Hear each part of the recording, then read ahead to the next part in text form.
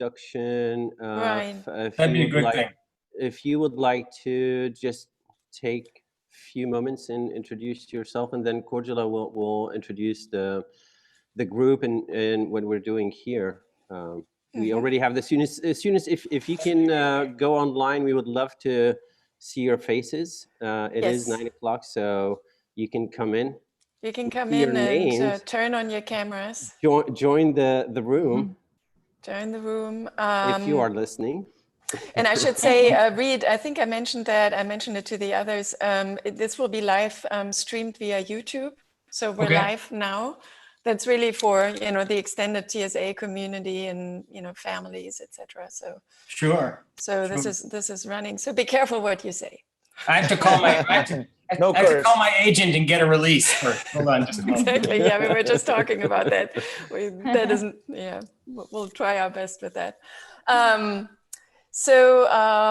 Welcome everybody.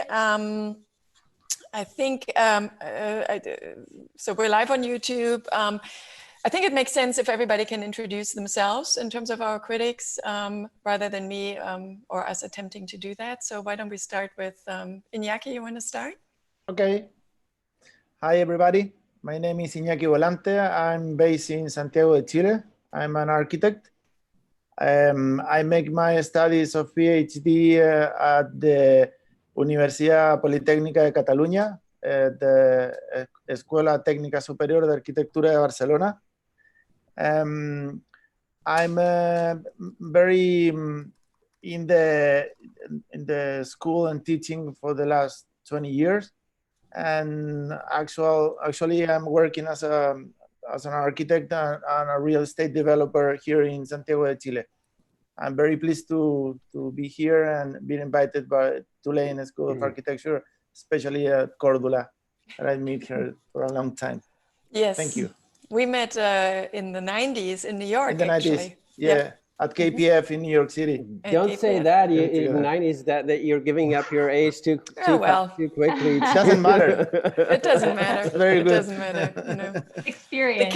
The camera takes away a lot of wrinkles. Yeah. That's me. That's myself. Yeah, thank you. Javier? Okay. My name is Javier Mosquera. I'm an architect and professor from the ETSAM UPM in Madrid. And I've been teaching for the last 6 years. And now I'm focused on making competitions and doing research. And I'm really interested in the first levels of teaching in architecture. And I'm really, really glad to be here after spending one semester at the Tulane School of Architecture last year, who helped me a lot to finish my PhD. So I'm glad for that. And I'm really, really, I want to say thank you to Cordula and Amar for inviting me to be here with you all. And thank you for your amazing work and effort that you all have done this semester. Thank you for joining us this morning. Thank you. Jana. Yeah. So I am Jana Mosick-Kolatz. I was a student at Tulane, actually. I graduated in 2009. So my first year was actually Reed Kroloff's first year as the dean. We started at the same time. I was one of Amar's students and then worked in his office for 5 years after I graduated. And you were responsible for a lot of including on that house. Yeah, those construction documents. Yes. And after I left there, I went to the GSD, did a master's program there, and now about three and a half years ago, started an office in Los Angeles called Curious Minds LA, and work here with a partner. Great, thank you for joining us this morning. Yeah, glad to be Reed. here. Me, I'm Reed Kroloff. I'm Dean of the College of Architecture at the Illinois Institute of Technology, otherwise known as IIT in the architecture world. I'm the former director of the Cranbrook Academy of Art and the former dean at Tulane University, who of the College of Architecture, who I guess I am the one responsible for foisting Amar Elawani onto those unexpected people down there in New Orleans. Indeed you are. It's all your fault. All my fault. We blame Still it on here. you. Everybody still blame it on you. To They this can, date. one more thing they can blame on me. So, That's right. Yep. So it's fun to be here be here with all of you after all of that. I guess I should say prior to that, I was editor of Architecture magazine. So I've had a fun career, but and it's amazing to look at Amar and Cordula, who I've now known Cordula for 15, 16 years, and I've known Don't him say. for almost 20, and they look exactly the same as when I first. So do you, Reed. So do you. You have not changed. You can't see what all that white hair right here. It was caused by Tulane right there. Well, you can't see the white either here, but that's caused by something else. Great. Thank you all for joining us this morning. Great. Cordula, Thank you. do you want to introduce the group? And Yes, I just wanted to remind the students that are listening to please turn on their cameras. It's nicer to see some faces than not. So I'm just going to share my screen with everybody. Hold on. Give me 1 second and just do a quick introduction.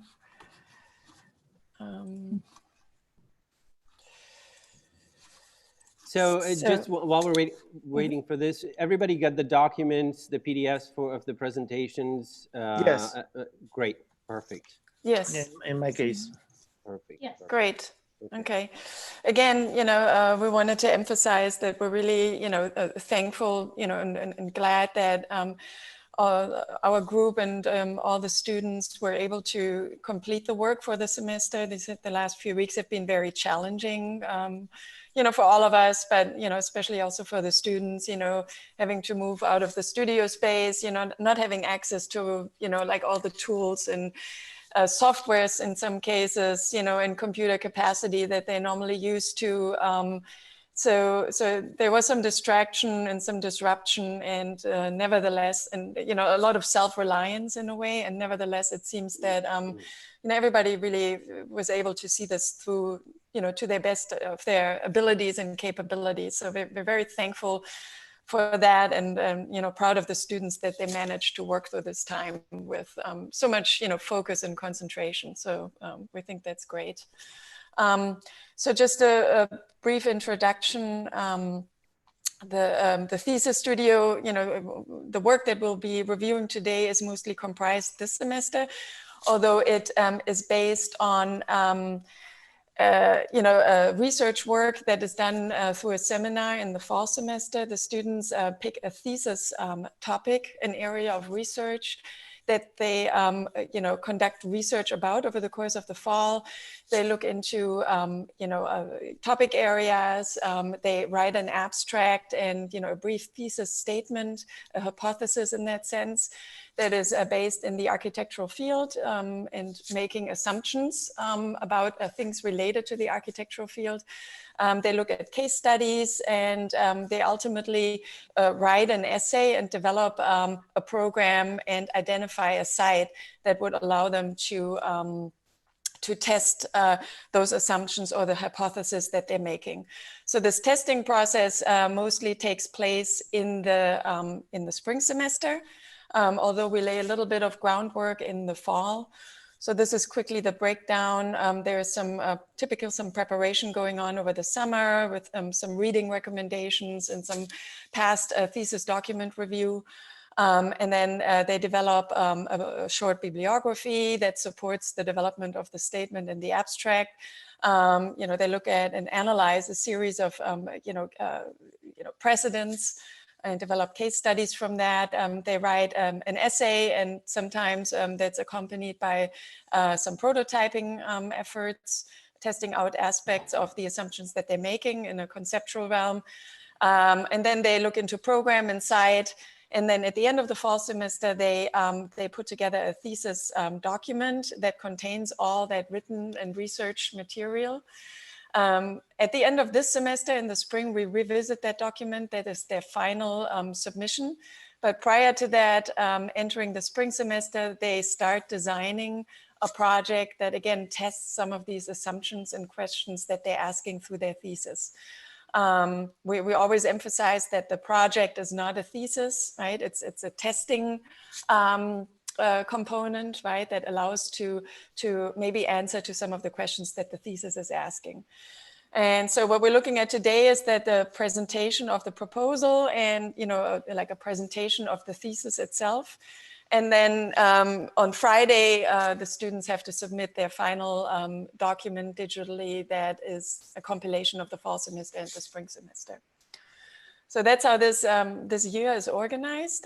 This is the undergraduate thesis that we're looking at. So this is the end of their five-year trajectory at Tulane, 5 long years for all of them and 5 intense years. So so it's exciting to see what they have developed. So just quickly, the way we define a thesis here at the School of Architecture is, as I said already, right, it has to be a researchable topic that can be expressed through text and writing and design. But some aspects of this topic have to be part of a general discussion, meaning it has to be explored by others or has to have been explored by others in the past. Right, there should be opinions on the table already that are engaging in similar discussions. So the thesis that is being put forward as part of a current dialogue, we emphasize that a lot. There should be more than one credible response to the thesis or the hypothesis that is being asked. It should be discussable and disputable. So hopefully we get some of that in our conversations today. It should be okay to say you're right or no, you're not right because. Again, there should be evidence of the thesis being well researched and articulated. And ideally, there is aspiration to contribute again to the larger field of architecture and develop proposals that are entering new ground and moving the current discussion forward in a productive way. Right, we always emphasize that the groundwork that they're laying right now could be something that influences their careers, coming out of the School of Architecture starting now. So that's kind of the synopsis of the thesis. These are all of our reviewers over the next 2 days. The ones of this morning have introduced themselves already. And again, thank you so much for making the time and offering your insights in advance. And then these are all of our student cohort. It's a small group. Some of them decided, three teams decided to work in teams. So the work is shared. We offered that as a possibility, collaboration. And some went with it. So you will see the results of that. I know collaboration is always not easy either. But it's also something that we encourage because in a way it preps you for future professional life in some ways. May I just add something? Yes. Cordula and I have been teaching thesis at Tulane for a number of years, and usually we have 4 or 5 sections of thesis groups, and this year we had only 22 students. So we decided to combine the effort, and we worked together throughout the year with all the students rather than dividing the group into 2 groups. So they had access to both of us. They had 2 for the price of 1 in a way. And we did encourage them to work in teams. Some of them opted for this, and some decided to go with their individual work. So we'll see that this morning. Correct. And that's it. That's the brief summary. Are there any questions in regards to how we set this up or how this is organized? Eve is just joined us. Cordula, I just have to just make one quick comment, which is that I think Amar may know that, or knows this already, but I'm with you from 9 to 11 today, and then again from 2 to 5. I've got a 1-hour period from 11 to 12 where you guys are still going to be going that I unfortunately can't be here for that. Correct. That's no problem. problem. And thank you for Reed, carving for out the mentioning time. this. And Eve, welcome. Welcome on Thank you. I board. would like to apologize for being late. I don't know which fault is it. I had technical issues. So either it's because of the wonderful sunshine that we have today on the French Riviera, or maybe I'm not very talented with this technical stuff. So I find it hard to get connected today. As I think it's the second one, Eve, but that's okay. We'll okay, as Cordelia would say, kind makes perfect, and I'm just one of them. welcome Happy- on board.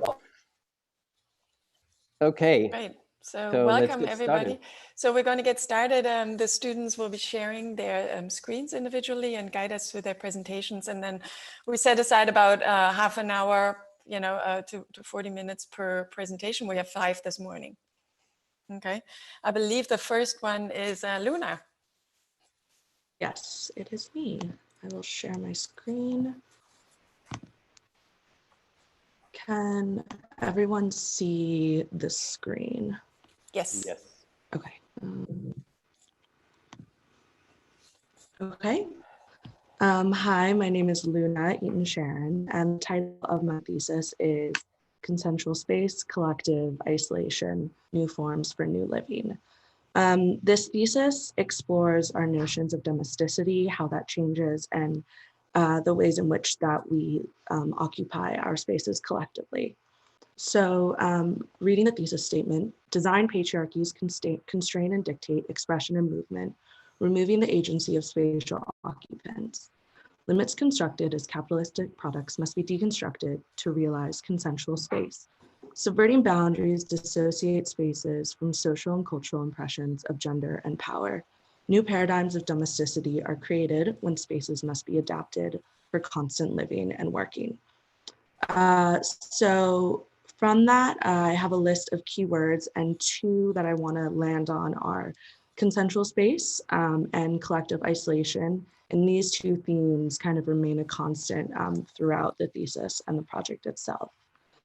So the research for this thesis began with the exploration of gendered biases that are inherent in the world of design and architecture, and thinking about how we can remove notions of gender from space itself.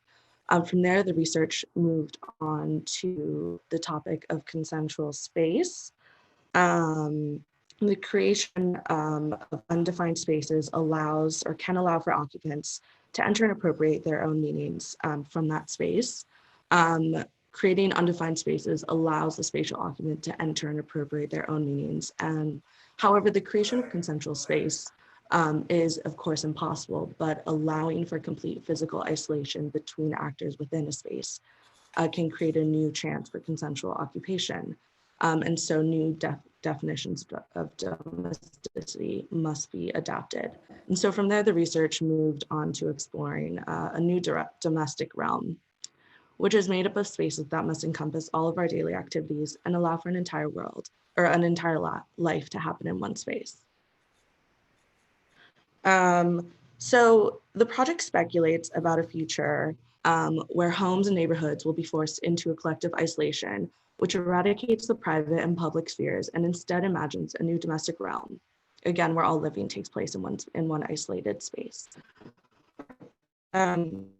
So the suburb itself becomes a perfect site for investigation because the suburb exists as the interstitial space between urban and rural places, and therefore no longer exists as we originally conceptualized it, so allows itself for complete transformation.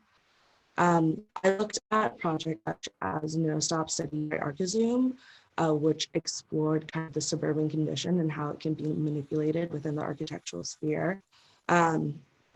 Focus in further, we can look at the home within the suburb as it embodies all of our associations with the domestic home.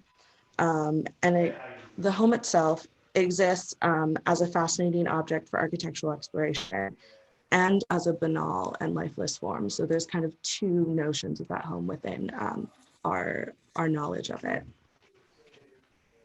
And so a set of homes are designed. The plan of each home creates a continuous and connected movement throughout and is intended for either 2 people or 2 groups of people, 2 families to exist within.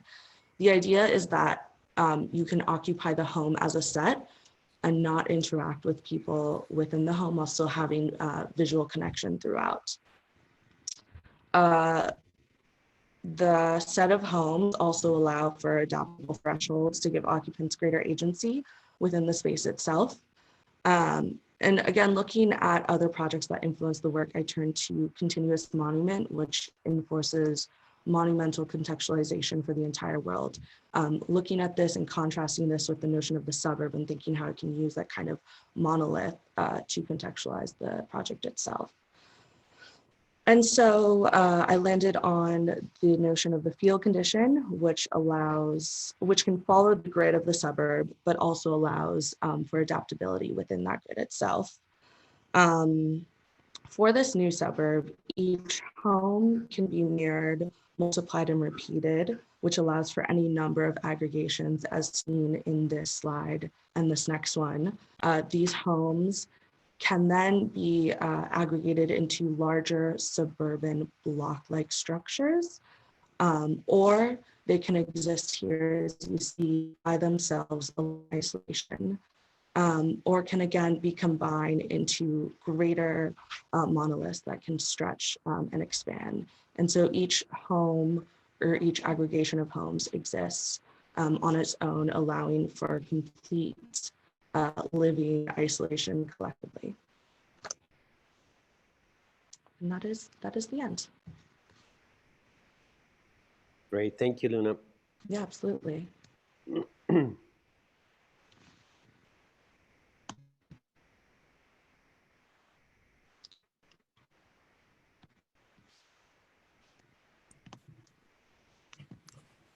So what are we talking about here, Luna? I'm sorry, can you repeat that? Sure. So what is it that you would like us to talk with you about today? So I guess for me, these past 2 semesters have really encompassed a lot of transformation in the thesis and the project itself, as you saw with some of the earlier research. And so kind of thinking about how it's evolved in the past and allowing the project to kind of keep changing and keep growing is something that I'm really interested in and looking forward to. And I think it is important to note that the first half of the research was done actually as in a partnership, but kind of once I guess COVID began, we sort of split off into 2 separate projects from the one kind of research idea.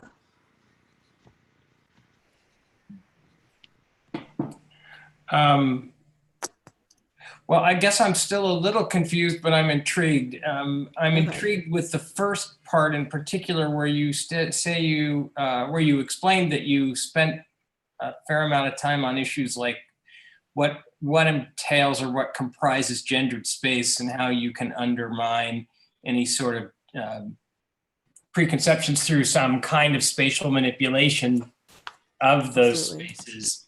But it sounds like you moved off of that and have gone on to replicable unit types. And that's where I got a little lost. I'm not sure what we're looking at. You didn't really explain the units particularly, which isn't a bad thing necessarily. It just made me think that you were looking at some other subject. And I wasn't quite sure what the subject is, but I'm pretty dim. Others may have a clearer impression of this. So the idea was that, you're right. There was a lot of time spent on this idea of kind of like gendered space and gender biases within architecture. And so a lot of the research did look at that.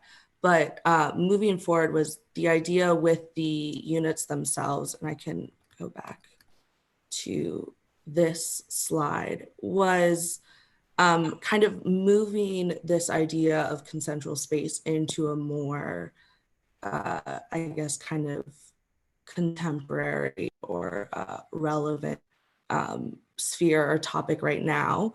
And so this idea of collective isolation really came as a contrast to that.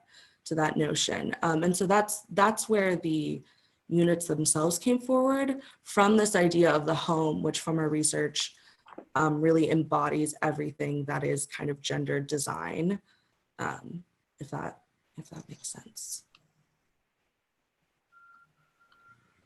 I think maybe, can you tell us a little bit more about what your research told you, or what you learned about the kind of gendered design or gendered biases in different space types, and how that kind of influenced the organization of these spaces?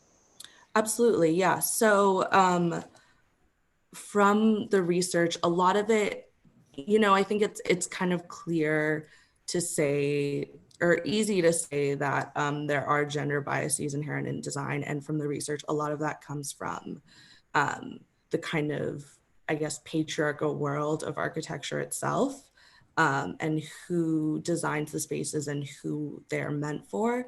And so from that, this idea of the home, or the form of the home, really came forward as the space that most embodies the ways in which design can enforce, I guess, roles that people are expected to play within the home itself. And so from that, this idea of consensual space taking away those kind of enforcers of the roles, and I guess redefining or lessening the definition of those spaces. And so the aggregation of the homes themselves into the suburb formations is kind of meant to show the kind of banality or the repetitiveness of the spaces that we live in and occupy, and how it is difficult, and it's very difficult to move away from those forms themselves, because they're so inherent in kind of how we think about the spaces, as kind of this repeating, this grid. It's a very easy is not the word, but it's a very familiar kind of form to wrap our heads around or to associate with.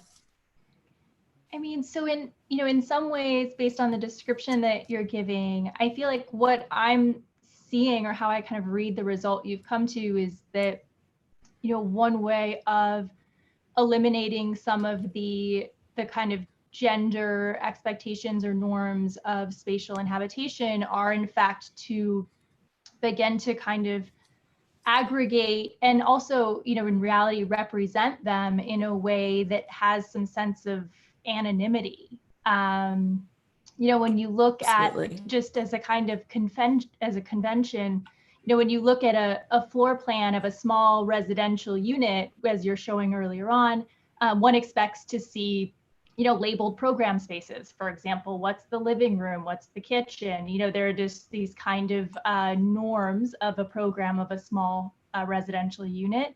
And you have kind of stripped that information out of the drawings, and then kind of aggregated and accumulated them all together in a way that sort of further removes us from the very traditional, recognizable uses of those spaces. And so Absolutely. I think, to me, that seems to be very much the kind of approach that you've taken to remove those kind of maybe gendered norms in terms of the use of the space. Yeah, the intention was to dissociate kind of our notions of the home, or how the home can be occupied, from the plans themselves. But how is that gender specific? I mean, this whole notion of gendered space is super rich with possibility for conversation and analysis, because it is so clearly present. And I'm just wondering, other than, I hear what Jana's saying, and I think that sort of neutralizing by removing labels is an interesting start for that conversation, but I don't actually understand how it neutralizes the notion of gendered space. I mean, to me, it seems that the first thing you'd want to do is, if you have a gendered space, you'd want to find a space designed by a different gender, juxtapose the two, and see what filters out of that collision, right? If anything. By completely, a lot of spaces in houses aren't necessarily gendered, they're functional, right? So one can look at a kitchen and understand it as a gendered act in a time when women's work was defined as certain types of non-male activities, and thus a kitchen could be associated with a woman. Or the design of a bathroom could have been done where there's gendered assumptions about particular things, but a bathroom is also still a bathroom and it's used by men and women.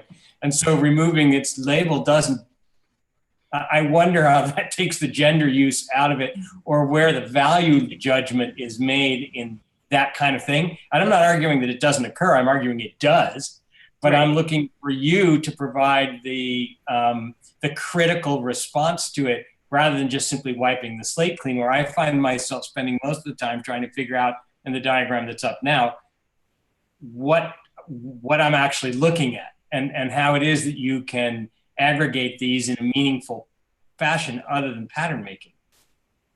Right. So I think in response to that, the kind of something that was found in the earlier research was that the idea of kind of thinking about gender in space and how that can be more, I guess, equal is almost too binary, in that our notions of gender are incredibly binary. And so looking to move away from that was kind of a step that was taken moving forward in the project. I think that those gender conversations were much of the early research, but then was obviously still there kind of thematically, but no longer the focus of the project itself.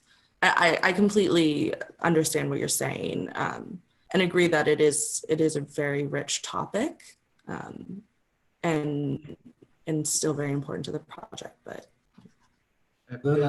this is Yves from France. Hi. Thank you for the presentation.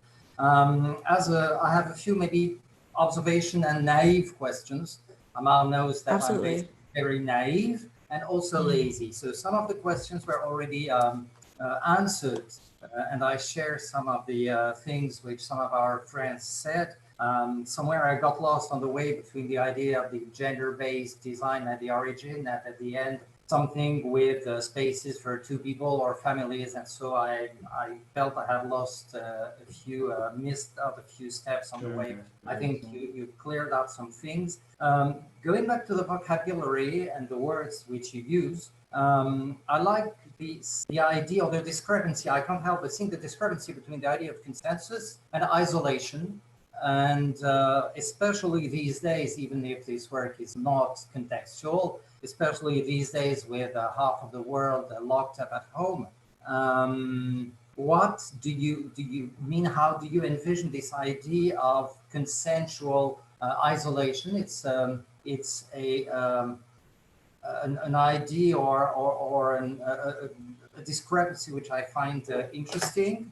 So this idea of collective isolation. And just one more thing, reading what you said, I found interesting the sentence which says, parts of movement and means for interaction are guided by formal placement. So there is a sort of contradiction also between the idea of path of movement, potential freedom, and the sort of mathematical grid guiding this sort of choreography, if I may say so. And I find the idea interesting if you control it well, between the idea of movement and the idea that it may induce of almost a freezing of movement, in the sense of freezing on as what happens on a screen. So these were maybe two or three things I noticed, and I would like to have maybe your reaction on those. Yeah, absolutely. So I guess the notions of consensual space and collective isolation are maybe oxymoronic or contradictory to each other, which was intentional. Again, with consensual space, I think something that I found when working to define it for the thesis was that it is something that is impossible to attain because each person defines their space or their notions of consent for themselves. And so one person could be experiencing a consensual space while the other person's space could be infringed upon. And so the idea with kind of creating these guided movements while still allowing for a bit of agency was try and mitigate that kind of notion of this impossibility. And then with the... I understand very well, and I don't want to refer to the context by all means. I understand that this is a research which started before, but I find it interesting with the current situation. It might sort of fuel your thought about it, and even outside the field of this presentation. Maybe you find some confirmation or a sort of experimental ground about this idea of collective isolation, and consensus with this sort of full-scale situation which we are experiencing. But well, this is outside the field of today's appraisal, but I find the context interesting for you and your research because it might fuel some ideas. Yeah, absolutely. And I think that the kind of like current situation was obviously very influential in kind of like bringing the project further forward. No, it's absolutely okay. Yeah, I don't know if I responded to all of your points. Yeah, sort of, and yes, there was this contradiction about the idea of movement. How do you combine the idea of movement and the very strict geometrical, almost abstract idea of grid and of blocking people to organize this isolation? How do you combine these ideas, or what meaning what sense you give to these words of movement versus isolation? Right. So, I mean, looking at, I guess, these diagrams, I wanted to focus this idea of agency or like movement within the design of the home itself, so that anything outside of the home really isn't possible, but within there are opportunities for greater moments of gathering or less isolation in itself, so that it is still kind of, there's still that strict rigidity with a bit of allowance for less of that. Okay.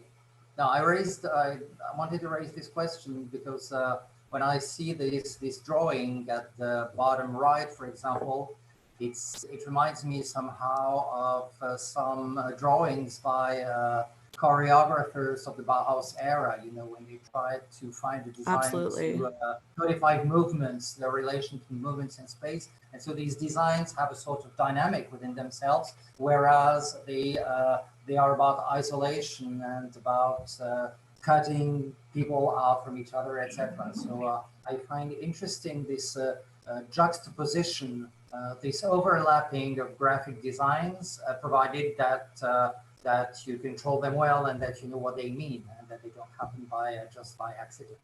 No, absolutely. That's actually great commentary because those concepts, from the Bauhaus area and surrounding it is exactly what you were looking at in the beginning, right? And Yeah, it probably would have been great to reintroduce this into your presentation at this point to discuss that juxtaposition and that conflict, right? Or the the conflict right between the two sentiments, right? And this internal exterior condition that you're describing.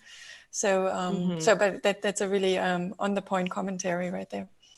And just another Cordula, if you don't mind. What we say, especially about what she said at the beginning, what Luna said at the beginning about gender issues, reminds me, I don't know if it has been translated into English or not yet, I don't think so, but a friend of mine, Jana Repedin, just wrote a very nice book recently about the invisible role of women in the Bauhaus, throughout the Bauhaus, and it would be worth reading. I don't know if you have read it or not. I'll go and get it. But, I saw that somewhere, yes. Yeah. Just for the fun, Luna, we'll send you the reference of the book. Even if this is completely outside the field of the project, absolutely. I would appreciate that. It's very interesting book. Yeah, absolutely. Thank you. And of the of the things which was between brackets. Thank you for these few words, extra words. Thank you, Luna. Yeah, absolutely. Hi, Luna. This is Javier from Madrid. Hi. Well, I want to start saying thank you because you set your own rules to play the game you want us to judge, right? So that's why your keywords that you present us at the beginning, I think they are really useful. And then you started to talk about the gender questions. Then as it has been said, they are suddenly lost in your discourse. But you gave us two clues to keep on that path, which are visual questions and privacy. So when you start in trying to transform the usual housing layout in this slide that you have in here, I think you could have found that gender question solution you proposed, talking about visual and privacy, trying to apply those changes not only to the house layout you have in here, but also to the suburb conception that you have drawn after that. I mean, you make a huge effort trying to break the gender question rules, and you try to transform one house. I think the next step should have been breaking out the suburb. I don't want to say any bad word here because it's being recorded, but these suburb bad questions that we all know it is going on that. How Absolutely. These changes that you are trying to show us in this image on the bottom right, that it reminds me to some Japanese questions about fluid spaces and how it can be changed, how the limits of the housing unit could be changed in order to find out how the suburb and the city scale can be also changed with that idea you talk about, that in fact you call that as an speculation. So if you want to speculate, please keep going and don't stay in that suburb condition. Yeah, absolutely. I think that the condition of the suburb that I've provided is incredibly rigid.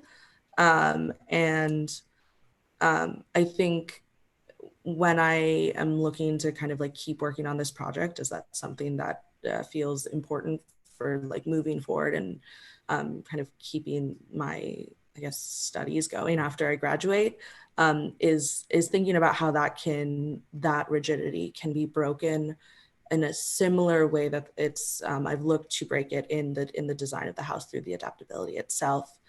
And I think my intention with showing it as a very kind of rigid structure was to keep a bit of the, I guess, banality of it, or maybe even hopelessness of the suburb or the home in the design itself.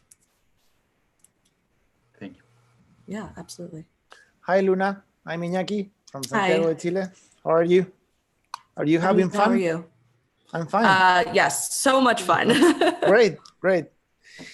You know, Luna, I like to talk about some reflections. For me, architecture is a very visual discipline. So I'm very in the slides. I like to go to the slide number 10. Absolutely. Which one is that? Is the Farnsworth House and the typical absolutely. suburban.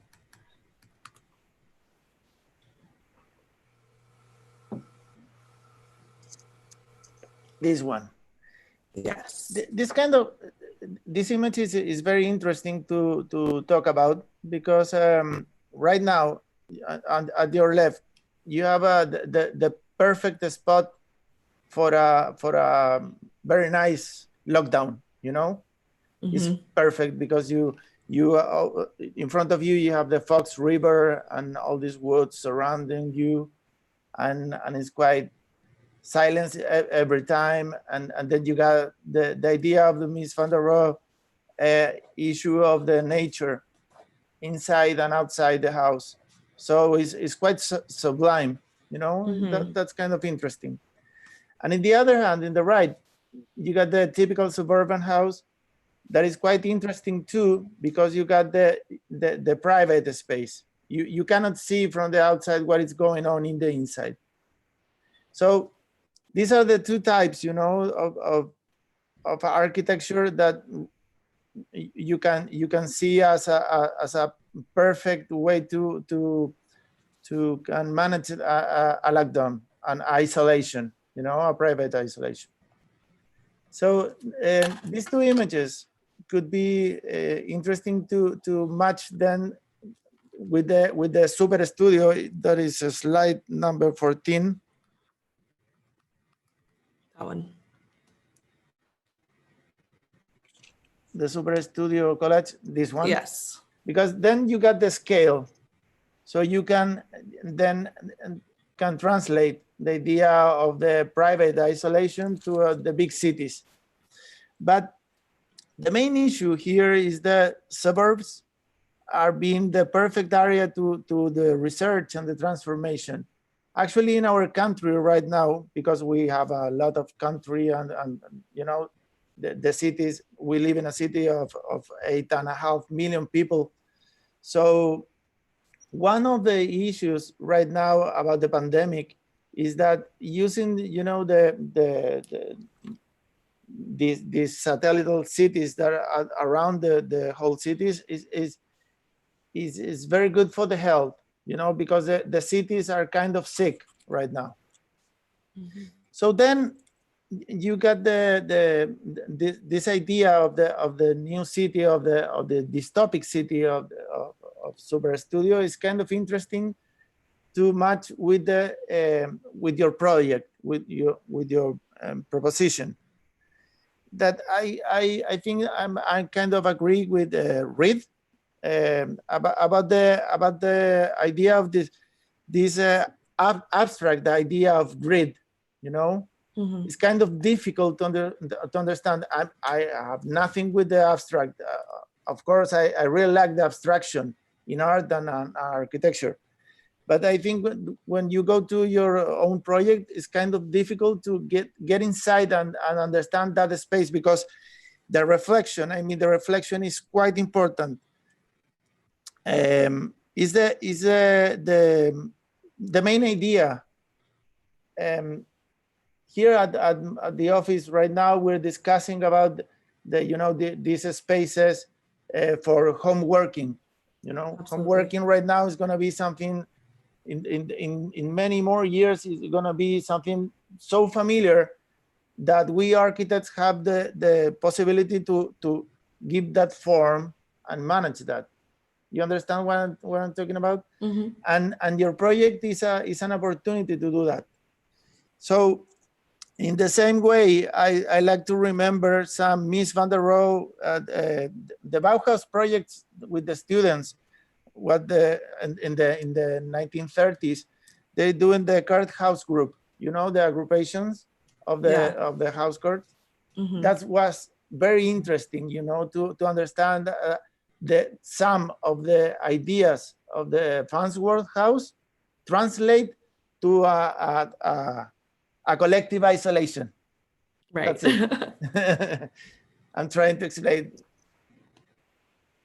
This is, these are all these are great comments and feedback, and I'm sure we can continue talking about this topic for a long time.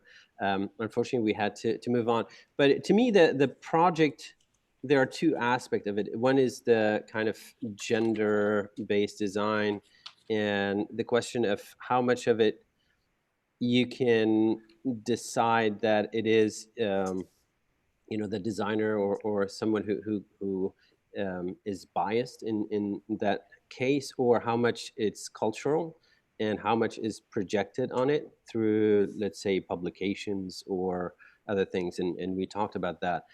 The other aspect of the project, which is the consensual space, to me is the really interesting one, and something that as we progress through the year, and specifically after what happened recently, and obviously, you know, the conversation is end up coming to here, is really the interesting one, which is what is the notion of consensual space today when we are locked at home. Home becomes work, you have a partner, you're working from home, the private and the public spaces are, the definition of public and private are reshuffled in a way, or we have to rethink about what is public and what is private. We are in everybody's private space this morning, and we are in a professional setting. So when, you know, if the COVID didn't happen 2 months ago, we will be in a professional setting, and the private will be completely different. So the negotiation of, you know, the idea of private and public are really interesting. And this is something that you can spend a lot of time unpacking. It's great that you started working on this with your thesis. I'm sure this is a topic that you will be talking about, writing about, and hearing about for many years to come. Yeah, I hope so. Thank you so much for this presentation. I think we need to move on to the next group. We have Luke and Jacob next. Luke and Jacob. Okay. Thank you, Luna. Thank you for so the much. presentation. And again, I hope that there is, you know, something that you now use as a point of departure that you will keep on working with, you know, evaluating the current times and really using this research as a means of continuing some of these investigations. I think this can go in a lot of different directions. You know, but certainly looking at the domestic space and what transformations will be occurring or necessary, you know, like what can be anticipated, I think is super interesting. So take that with you and keep on pushing it, right? And keep on contributing. Thank you so much. Okay. Thanks, Luna. Great. So we have Luke and Jacob next, our first team. Hello, everyone. Can you guys hear us? Yes. Great. Okay, we're gonna.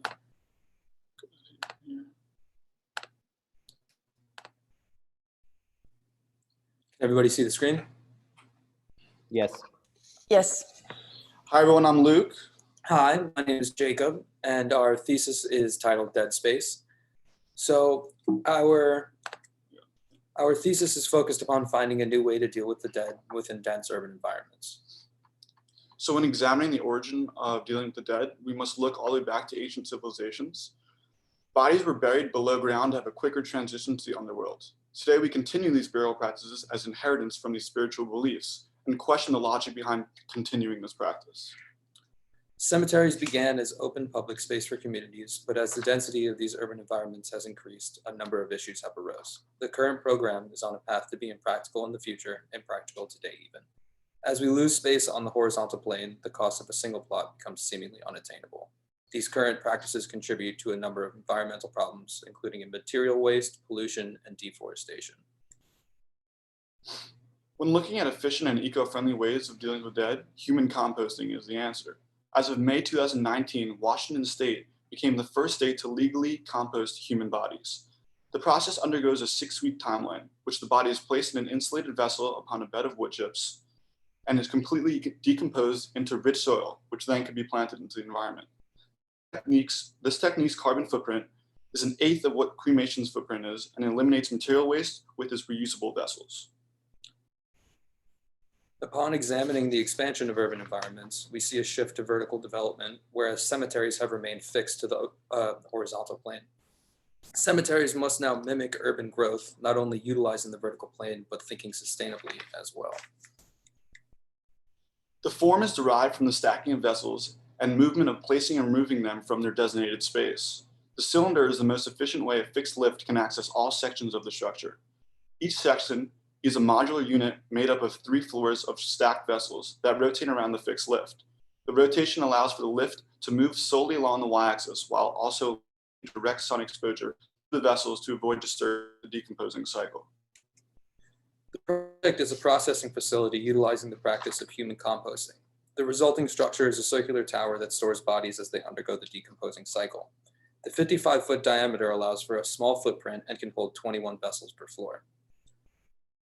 As a new body enters the building, the body will be placed in a vessel, then upon an autonomous lift system and brought to its designated storage pod within the tower.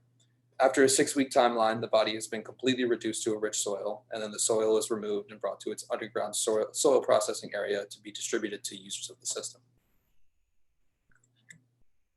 When looking at placements for this new typology, we examine undesirable and unbuildable areas that experience high amplitudes, poor accessibility, and bad location, such as within dense and urban environments such as Manhattan, New York. We call these areas dead zones and discern 4 different zones that reflect these conditions. For our initial siting, we placed the new typology in the highway threshold condition that we denoted, and which is located at the George Washington Bridge in Manhattan. So with high volume of traffic and noise, as well as low accessibility, we felt it would be a proper location to place the dead space. So the intention is for the structure to be easily assembled and to allow for an influx of deaths also, especially during pandemics such as the one that we're dealing with right now. Here we see users enter into the lobby space hidden below the surface. The bodies float in its web of structure as the urban traffic navigates the surrounding context. The section perspective is the relationship of the above and below ground areas. The autonomous lift is highlighted going through both sections. The above space, which is inaccessible to the public and only used for the dead bodies, acts as a light well for the public underground space. The building is made up of units that are placed on a track attached to the inner structure, which then rotates around the lift. Each vessel can reach up to 150 degrees in just 2 weeks. The system utilizes this energy source, absorbing the heat produced by the bodies and converting it into energy. The vessels are plugged into an outer shell, which acts as a circuit that powers the rotation of the structure. So this is highlighting the fixed autonomous lift, which moves vertically to deliver the vessels to the rotating modules. The vessels are brought to its temporary loading zone to begin the process. The bodies sit in the clouds as they wait their inevitable descent. The building turns from a distance, symbolic to our loss, a beacon to our future. That's it. Thank you. Thank you. Thank you.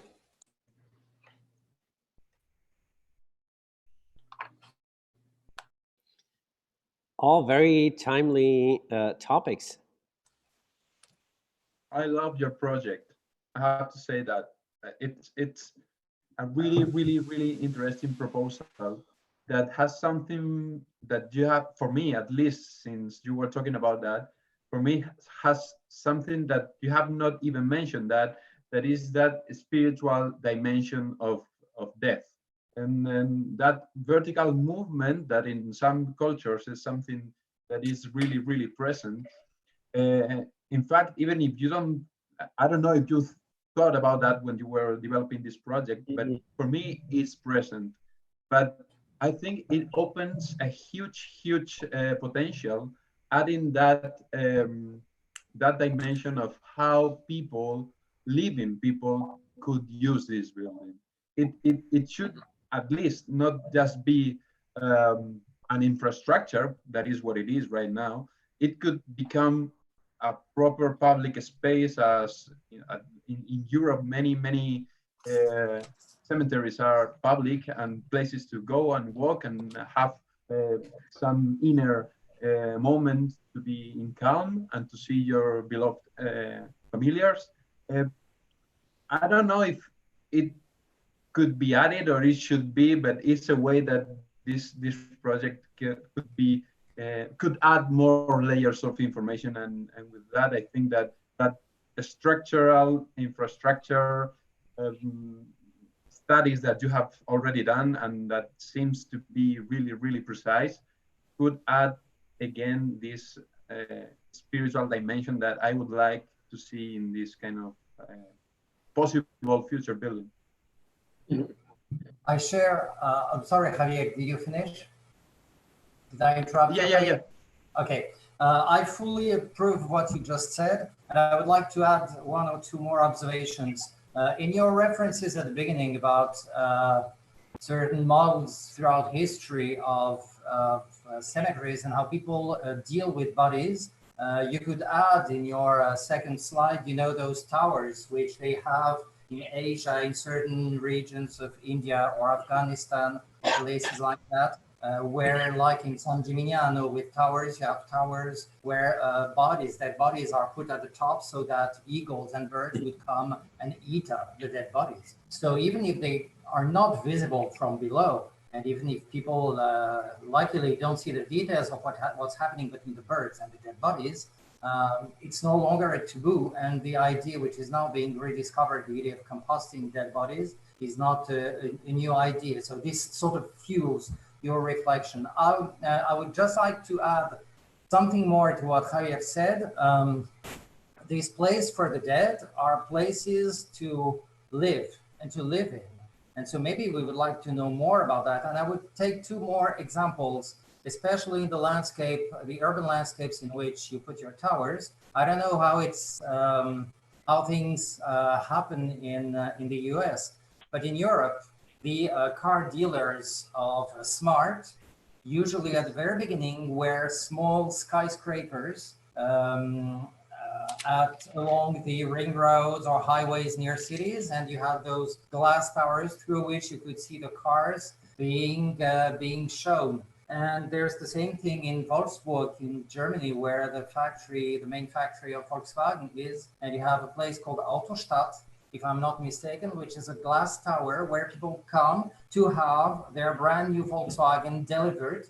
And so it's a tower like on your slide 17, where cars come and go. People, there's choreography.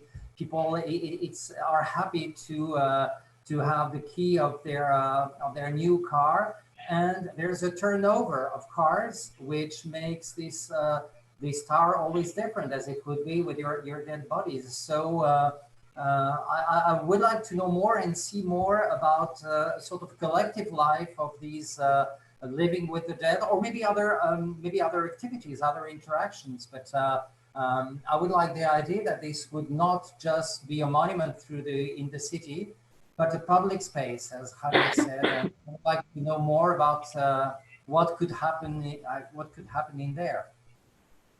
Luke and Jacob, I agree entirely with Yves and Javier. This is one of those projects that I don't know if you were watching the screen or what you can see, but the minute you started talking, I had a big grin on my face.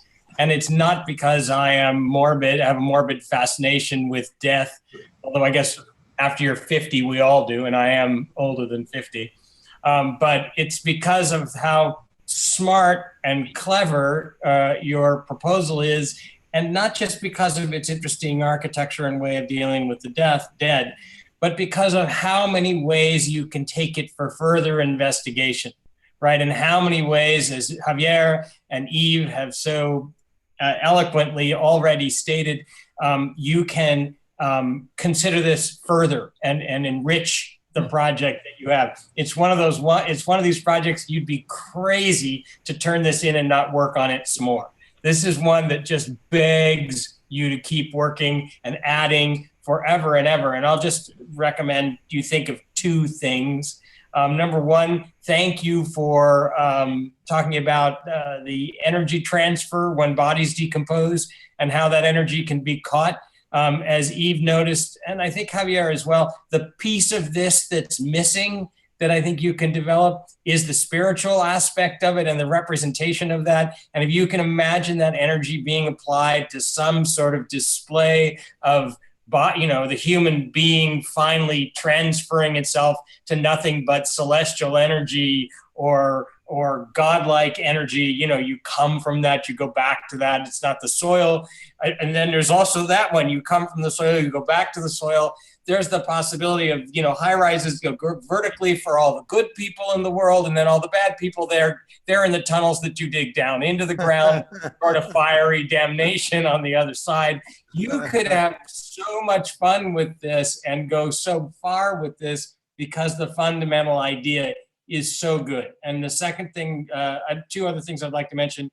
Thank you very much for your graphics. They're fantastic. Everything is black and white. Everything is light and dark. Everything is dead and alive. I mean, the beautiful, the decision to restrict yourself to that palette creates such a beautiful support of your proposal and the whole spirit of it, which is great. And then the third thing that I would say is that I'm delighted that you're able to actually take a subject like this and imbue architecture into it. This one really starts to talk about architectural possibilities as well as the things that Javier, Eve, and I have been discussing already, which are more kind of theoretical and poetic interpretations.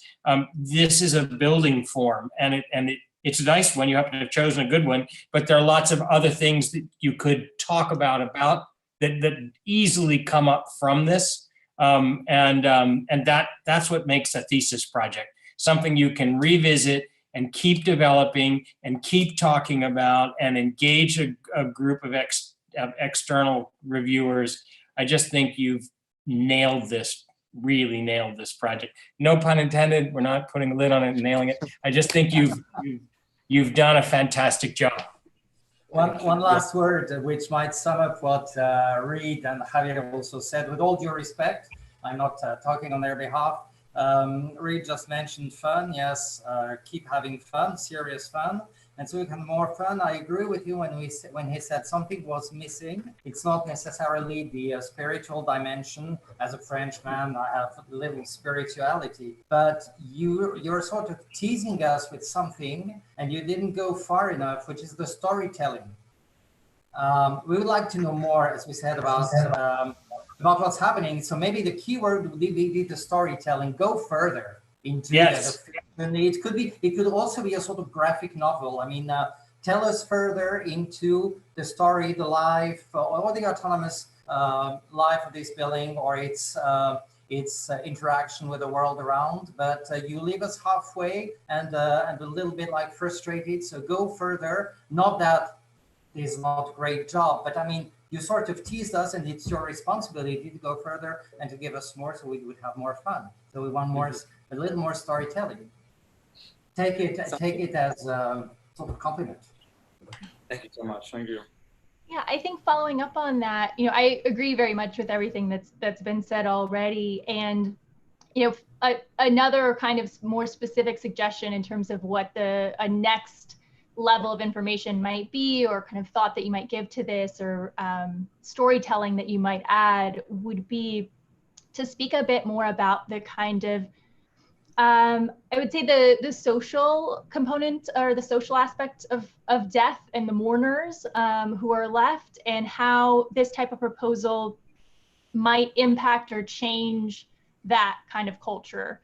And so, you know, for example, the traditional cemeteries that you're showing us, you know, there's a defined place where loved ones can go to be with the person that they've lost, right? Like it's marked, it's a singular location, and it's static, and that's kind of part of that traditional cemetery culture. And so, you know, I think what's really interesting about what you're proposing here is that on one hand, you know, maybe there is a continuation of this story in which, you know, the decomposed remains are tracked and become part of a specific garden that people then, you know, go back to visit, for example.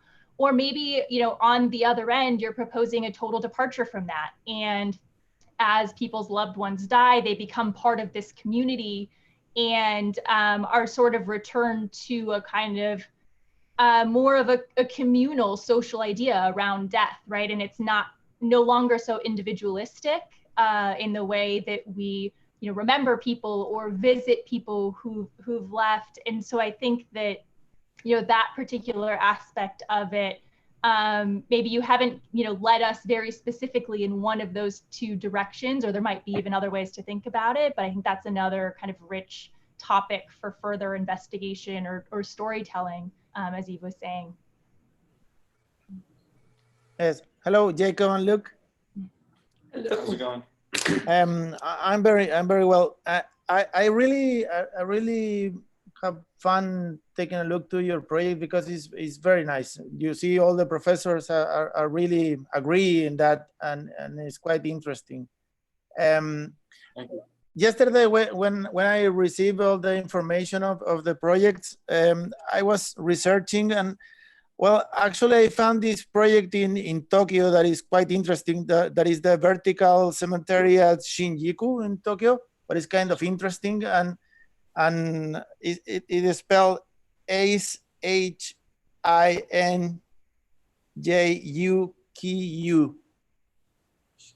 It's in Tokyo, and it's quite amazing. It's amazing. You will see. But your project is kind of different because it does something really interesting in the environment, and if you could explain a little bit the slide number 4, please, because I think this is the main issue, the issue of the energy. Let's go.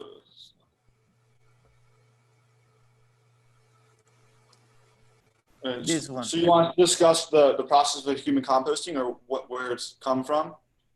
Or the specific energy outputs from it, or which was it that you were specifically a bit? I like to understand the data, where you get this information, the 2 weeks, the composition on 2 weeks and the 4 weeks and the 6 weeks, how it works technically.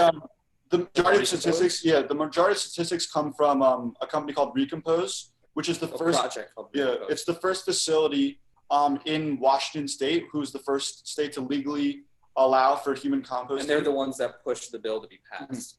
So they spent, I think, at least 3 or 4 years studying human composting. So they originally started composting cows, and they did them externally, and then they saw the process. And then they eventually got to legalize off of their studies, and all of our statistics are from their analysis. So they're from their previous analysis and from their studies. Yeah.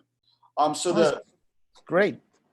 It's a great research because, until yesterday, I was very sure of myself to being cremated when I'm dead, but now I like to do this human composting. I think it's very nice. Yeah. I really happy with this information. Because especially the graphics of the pollution per body on cremation, on composting is fantastic. It's great. It's definitely a huge environmental factor, cremation, that we don't realize, but it's something that's happening a lot today too with this pandemic, where we're seeing a huge influx of people cremating.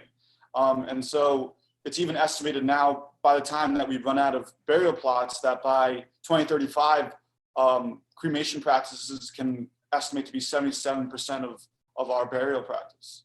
So we can examine the environmental impacts of what that can be and how we can avoid going down that path. And additionally, one of the things we didn't mention is that each body that is decomposed takes about a metric ton of CO2 to the environment. Yeah, that's quite interesting and important to say. And I think that then the whole idea of the infrastructure, I'm very agree with Javier in that sense, because in Spain, even here in Chile, you got those beautiful cemeteries, for example, the Igualada cemetery that is quite interesting to go and have so much fun and time. And even the Montjuic cemetery at Barcelona too is fantastic. It's a fantastic place to go. It's a public space to go. And then you got the example of the cemetery and the little church of the wood of Gunnar Asplund in Sweden. That is actually a very nice example of very nice architecture too. And then the experience of Varanasi. I remember being in India, seeing that, and well, I think that reminds me a lot of things when I see your project. So it's interesting. I'm really happy to meet you guys because you are doing a very good job. Very good. So And also I like to that remind me the song of Nick Cave and the Bad Seeds, Dead is Not the End. I think this one could be something really exciting to put as, you know, some the dealing of the, you know, the idea of the Professor Eve and read about the issue, you know, of make a history of or something else more elaborated. Could be something really interesting to put some music. Luke and Jacob, when any faculty member or critic quotes Nick Cave in your review, you know you won. Amazing. Thank you, guys. Thank you. That's right. Thank all of you. Do you have any questions for the critics or any commentary about your work? No. Where do you think, you know, where would you, you know, continue the work further, in which aspects of this? Because I think what's really interesting and what has been said is already that, you know, there's so many aspects that are in directions, right, that are opened up now for this to be investigated further. You started, you know, with this idea for a vertical park, you know, and our recommendation was to not default into that scenario from the get-go, but really kind of stripped down the proposal to more, you know, essential aspects, and really, you know, focus the research on, you know, like the kind of the byproducts, right? Again, the carbon emission, right? Or the reduction of, right? The verticality, right? The structural aspects of the structure, some of the logistics, right? With the opportunity to then, you know, add on to it again, right? And kind of revisit some of these initial thoughts. So to me, I'm glad that you went down that road, you know, and that we're looking at something that is really, you know, functional and minimal to a certain degree. It has a lot of complexity as well, but it's also very, you know, again, it focused on the function and on the process, you know, of the program. But slide 4, as Iñaki was bringing that up, I think there's a lot of potential to insert yourself at that stage again, and really think about, you know, the offsetting, right, of the carbon footprint, right? You really double offset it, right? Because you're planting trees with that soil, right? So there's almost a double impact from that effort, right? And what that means to introduce that to a dense urban environment is very interesting, right? So, and what that means for the building mechanics as well. And then also for the poetry of the building, right? I think there's a lot to be worked with within the, you know, the building systems and the building mechanics internally, and what impact it has on the context. So to me, it would be interesting for you to kind of figure out which direction you explore further. Definitely, yeah. Have you thought about that? Not yeah, yet. The graphic novel idea definitely stood out to me. Like I like that a lot. We definitely had a huge interest on the idea of like the spiritual or like poetic way of describing the project, but I think that because we were so focused on the mechanics and the technical of it, that we just never were able to get to that point. But I think if we further develop the project, that's kind of the direction that we would take. Exactly. You know? Great, very well done. It was a great pleasure working with you on this project and this topic. You as well. Keep working on it. I'm sure you will be, and we'll see some future iterations and development of it, I'm sure, in the near future. Yeah. Thank you, guys, and good luck. Thank you Very so well much. done. Thank you so much, everyone. Thank you. Bye-bye. Thank you. All right, great. We have Kirsten next. Kirsten. Okay. Kirsten, you're here? You have the Yes. floor, Kirsten, and we can see your screen.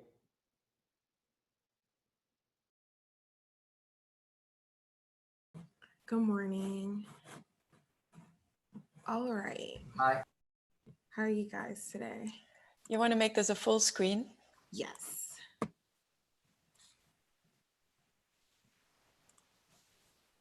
All right, there you go. So good morning. My name is Kirsten Edwards, and my thesis is about the architecture of policing architecture. Architecture is situated in a system that creates spatial hierarchies that are social, physical, cognitive, and temporal. Architecture is a noun that, when manifested, has verbal implications that can redefine the totem pole by transforming representation of power, safety, authority, and justice. Through this critique and analysis of the architectural space of policing, the thesis aims to deconstruct police stations as toxic forms of justice, power, authority, and reconfigure them to serve as spaces for restorative justice and community healing. So the analysis of this research was heavily based on the provocation: what factors of the built environment have been replicated to justify tension between police and the community. I completed the analysis based on a series of research on civic spaces from across the United States, most of which were police stations, and landed on 3 components of the built environment that present architectural hierarchy. The first of these components is circulation. Can transparency be achieved through more interior and exterior building circulation? The second, aesthetic and material. How can they work together to respond to the built environment in parts via symbolism and through nature?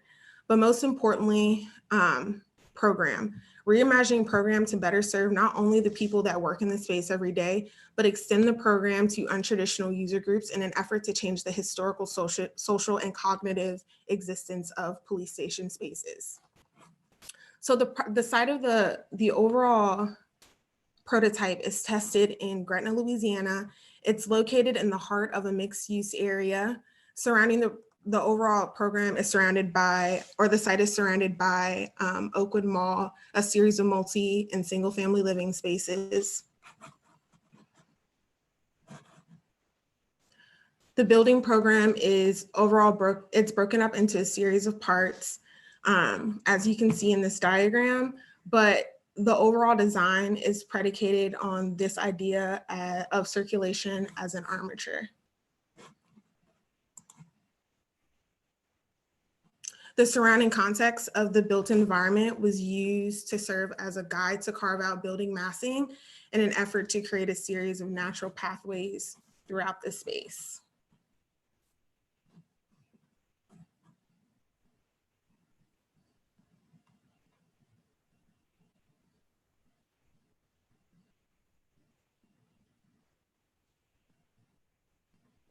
Upon entry of the space, it has a series of entry points, but the main entrance being here, where you have access to station information, needs. Also located in the main corridor is a public gym for faculty, staff, and community members.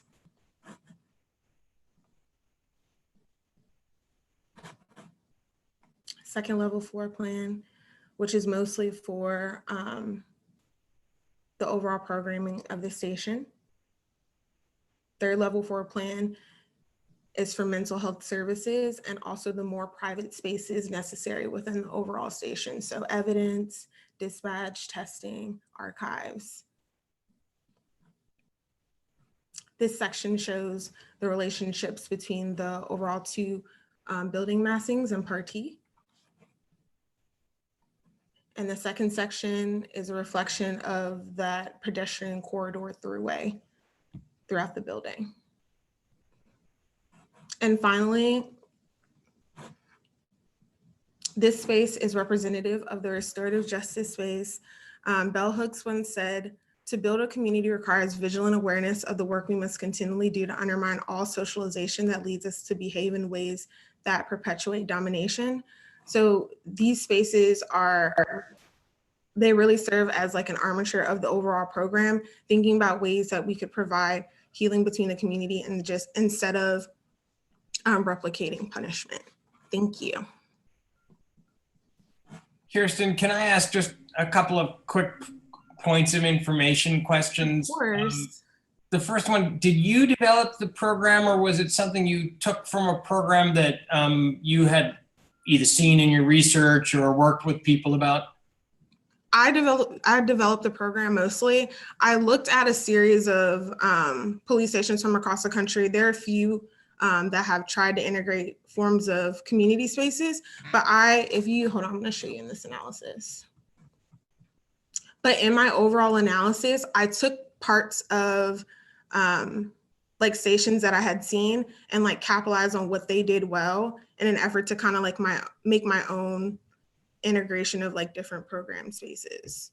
Great. That was question number one. Question number two is related, and just wondered if you could spend a minute more on, and this is program still.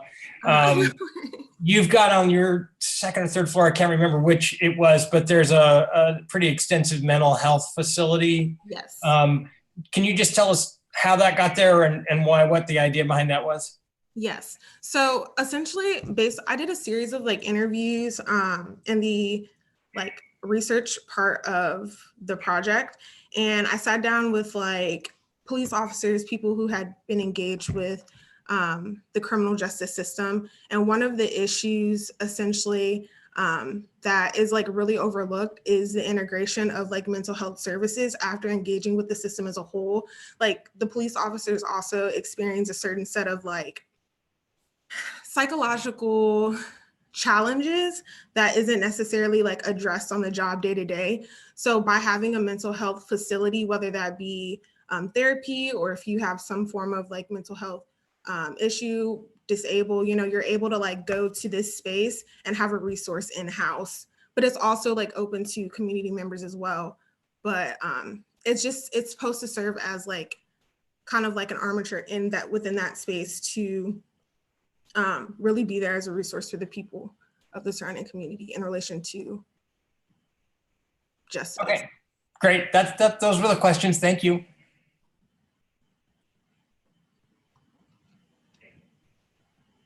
I think maybe one other question starting off is I'm wondering a bit about the like the formal qualities of the building and how much, you know, the research that you did informed the kind of geometric and formal decisions that you're making, or how much, you know, you really focus more on the kind of the social and programmatic elements. Yeah, and just how those relate.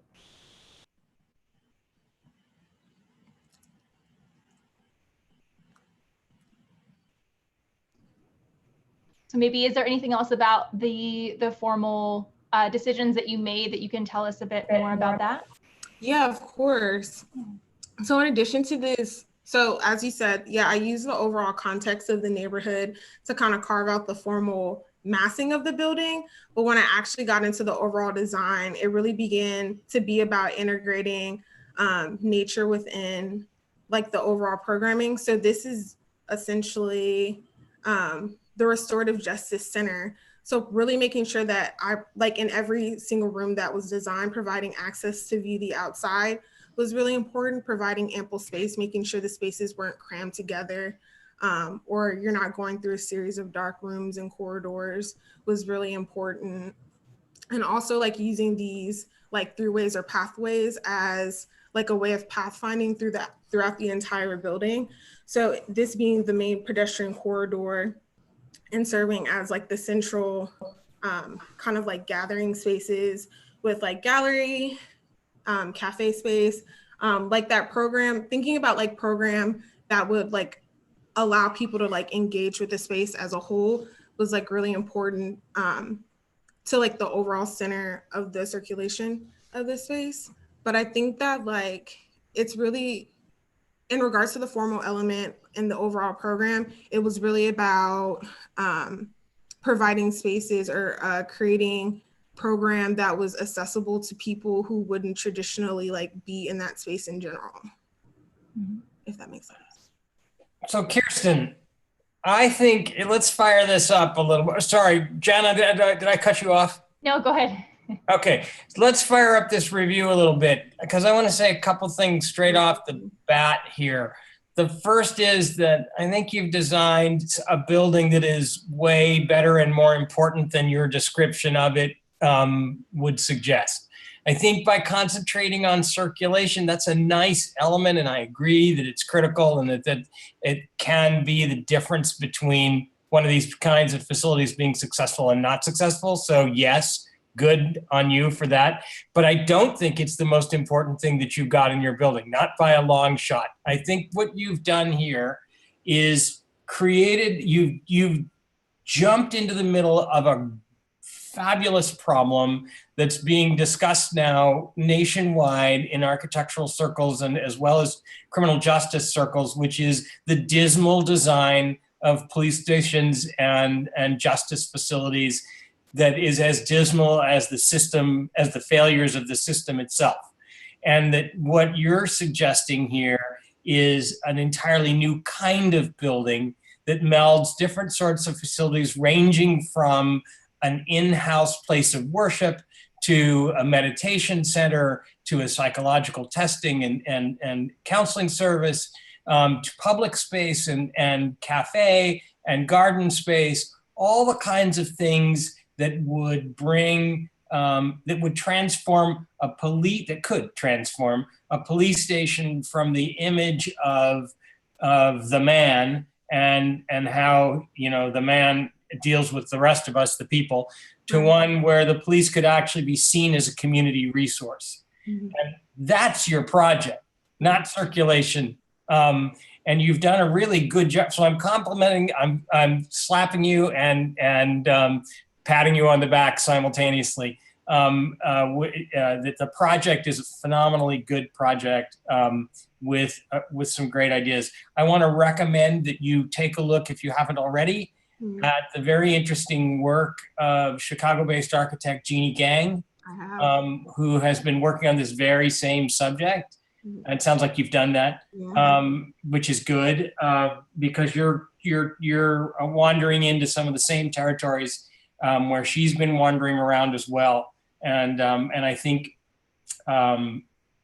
one of the things that Jeannie has decided is that the form of the building, the formal characteristics of the building are far less important than the programmatic structure of the building, and that the programmatic structure of the building should drive the form, which you are allowing it to do in many ways. I would suggest in my final two comments, to let others get in, that you've done a really good job in plan, and I think you could do much more in section. I think that you've got a building that stacks up like pancakes, like most buildings do. I think you've got real opportunities in some of these public spaces, the cafe, for instance, or the church facilities, to let section help you make the argument that the police can be integrated into society as something that's not fearful, and something that's not something that can be and should be a part of our community fabric. And by the same token, though I generally think you've done a good job in your planning, you've made two buildings, and the police are over here and all the public facilities are over here. And I know why some of that is happening, but I think you can marry those better. I think there can be places where those two things merge into each other around. You've done it around an atrium, but I think you need to actually take pieces of the police building and put them over into the other side and vice versa, so that you bring people into the police station and they understand the police aren't necessarily scary, right? Or don't have to be scary. And that, which is your main intention here anyway. So I think this is another project where, in conclusion, it's really a great project because there's a lot more work for you to do. And you can do it and have fun while you're doing it. And you don't have to throw away what you've done. You can make modifications, and you should, and keep going and keep discovering. I have one extra question, Kirsten, if you don't mind to go a little further. We have, in terms of architectural typologies, we have a counterexample which comes back to my mind when Reid mentioned Chicago. And Ahmad will protest if I'm wrong, but I still remember this mini concrete skyscraper in Chicago, which is sort of a prison where inmates this building is sort of closed world, where inmates sometimes sort of act on the rooftop, and this building, which is a fantastic object, works as confrontation, urban confrontation between its function as an element of justice and the rest of the city. Here you try to mix things together and sort of come to a truce and establish sort of fluid relationship between those things. And there's this picture with two policemen at the left, and at the back this Just Fitness Center written on the wall. but it takes more to put a student cafe next to a police station on a floor plan to make it work. How do you have good examples of that, or what do you think it would take when it comes to going further? What kind of energy from the community do you think it would take to make it actually work? And to create a sort of fluidity and make people come to a truce and to a sort of normality. A simple juxtaposition is not enough. How can you trust, or how can you fuel a sort of community dynamics and energy to make it actually work and sort of break the walls that you are putting up? Yeah, no, I definitely 100% agree. And I think that based on the overall precedents that I looked at, like that was sort of my critique about like, so they would have it so that you might have like a park space next to the police station, and then you have the station. And the idea is like, oh yeah, like we're involving the community, but really it's just a simple juxtaposition. And I think that that goes to Mr. Reed's comment about section, like getting more into the section of things, because I found it really, really challenging, like when designing the space, to have, you know, some form of public space, and then you have like the equipment space, which ultimately houses like police weapons. Like in my mind, I'm thinking like, essentially police stations are designed in isolation or in like public corridors to be isolated for a reason, because there are programs within like that space that needs a series of protections. So like, how do I like create spaces or like put spaces together in general so that like if you're circulating the building in like as a public person, like I don't have to walk past the weapons room. It was I understand what you're saying 100%, and like I agree with you, because like that was my main critique as well. But when I got into the program, I will admit that like it got a little bit more challenging than I was anticipating, essentially, because it's true. Like it's not enough just to have, you know, it side by side. But I think that like, you know, to that point, what this project is working to do successfully is just like providing an opportunity for people to like start getting in those spaces in general. Because personally, like, and you know, my thesis professors and I fought on this for a long time about like designing a police station in regards to, you know, police brutality in general. Because I thought to myself, like, no matter what you know, put next to the police station, no matter what you put in the police station, like, I'm not about to go there, you know, like, for what? You know, like, what's in that space for me? Like, they're scary, and, you know, it's just a lot. So there's a lot of stigma behind it. And I agree. But I agree. I guess it's a phase. Go ahead, sorry. No, sorry to interrupt. I mean, this is what is challenging about it. It's both the potential and the limit of design in general. I mean, what's the power of our pencil and of the lines that we are drawing, and how can our design go beyond it and entice people or make things happen that maybe were not planned, that you cannot draw, but they will happen because they made them that way. It's the contradiction between your power and your absolute lack thereof. Right. And it's this balance which is interesting to investigate, especially in the context of such a program. And it's just sort of extension of what Reed said when talking about the section, the cross section and everything. It sort of challenges your power and how can you have an action. Right. That's a dimension of this project, I think. I agree. Thank you. Thank you. I think you know, you've absolutely really tackled a lot, you know, which has been addressed. I think it's a huge topic. You've tackled a, you know, massive amount of program and successfully kind of distilled it all into a building that, you know, at least to the degree to which we can kind of dig into it now, you know, is very well resolved, is very clean. And I think that, you know, the formal qualities that I'm sort of thinking about and coming back to a little bit are in particular these kind of cut in park spaces, the pedestrian corridors that are kind of cut into the building from the different sides and that seem to be primarily generated from, you know, lines drawn from the context. But because of their kind of converging angled walls, they're spaces that would actually produce a kind of optical illusion, right? So depending on which direction, which side of that space you're standing on as you're looking through it, it'll create a kind of forced perspective that will make the space look either much longer than it is in reality or shorter because you're creating a forced perspective with those angled walls.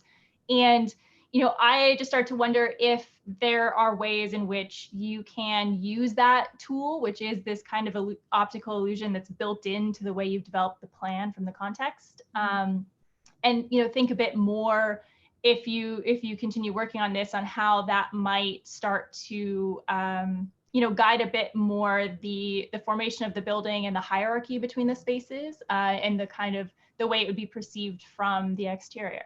Yeah. Mm-hmm. That's cool. Yeah, I'd like to add two more things about that. One about the interior and working with the section, which for me is the in-between spaces. I mean, you are using all those inner boxes talking about the program of your building, and then you have corridors. I think one thing that could be helpful for you is understanding that all those rooms are not just an offset of the facade into the interior of the building, and there are no corridors on it, just in between spaces where people can cross, walk, and share. And if you go back to the working section, not just in section, but in elevation, you have, it's a building that has a front side and a back side because it has two realities. One is the mall and the other one is the residential area that you have in there. But I think it is solved in the same way on both sides. And maybe that kind of feeling of connection with the community could be solved, trying to modify that flat roof, maybe transforming or making smaller volumes facing to the domestic area. I don't know. I mean, it's trying to work with the volume in the same way that you have made these V-shaped cuts into the interior, but also working in section, not just in plan, but also in section, trying to convert that in a more complex volume, and also the interior working with that. Right. Hello, Kirsten. Hi. How are you? Good. How are you? I'm fine. I'm very happy to see your project because it's kind of interesting and very intelligent because it's a political strategy. You know, it's very political. I think architecture, like many things, are political. And I think that it's very smart to try to, you know, match the people with the police departments, because it's kind of tough, especially these days. You know, maybe you don't know, maybe you know, but here in Chile in past October, we have a struggle, a riot that was some of the people went very violent, you know, and the police brutality became very violent too as a response of that. So this type of infrastructure is going to be something really important in the near future. You know, how to it's like, you know, it's between a match from two opponents, and then you will need a third act, to say something like a play, you know, to go a little calm and relax and get some possibilities to interact, because the cops and the people, you know, they're still humans. Yeah. So they need and have all the implication that means, and the architecture could be you know, a bridge, Right. something that the people can do. I'm very agree about the idea of the section. I mean, the section is the space issue in your project, because you got a very difficult and tough program, but that is quite interesting how it works, and it's very, I think it's very good in the way it interacts together with the parts.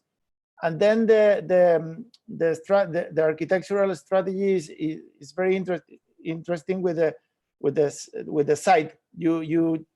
You pick the right site to do something like this. This is quite important. It's very nice, because you don't get affected with the form of the site, because it's a kind of a triangle, and then you got this building, and then in the inside you start doing these topologies of curves. That is quite nice. So it's a very interesting building, but most of the thing it's been said in the first slide. We can breathe.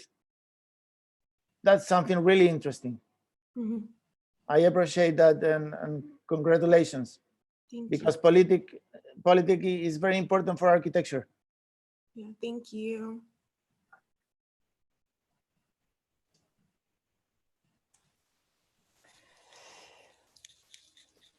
Yeah, I think, well, first of all, congratulations to bringing this to you know, a conclusion that that you know, offers, as we've seen before, right, a lot of kind of you know, focal points, right, for further development and discussion, right.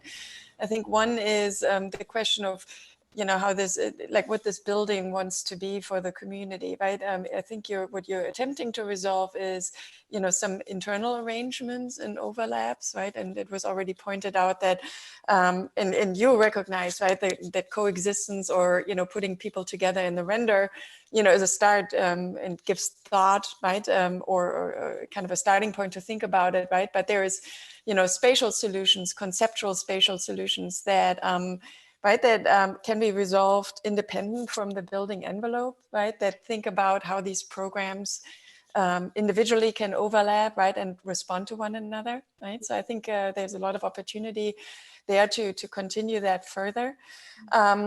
So looking at the renders, right, you know, the building form then itself also offers a lot of opportunity, right, and that's where the context comes in and the site comes in. We had a lot of discussions about, you know, where the building is located, how it responds to the context, right? The lines that you're projecting into the building are a reference to that, right? But you also have, you know, you have this really large scale mall next to it, right? You have smaller scale residential, right?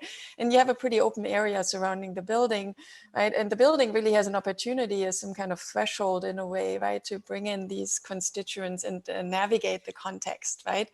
In different ways, right? So I think in terms of, you know, constructing the immediate area surrounding the building, and also constructing, right, the voids and the cuts that allow for the building to become porous, is also very you know, very productive potentially to move some of these other decisions forward, right? How can the program overlap with these exterior spaces, spill out, and again, fold the context into the building and the building into the context, right? It's a very, you know, it can be very reciprocal. I mean, Studio Gang's proposal, right, for the Polis station, right, I think intentionally leaves some of the more formal aspects, as I think Reed was pointing out, vague, in favor of thinking about how the program can be stretched and what type of programmatic elements can actually be brought into that conversation, right? So you're taking this even further, and you're proposing something that is very defined in terms of its form, right? So the next step would be to really investigate the opportunities that arrive from these initial formal decisions, right? And merge them, right? Or discuss them together with the programmatic decisions. So again, I think there's really a lot to talk about, and I know you're very invested in this topic area. So, right, pushing this further, right, and continuing to tweak the structure in the building, right, and the programmatic arrangements, I think is a really great opportunity. Thank you.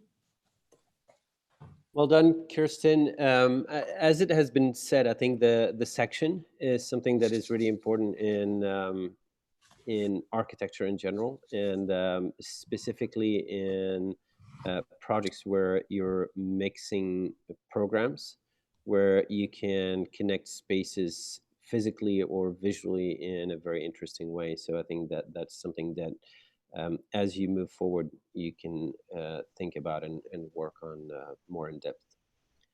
Well done. Thank you. We'll move to the next person. Amar, I'm going to just jump in and say I'm going to drop out here for my meeting at 11, and I will see you guys at 2 o'clock, correct? Yes, indeed. Thank you, Reed. Have a good meeting. Yeah, thank you. Is it the same See you call? later, Reed. Same. Yes, Yeah. you all. Yes. Same call in then? Yeah. Yes. Same. Excellent. Thank you all. Thank you to the fellow jurors. I hope I see you this afternoon, and the students we've seen so far. Great job. Really, We'll really. see you later, Reed. Thank you, Reed. Thank you. All right, we have Jason. Hi, my name is Jason Malott, and my thesis is titled Green Zones, Connecting Dispensaries to the Urban Fabric. So as dispensaries continue establishing themselves across the United States, a disparity exists between their design and the connection to the communities that they reside in. This is due to a variety of factors, from shifting economic zoning restrictions to design and code limitations that are reflected in the blank facades of today's dispensaries. This proposal seeks to balance those limitations through design as dispensaries take the next step towards integrating within the public fabric. So the history of cannabis in the US goes back farther than many people realized. It's been recognized since 1850 for its medical properties, and cannabis was a legal product sold in pharmacies before 1937, when the Marijuana Tax Act restricted cannabis use. It was then reinforced in 1970 when cannabis was made a Schedule I drug and made federally illegal, which it remains to this day. So in 1996, when California legalized medical cannabis in their first dispensaries, it faced backlash from the federal government, sparking the debate of the dispensary's legitimacy. Since then, the discrepancies between state and federal law have had an impact on design and the function of dispensaries in all legal states. So dispensaries are often the victims of siting disparities that place dispensaries solely within industrial zones. This type of siting, called the green zone, has been proven to not only cluster and hurt dispensaries, but also hurt the cities they reside in as well. So with the general acceptance of cannabis on the rise and the economic incentives clearly in favor of states that make recreational cannabis legal and easy to access, dispensaries will soon be able to expand beyond industrial zones into everyday retail outlets. So while the rise of the internet is undeniable, there's still a need and a desire for a physical retail dispensary store. Customers want to use their senses when buying a product, using feel, touch, smell, taste, depending on the type of product, of course. But they really want to physically engage with the product, which brings us to siting. With New Jersey likely to legalize, citing governor and Senate support, a new dispensary prototype would have a better chance of making an impact in a newly established state rather than a previously established state that already has well drawn out coding. So New Jersey has a distinct history of shopping malls as a public gathering space, with 45 state malls spread throughout dense population centers. Citing a dispensary within a mall provides a mutual opportunity for both dispensaries to legitimize themselves, but also for malls who have been struggling in recent years to gain more foot traffic. Additionally, through an analysis of moderate-sized retail outlets, a typical unit size can be produced for a dispensary. So cited within the Bridgewater Mall in New Jersey, a dispensary would reside among other health and age-restricted businesses as malls are seeking to drive business in the internet age. So as I said before, they stand to mutually benefit from increased mall traffic and exposure, and it makes a good first step for a dispensary towards integrating itself within the public realm. With the citing, however, there must come a negotiation over visual access. Being a 21 and over store, visual access to products is not allowed, running counter to the need that dispensaries have to become more transparent as they push themselves into the urban fabric. So in a model of the typical design conditions of today's dispensaries, there are 3 design elements that must be reapproached in order to create a more transparent, customer-oriented dispensary. First, there's a lack of an engaging storefront, normally defined by blackout windows. They discourage customers from really engaging the store and going into it in the first place. Typical fixed circulation paths must also be abandoned, as customers should be allowed to move freely and control their experience. And lastly, display options need to be able to engage customer senses rather than deprive customers of the experience of in-person shopping that they're trying to get out of it. So in response to this, a prototype must be programmed based on a separation of forms of sensory engagement. So each room corresponds to the need of a different sense, smell, sight, and taste. The dispensary not only provides dedicated space for catered visual and smell displays, but for product sampling as well.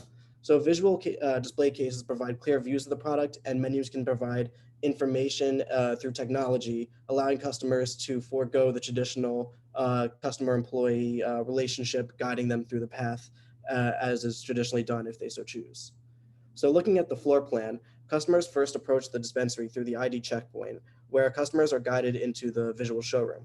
New customers are encouraged to make the full loop around, while returning customers are more likely to go to the visual display room and then quickly check out in the transaction room. Employees either roam the store freely, helping guide customers, or are manning stations from ID checkpoints to sampling, or working in the symbolically transparent workroom, packaging and preparing the products. Through free plan, dispensaries are able to give customers more power to make choices and in turn instill more trust in their business. With the lack of visual access to product, a dispensary must embrace these limitations rather than hide behind blackout windows. Through a use of apertures hidden among wooden fixture extrusions, a dispensary can not only control the views by obscuring the existence of these apertures until a customer is in front of the building itself, but by also controlling the apertures that customers see through, controlling which spaces are shown visually. It's also, by doing this, dispensaries can increase the likelihood of customers engaging with their store and being visually inclined to enter. So the ID station serves as a minimalistic first point of contact, transitioning customers into the showroom with as little obstacle as possible. By extending these facade extrusions throughout the design by use of a ceiling fixture, they're able to serve a circulation guide for customers to provide guidance into and through the store. The visual showroom acts as the customer's first exposure to the dispensary, where customers have the opportunity to shop alone or with an employee's help. And from the showroom, customers have a clear view to the workroom and have the option to move through to the transaction room or further into the smelling stations. So in the smelling station, customers are exposed to pods displayed at varying heights to accommodate the customer's own heights. So it would be one product displayed as this number 5 is displayed, highlighting how customers can, of all heights, can really engage with the product. So in this room, after having chosen products through the visual showroom, customers can either sample what they've already chosen or find something new based on their sense of smell and let that drive the product choice. So once customers have found the product that they've chosen, they can then transition into the sampling room. Within the sampling room is 2 stations. The customers first give their product choices to an employee who will then provide the samples at the bar, guiding the customers through the process and giving information on safe use throughout. Ceiling heights and striations are additionally used to guide circulation and provide moments of relief within the space. Finally, customers are guided into the transaction room, where ceiling striations recede to provide a moment of relief, signaling the end of the shopping experience. Customers can check out electronically now that they're becoming free of restrictions that disallowed credit card transactions.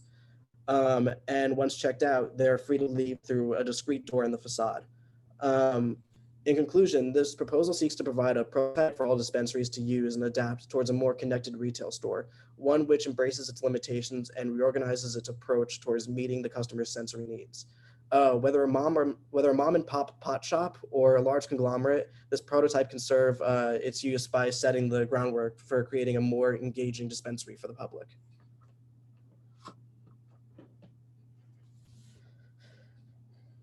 One quick question for you.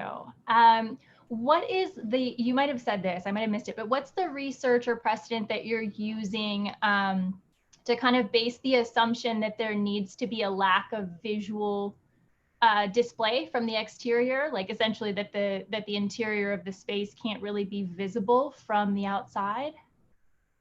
Yeah, so that's a matter of code compliance. It's generally in all states except for California, in some small cities, it's the general sort of law that you can't show any visual access to product. So many stores either completely get rid of any visual to the inside of the building, or they get rid of any products on the inside of the building. So you're picking from a menu, so there's no actual visuals.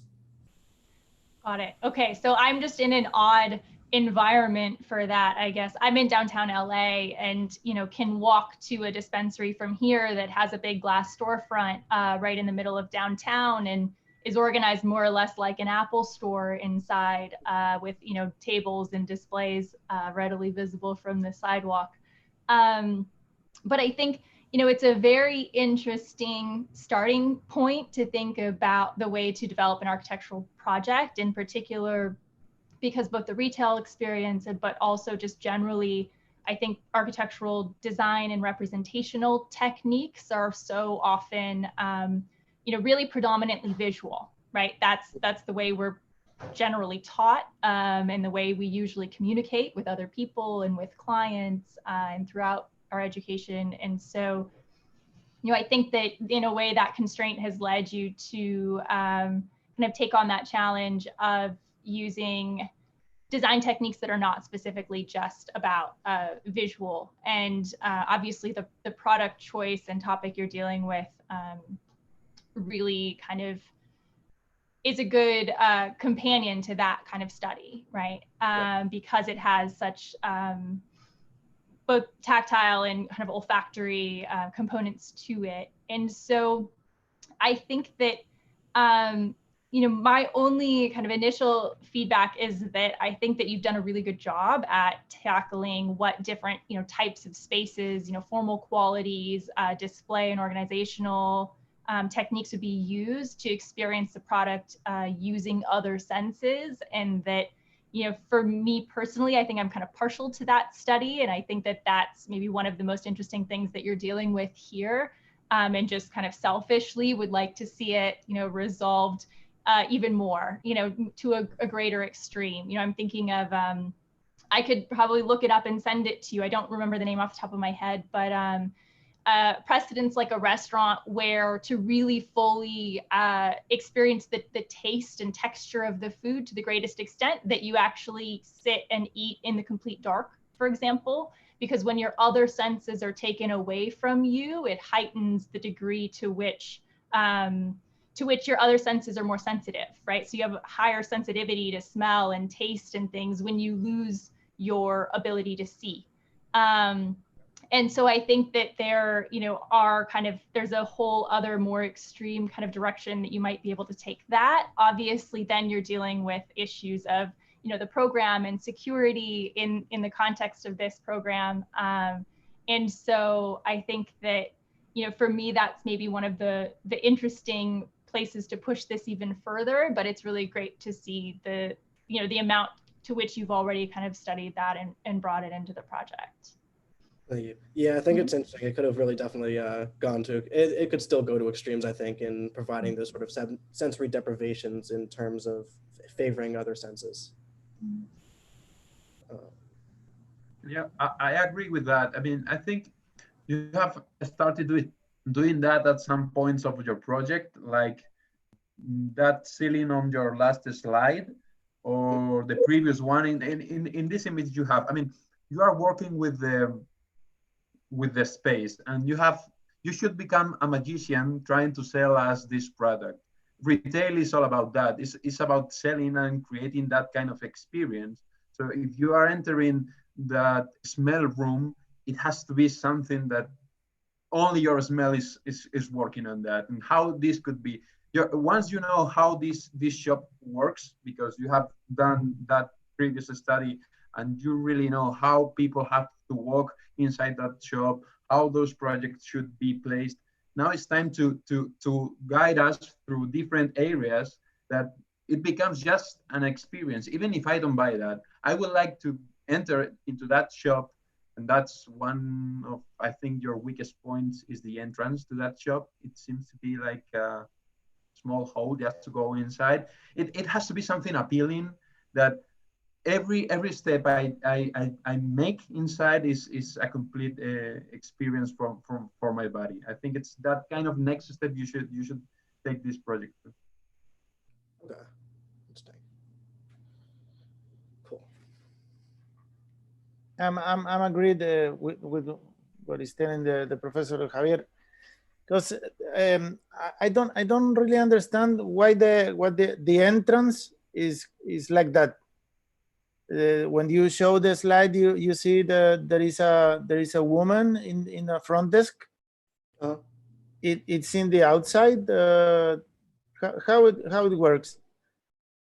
Yeah, so I'm really not because I'm not able to show those strict visual access, have that strict visual access. My goal of this was separating the ID and entry sequence from the rest of the programming, allowing it to be this more transitional zone that's between the mall space and the dispensary. So it's supposed to be more of a little wall rather than its own distinct room. Okay, so the idea of this model is to be inside a shopping mall. It's not in the street. Yeah. Okay. No, it's not on the street. Okay.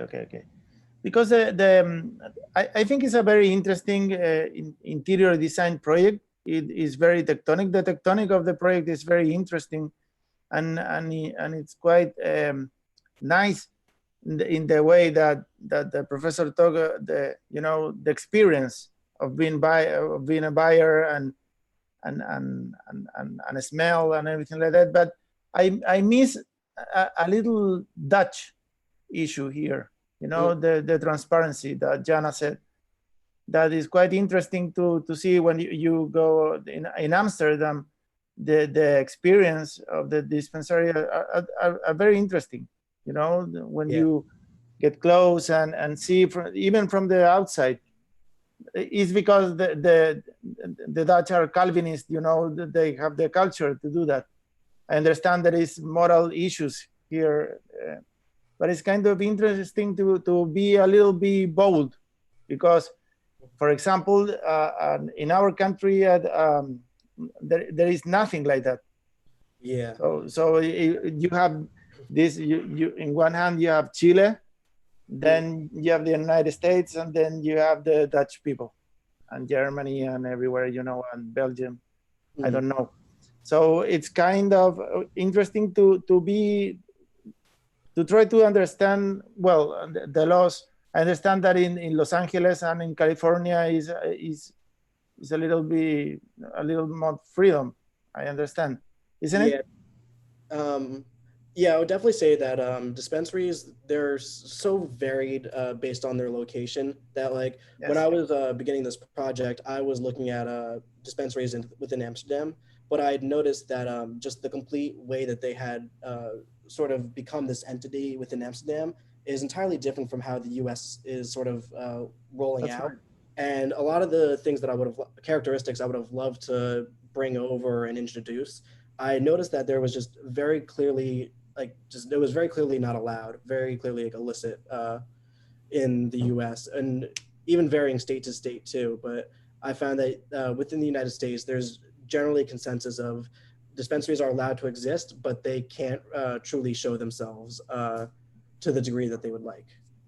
Well, in every architectural project, it's very important to know the limits, and I really like that in your project, because you are doing very well with your own limits. That's great. Thanks. If I may add a word, thank you, Jason. And I share many of the views which were said, but I would maybe, when it comes to going further, I would maybe suggest that you should feel a little more free, not high, but feel free and break your chains. What I have seen from my understanding, it's true. I'm talking from the French perspective. We don't have any of those stores here. Holland has been mentioned, maybe Belgium, maybe it's a little more free in Spain. Here it's a no-no. So I have no experience about such places, or I would not confess it in public.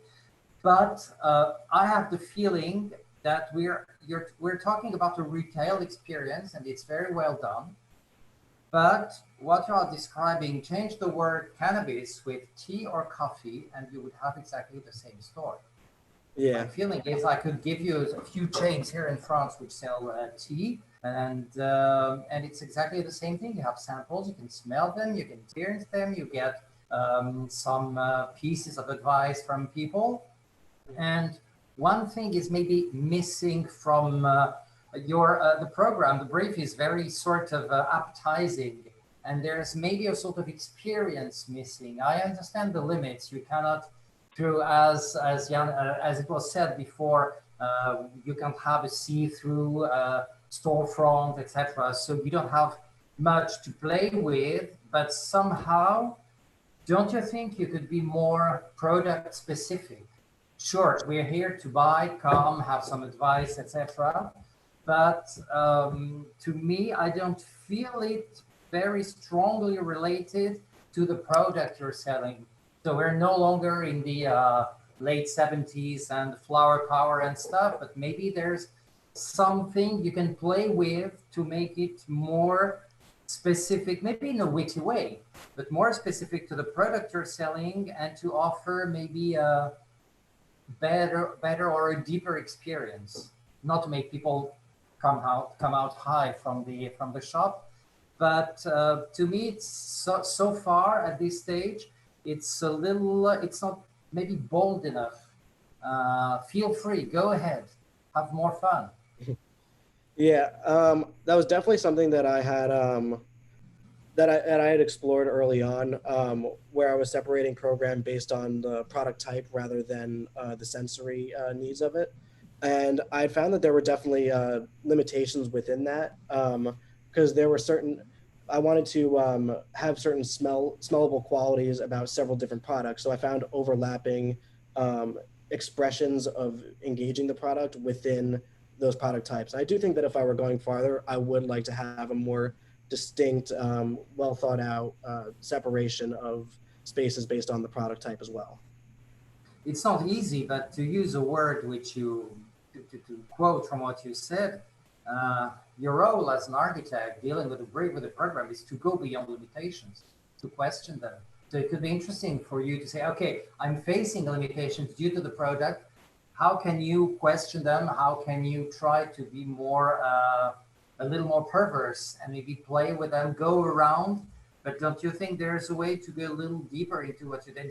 You did a tremendous work and a lot of work. I'm not questioning what was said before, but due to what you're dealing with, we might expect you to be more, I don't know, like tricky or playful, or well, break the rules, try to go beyond the limits. That's part of the game for an architect. I mean, the question, right. The brief is one thing, and the other question is how can you turn things around and upside down and play with them and push the limits. Which is that is a great point, Yves. That is a great point. I think the question of this thesis is the idea of retail in a product, and how this is a very almost a scientific and architectural problem and a great one. And we talked throughout the semester about different models, and to me one of the most fascinating is the Apple Store. When at a time where the kind of retail or physical spaces for computer equipment was fading away, and all of a sudden you have this new thing that happened, that is the Apple Store, that is very specific and goes almost against every notion of what a retail space could be or should be. There was much less product. It's a real estate, so you have a lot of, every square foot counts. And all of a sudden, they came up with this model where the subdivision into the three sections of every Apple Store. So every project is the same. It doesn't matter where you are. It repeats itself. So there was a lot of thinking that went into the spatial organization, but also a lot of risk in creating a new paradigm or you know, a new model for what a retail space for electronic equipment can be. And you see it over and over. I mean, you know, if you go to a Starbucks, the way space is organized is very specific. There is a very unique model, and it repeats itself. So the question is, with this product, how can you create a new model for how these things can be sold, and question the existing models and go beyond that? So in the fact, you know, we went through different iterations, and to me, to start with the box in a mall is kind of the basic question. And if you're able to solve that, then, you know, you can go from the Apple store in the mall to the one on Fifth Avenue and create the apparel, and understand that basically they have the same blueprint, but they adapt to every condition while maintaining the same DNA, which is interesting.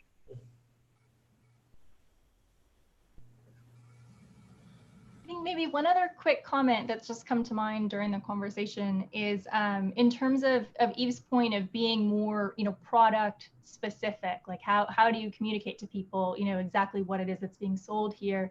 And my firm had a potential project actually to work on a dispensary, and we visited the client's current kind of growing facilities in LA. And the range of types of plants and different stages of the growing process and the parts of the plants that are used. I mean, it's actually really visually quite interesting. There's a wide range of what these plants look like, how they're grown, different stages that they're harvested, the parts that they use. And, you know, I wonder if even the plants themselves, you know, the origin of the product might become part of this retail experience where, you know, the plants themselves both kind of bring that kind of greenery into the retail space. But also, you know, I think there is a real kind of interest in retail right now in consumers knowing, you know, where their products come from, right? What's the origin of this thing? And so you could actually, you know, quite literally bring those into the retail space and experience. Yeah, I think that's a great idea, and I had thought to explore it early on. Once I had sort of decided on the mall store type, it had become very hard to figure out how to incorporate sort of natural growing within you know, within a concrete box. But I think that if I had more time to develop it, I think that would be a definite thing to consider. Yeah, these are grown in shipping containers with specialized light for reference. So definitely can be grown inside totally artificial lighting. Totally. Yeah. Yes. That was good to know. Yeah, I was just going to say that they're probably not, you know, they're grown in a very controlled environment, you know, and that's something that actually could be very easily incorporated or displayed, you know, in the store itself. So I think that's a really good point. I think that, you know, the proposal, right, has kind of hovered between, you know, we had a lot of conversation about Apple and Starbucks and, you know, how to develop a prototype, right, and roll out a prototype and, you know, create a more ubiquitous presence through that within society. And then, you know, how to also overcome, you know, like make a proposal that tests, and I think that's what Eve was referring, tests the limits, you know, that are imposed on the current situation, right, by codes and governance and municipalities and and laws. And the Thesis, in a way, has the responsibility, right, or the opportunity, right, to take on that challenge. You know, how do I overcome these restrictions, right? And sometimes it's difficult to see beyond what is allowed and say, you know, like I'm going to forget about that and really go for it and test those boundaries, right, and overcome them, right, or puncture through them. So I think you're like on the right track here, trying to do that. I mean, we've had a lot of conversation trying to start with a minimum footprint, right, a minimum set of ideas, and then allow that to become the basis for expansion. And I think that's where you are right now. Again, you know, like you can now take, you know, a few of these aspects, right, and push them further, such as incorporating planting strategies, right? And the display of the actual plants and the discussion of the origin and how to grow, right? The sensory aspect, I think, is a really valuable recommendation, right? How to create a difference, right? A difference in legibility of the spaces and experience. I think that's great, while still conforming to, you know, certain sets that allow this to be kind of a reproducible product in a way, you know. And I think that's something that you had been thinking about a lot. So I think there's a lot of good conversation on the table. To me, the storefront, I agree with Javier, I think said that to me, the storefront is still, right, and that's still in flux. I mean, what we're looking at right now was a very, like a late development. I think that has a lot of potential, right? How do you negotiate this idea of, it's not really being, you know, it's not allowed to see inside, or, you know, like the owner, right, or client doesn't want to necessarily reveal what's going on inside, but at the same time, we want to publicize it, right? And we want to become part of the more, you know, like the public dialogue and the public presence, right? So how is that negotiated, right? I'm not sure that you landed on the right thing yet. But I think it's a, you know, like it's one of many solutions, you know. But I think to me, the storefront and that threshold, how I segue into the spaces is a really important moment in the proposal, and so that would be something to maybe further investigate. Yeah, may I say something else? Yeah, Jason, in the shopping mall, have a blind wall is something kind of, you know, difficult to understand for the you know, for the experience of go on shopping. So maybe you can get the idea of a screen, you know, something that could fill that void, and the information could do something really interesting from the inside, even telling you what happened in the inside with a camera. I remember there was a great restaurant in New York City, down in the first floor of the Seagram building, made by Dilleria and Escofidio. When you get entering inside the restaurant, there was a panel of videos that showed to all the restaurant the people that get inside. You know, it's something really interesting in see and being seen. You see, and there is an opportunity there. And the other thing is the pandemic. I think the pandemic, you can maybe think and reflect some issues about the pandemic, because now the experience is not touch anymore, it's touchless, no touching experience.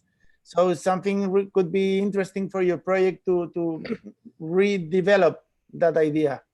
Yeah, and it's funny you mentioned that, because so with the whole COVID outbreak, it was funny because most states have deemed dispensaries as essential businesses, which I felt helped sort of argue that acceptance idea.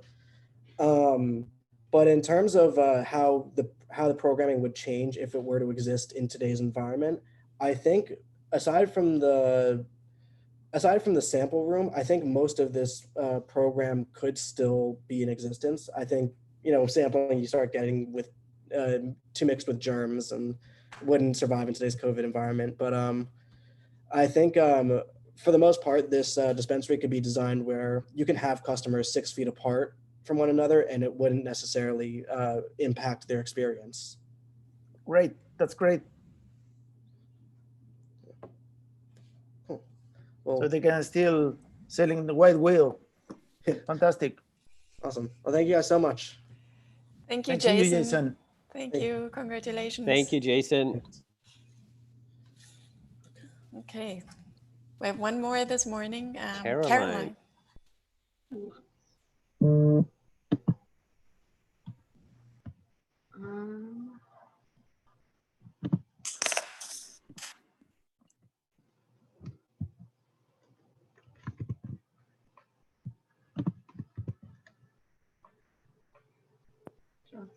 Okay, great. Okay, so my name is Caroline Zimmerman, and this thesis is called Symbiotic Architecture. It aims to address the issue of overpopulation in sprawling cities that are about to experience a large increase in population, specifically Houston, Texas. The goal is to create a different type of urban building fabric by designing around existing buildings rather than destroying them. As seen in the diagram below, states like Texas and Florida have experienced a large population boom in the past 20 years. Houston specifically has seen a great population change of about 18% in the past 10 years. Sprawling cities like Houston are not prepared for this growth. They are mostly flat and lack density, with many small, low-rise buildings in the city. These buildings will be destroyed when the population increase demands taller, denser buildings. To avoid the parasitic future of Houston's new architecture, this thesis proposes a symbiotic building that grows around existing structures to provide not only for the inhabitants of the building, but also the surrounding community. Downtown Houston is the neighborhood selected for this building due to its central location, making it accessible to more people. Currently, downtown Houston is mostly commercial with few residential buildings. Most of Houston's larger buildings are located in this neighborhood. There are few opportunities for community growth and development due to the sprawled nature of the area and the low-quality streetscape. Downtown Houston provides very little shade to pedestrians, which makes walking difficult and unappealing. To identify the site for this thesis, I categorized every building in downtown Houston into 5 categories. Impermeable surfaces such as parking lots, permeable surfaces like parks, blocks that are more than 50% occupied, blocks that are less than 50% occupied on permeable surfaces, and blocks that are less than 50% occupied on impermeable surfaces. The blocks that are less than 50% occupied on impermeable surfaces are the best blocks for the location of this thesis. From there, I took a random grouping of blocks to start designing.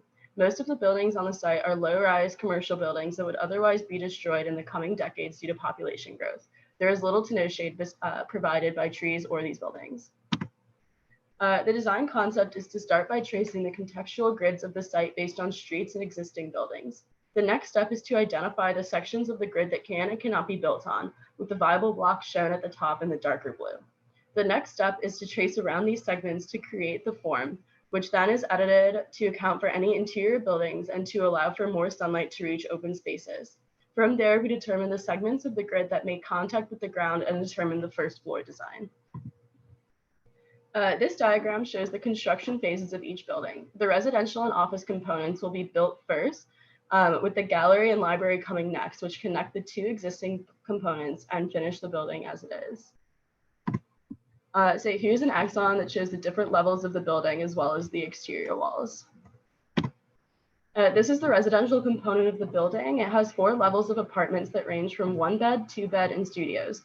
There are townhomes on the 3rd and 4th level. In total, there are 9 townhomes and 70 units. There is an elevated deck on the 3rd level for residents to gather off of the street that contains communal areas and a pool. The addition of the office component is to give more space for the many businesses that are moving to Houston, which results in the population boom, people moving to Houston as well. The 8 floors of office space in the building allow for businesses moving to Houston to still be connected with the community. The library aims to create a new community space in downtown Houston that promotes learning, as well as providing ample space for the community to gather together. The gallery supports the Houston art community by providing a space in the downtown area for art to be displayed. Houston has a large art community that will continue to grow, but many of the galleries exist in the same place, which is the Manila Art Campus. The gallery in the building will make Houston's art community more accessible to all. There is also a topographical component to the ground level that aims to aid in flooding in downtown Houston. Due to the excess of impermeable spaces, downtown Houston floods quickly and intensely. The integration of rain gardens, natural channels, and water retention ponds will allow for water to pool naturally. This section perspective highlights the library and part of the apartments. It also shows the parking garage the building connects to provide parking. This section perspective shows the gallery and the office. This section shows the library and how it interacts with the ground and the elevated roof deck. This perspective shows the library and the gallery from more of the frontal view. And this perspective shows the residential roof deck and the elevation of the apartments. And here's the exterior of the residential and the gallery. This is the library interior. This is the gallery and auditorium exterior. This is the existing structures surrounded by the proposed element. So this is one of the buildings that's currently there right now, which is the goal to protect it. This is an exterior of the library. And my computer's frozen. Sorry. It's loading. This is the interior of the gallery atrium. This is the gallery lobby. And this is the residential pool deck. This is the front of the library and what would be the retention pond. And that's the end.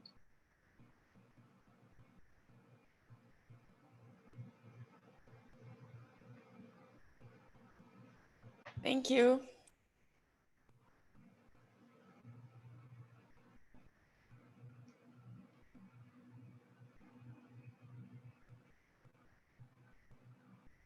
So I think there's a lot here, right? Like you have, in terms of individual design projects, just tackling the, present day design of a library, for example, in and of itself could almost be an entire thesis project in the way that we use those public spaces. So you've definitely tackled a lot. I commend you for taking this on at such a kind of urban scale. One thing that I'm wondering that comes to mind, as we're looking at the images is, how much you looked at things like, for example, like introducing freeways through neighborhoods. I think there's something about this kind of large overhead structure that's kind of being overlaid across an existing neighborhood and blocks that, reminds me a bit of, or something that could have the type of impact that, for example, putting, an elevated freeway through, it's happened in New Orleans and a lot of major cities, that it has a very significant kind of cultural implication really to the way that neighborhoods are connected to one another or not anymore. And so I'm wondering how much, you thought about that type of impact of putting this structure in a neighborhood. Yeah, so in my studies from last semester, so Houston's known for just being full of highways, but a lot of things that people don't like about Houston is that its highway system is very divisive and it separates neighborhoods rather than bring them together. Because that's something that I was looking for. That's why the downtown area and a lot of Houston is very sprawled, is just because the highway system is very, just like very separating of the areas. And it doesn't really promote community growth, because that was something that I was looking at was like integration of highways. But I decided that placing the building in downtown Houston, which is surrounded by highways, it's in like the ringlet of Houston, giving the close proximity of a highway rather than incorporating it and just creating a more divisive form of transportation was the better option, was just to have it closer and make that a little more accessible rather than try to incorporate more highway. Yeah, I mean, I think that, you've implemented it in a way that clearly, the goal is to create more, habitable, and I mean, especially again in a climate like Houston, right, where having these shaded areas and things could really be a very positive impact on the city and the neighborhood. I think that maybe the imagery that you've created is really quite beautiful, but I think that it also there's a kind of anonymity to it, right? Which I think is in part just inherent to the amount of program and level of design that you're tackling all at once. And so, for example, like the image in the slide 22 with the existing building that has this kind of very, distinct character, and then your kind of broad proposal sweeping around it. I think it leaves a little bit kind of left to still be imagined or developed in terms of what kind of positive relationship those two buildings might have with one another, and what the kind of the social experience of that, the human experience of that space might really be like. I think one thing that I agree with Jana, one thing that can help you to solve or at least to develop this aspect a little bit more is asking yourself if you are proposing a building or a system. What I mean about system, I'm thinking about mud buildings, and maybe not enclosing your proposal to those 5 blocks, but understanding that it could be extended throughout the city, could give you more clues to understand what's going on behind that old building and how can those two things interact, not just in terms of a building like a library or office, but something more infrastructural. Maybe, I don't know, I'm thinking about energy or I don't know, those kind of things that are more as a part of an infrastructural level, not just a building unit. Maybe this is a misrepresentation in the project, but I think the idea, correct me, Caroline, if I'm wrong, but the idea is that it is more a system than a building. Yes. It's something that, you know, for now it's confined to 5 blocks, but the idea is that it's a system that can grow as needed.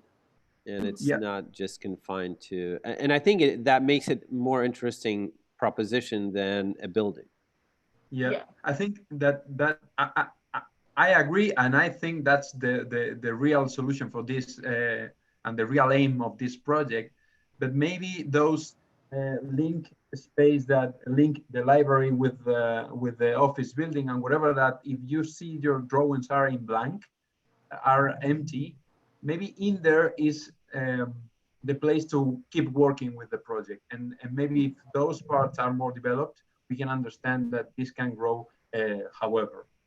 But I agree with you that this is a system, a proper system to the city.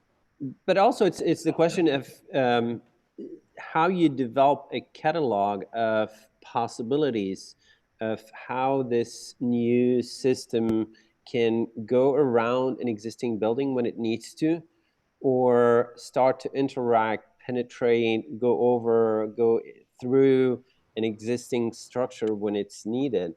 And you know, in your images, we always see the new system independently from the context, and the only image where we see it somewhat interacting with the context is going around it. And I think that is not the case, or this is not how you perceive the design. It would have been interesting to see some images where you see that system going through an existing structure and interacting with it. My question, if I may do so, and thank you, Caroline, for this presentation, is do you see what you showed us now as a very site-specific response with this brief, library, etc., or did you at some stage, or will you do it in the future, did you see it as a potential system, to use a word which Amar used, or is it a total contradiction with your response, which is more site-specific? Could you think about it in more theoretical terms as a system, as a grid, a little bit like Jona Friedman, who died recently, did? Or, I mean, could it be envisioned as a system of implantation on a piece of land with possible variations as to face the urban growth phenomena which you are describing? Or is this the building per se? So my logic was that if you look at slide 6, that 7-step process could be applied to any city. So, you know, you could do this in Chicago, you could do this in Los Angeles, you could do this in San Antonio, but I just chose Houston because it's the city that's experiencing the most growth. And the programmatic elements were chosen based on what Houston needs. So obviously more residential, more office space, and just more community gathering spaces. This might differ in other cities, but Houston was just chosen to test out the logic of what's shown on slides. I find that slides 6 and 8 are very relevant in that sense. And maybe I should be curious, but we're talking maybe of further developments outside the field of the studio, to know more about this sort of theoretical point of view and stance about the system as sort of autonomous system. But it goes beyond our discussion of today. Just wanted to know. Thank you.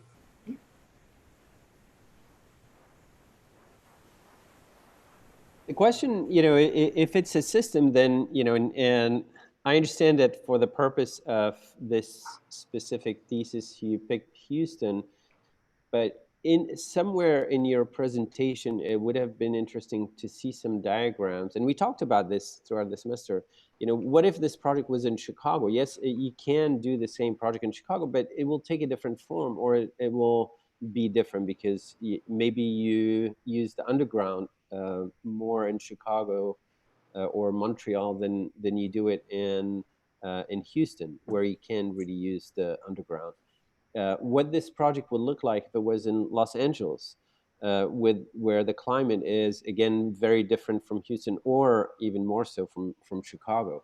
So to give an understanding of what this project is, I think there is a slide that is a little bit missing here that tell us a little bit how you envision this system adapting to different conditions.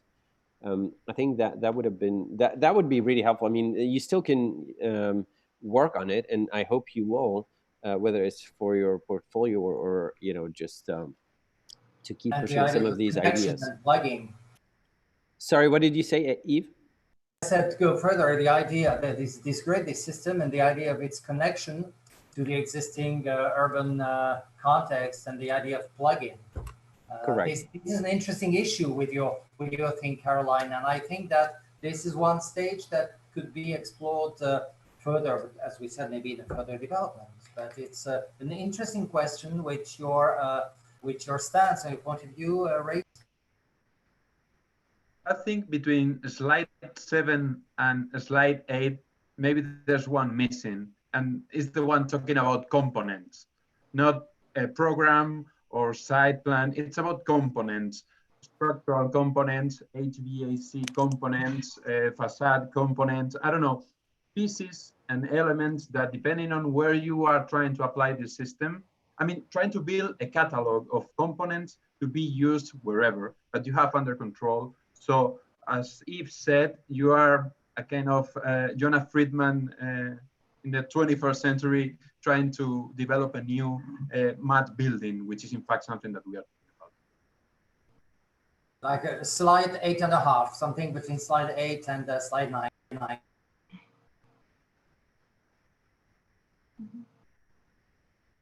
Is this kind of hello, Caroline, how are you? This kind of projects are really interesting right now, because you have these moving possibilities inside the cities, and what is coming in the near future remains a mystery. So this type of project and the possibility of doing things like this at the School of Architecture is something really important, Caroline. It's an important research. That's in one hand. In the other, there are many references of very well-known architecture. For example, the architecture of Brasilia from Lucio Costa and Oscar Niemeyer, that get the idea of the scale, the sense of the scale of a building like this, you know, because maybe, like the professor said, this is a kind of a component, but it should be something, you know, that in the present, it starts like this, but then it begins to grow up. And it reminds me a lot the work of some architects, you know, the Ibirapuera Park in Sao Paulo, for example. That kind of interesting architecture in the scale and in the match with the parks and within the city, you know, the existing city. So this is a laboratory for me. It's an urban laboratory. And Yves could tell a lot more than me on that. He's an expert on that issue. But I think that when you go to the architecture of the building, there are some issues that are quite interesting. That reminds me, and in our case, you know, the Rolex Center in Switzerland from Sanaa. Yeah, things like that. You see, there is a poetic of the space in this type of project that it could be a little bit more, you know, expressive. And well, I think that this is the path. This is the path to go in that way. So it's very interesting to do something in a city like this one with that grid, you know. Yeah, it's interesting that the MAT building as a concept, we talked about that before, right, is coming up again, because it is very much, taking on some of those, that agency of, the MAT building concept, right, this kind of, dynamic and, kind of a possibility for infinite growth. We talked about, right, like thinking about growth strategies. I think that's where that aspect of components comes in, right, that always stay a constant, right, they have to happen, but then the building, depending on the context, has the opportunity to transform and adapt, right, and become symbiotic with the context in a variety of different ways, depending on the contextual conditions. So I think those are some super interesting aspects to this proposal. And then again, the section, I think, right, is something that, same with the Sanaa building, right, the Rolex building in Switzerland is right, something that now is getting additionally introduced, right, the deformation of the section, right, and the relationship, right, the sectional relationship to the ground, I think is something that you're starting to explore really successfully in some parts, and that you can take even further. Right, again, in some places being able to go underground or dig deeper into the ground with the ground conditions, right, and the maybe absorptive tissue of the ground. Right, I think that's something that offers a lot of potential for further exploration. So that's really great, right? If you think about those concepts. I probably would have, some of the renders towards the end, they don't discuss some of the very interesting conceptual issues that you uncover and unpack in the beginning, right? So just be mindful, right, to direct presentations, right, in the direction where, you really showcase all the aspects, of the building that you have at your disposal and that offer such great opportunities. But I think it's great, like interesting discussion. I think slide 6 and 7, especially slide 6 has a lot of potential to develop further, and again discuss adaptations to different contexts. So it's very good. To me, the other aspect of the project that is really interesting is, if we agree that it is a system. Iñaki and other people talk about specificity in the Rolex Center, and that is true, but that is one aspect of the project. The other one is the generic. Is, when you're talking about a MAT building or something that can grow and adapt, at that scale, there is another component of it that is just generic, that you need to fill square feet and you need to fill in program. And then you have the moments where it becomes specific, where whether it's the program or the context that lead to that specific moment. But the other aspect is that generic. So how you negotiate these two aspects of that one project together and go from the generic to the specific is an interesting conversation. Yes, it is. Okay, great. And the question of bigness in architecture. Bigness, yeah. Bigness, that's true. You can see that in the slide number 20. Could you please put that slide, Caroline, please? Number 20. This one. You see, the space is huge, and the relationships between the space and the people is something that it's kind of interesting to research. This is why I talk about the Casillo-Sejima spray, because it's interesting how the section, the slopes and the form of the space is being in a bigger scale, in a larger and urban scale, and then it goes very intimate. Understand? Yeah.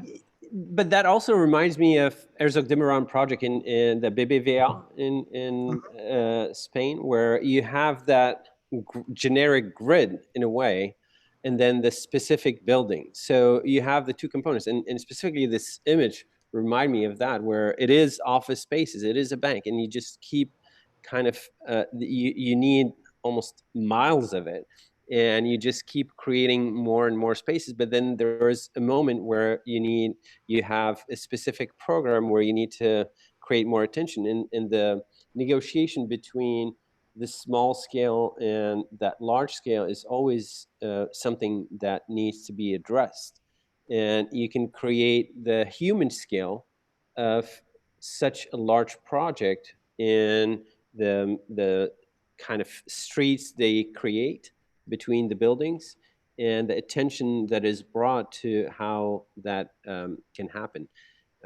In that case, they also had to deal with an existing structure, which was the kind of failed project that was never built. So they had existing basic buildings that they needed to work with.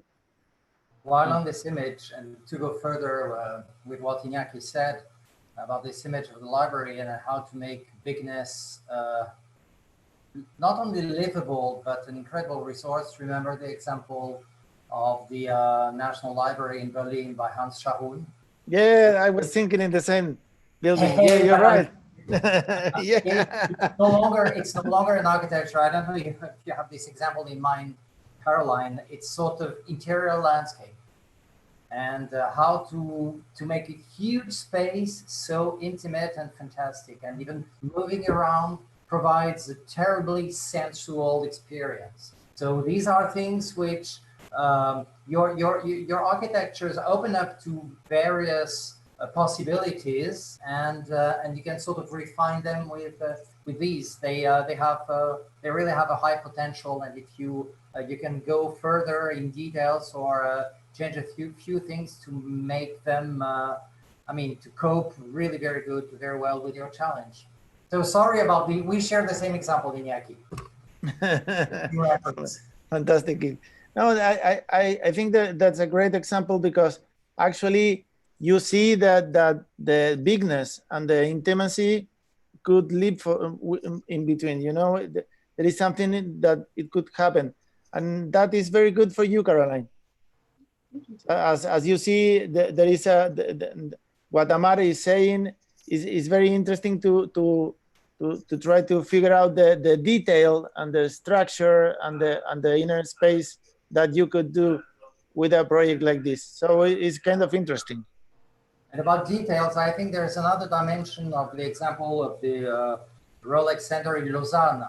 And in relationship with what Cordula said, I think one of the lessons of the cross sections, which is something you could explore even at your scale, is how, because you're big, they're small.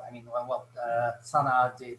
But there is a very interesting way of dealing with hardly touching things, being tangential, and being subtle, and being how things can almost merge with one another, but yet keep a certain distance. So there is also lessons to be taken from that, which can be interpreted at your own scale, or could be a sort of starting point for you, how to almost using this English expression, sort of touch and go in both senses of the word, sort of touch and go attitude, really touch and go, being near, but not close and touch and go.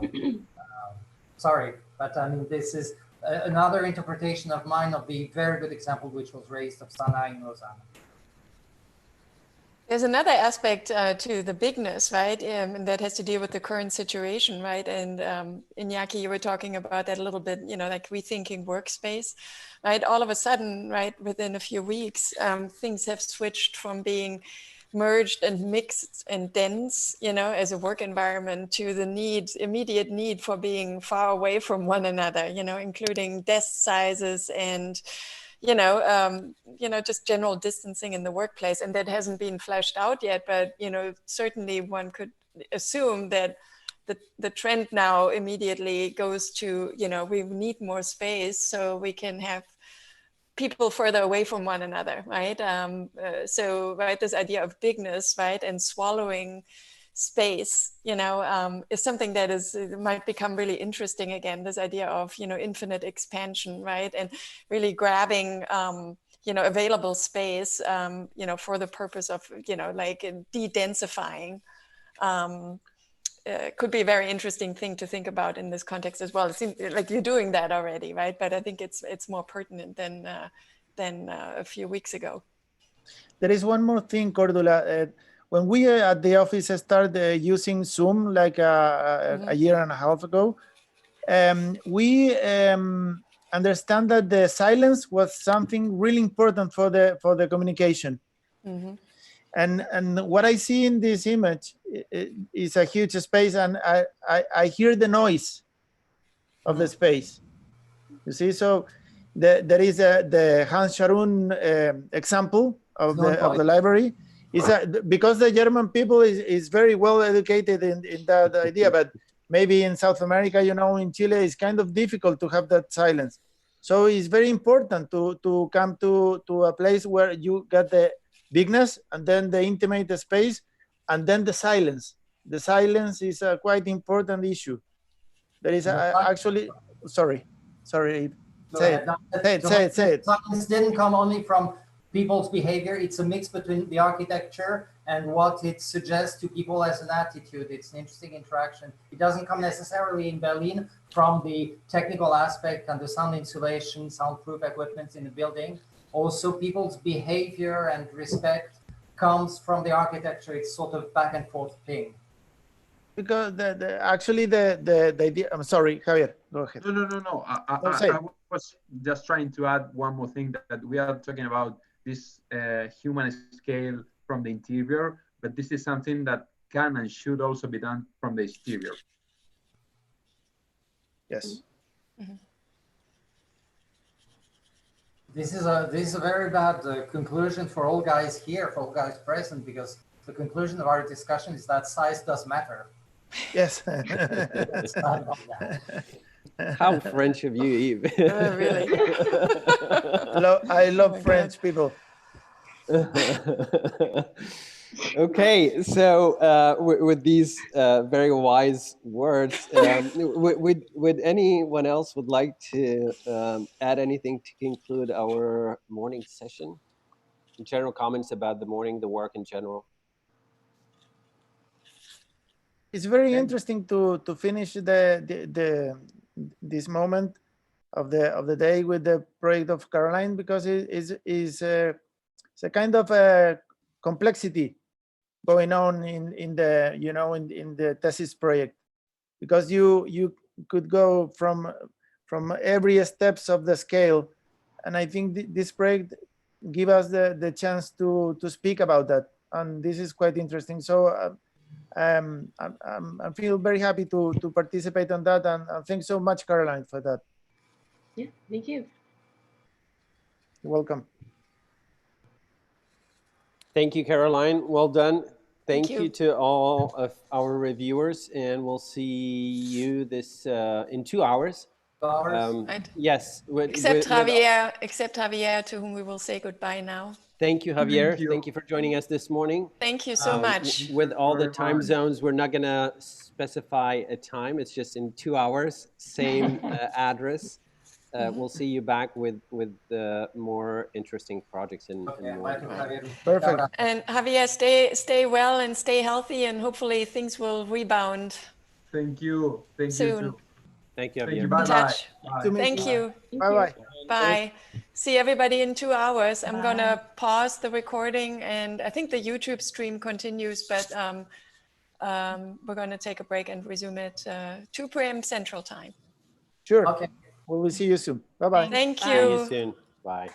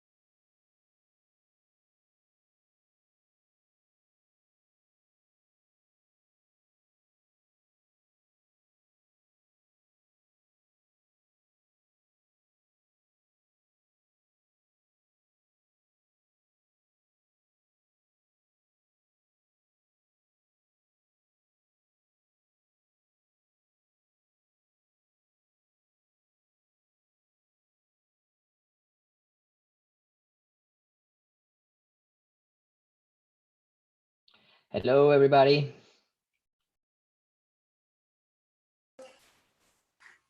Hey, Victor, how are you? Doing Hi. well. I was asked to check in on you guys. We're looking fabulous. We're doing fabulous. Fabulous.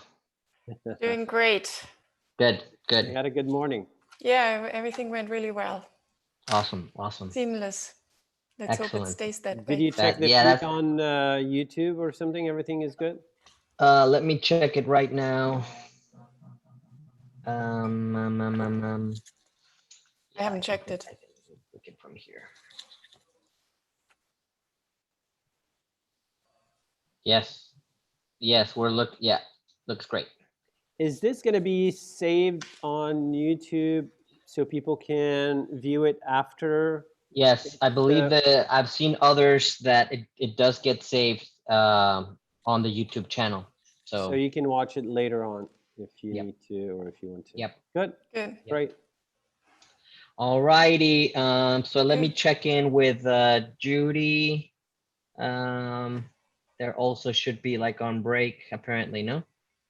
Yeah. I'm not sure what their schedule is, if they have the same schedule or not. He's got two different Zoom, morning and afternoon. Okay, you guys use the same meeting. We just use the same meeting. For the yes. morning. Mhm. They're split into, I think. So let me check in with them since it's 10 minutes to start. Okay. Thank you, Victor. Great. Thank you. You're welcome. Bye now. Bye now. Bye. Eve is quite the reviewer. He's good. He is great. I told you Entertaining. he is very he's witty. He's he's good. He has some good insights and Yeah. a good personality, and it's good to have people It's like good. that on the review. I'm glad, like it's good that especially for something that is online. It's are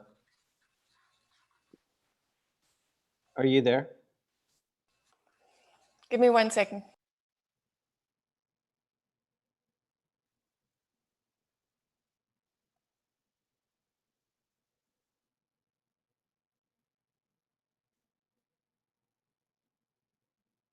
Sorry, I just had to take off him. Yeah, no, it's great. I think the whole morning was very positive. And it's been great to have him and, the others that are, from all over the world. It's been very exciting to hear all these different voices and opinions. Yeah, and Jana is good. Yeah, and nationally as well. So I'm looking forward to the conversations this afternoon. Mm-hmm. So we have Margarita this afternoon. Mm-hmm. Great. Margarita will be joining us. And Allison. And Allison, yes. Okay. Yep. Very good. Yay. So, we made it.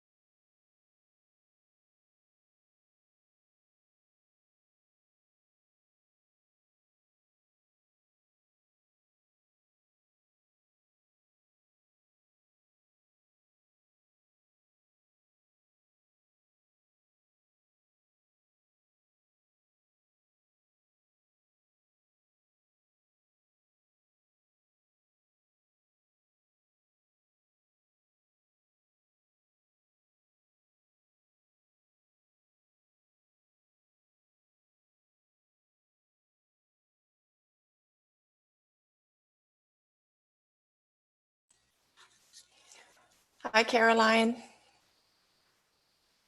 Hello.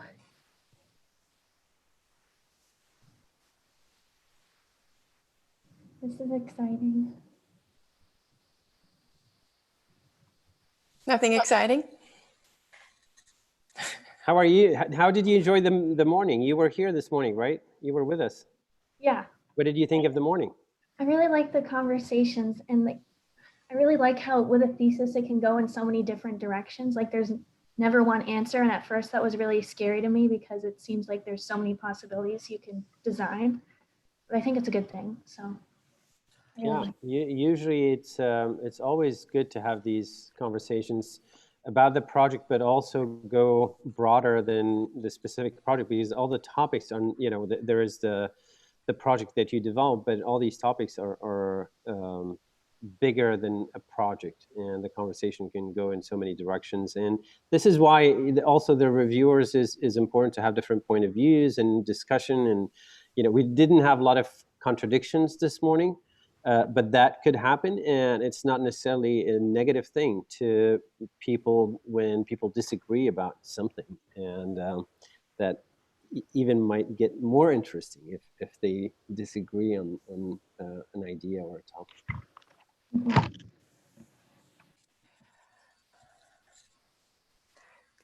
Caroline, Right? it was just pointed out that if you lowered the shades or moved over a little bit, then we could see you better against the backdrop. I don't know if you can Luna, change it. you're around. How did you enjoy this morning? Yeah, it was definitely, interesting and really helpful and cool to talk to all the people who were there. Good. Yeah. Good. We should Good. continue this. Yeah, it was a really good, you know, broad conversation. I thought, you know, like, you know, everybody has a different background and different experiences. So, you know, getting all these multiple voices that have not seen your work before is, I think, super interesting. Absolutely. I think Super everybody, helpful. there's a bedroom we're looking at. Everybody is in a great position to take this further, if you like. You know, that's up to you, but to really move this forward and, you know, like explore the different tangents that, you know, like the current, you know, point of the thesis offers. I think that's super exciting. A lot of it can change or can be moved further along, you know, certainly moved further along, you know, in all of your proposals so far. So if you're interested, you know, and if that's what you want to do, I think this is a great opportunity to keep on pursuing this. Do you feel relieved after the presentation? Yeah, it's kind of surreal to, you know, never have another review again if I choose. But you're happy with the way it went? Yeah, I am. I think it gave a lot of like interesting things for me to think about, like moving the project forward and like further research that I can do. It's, you know, something that I think will always be useful to me. Great, fantastic.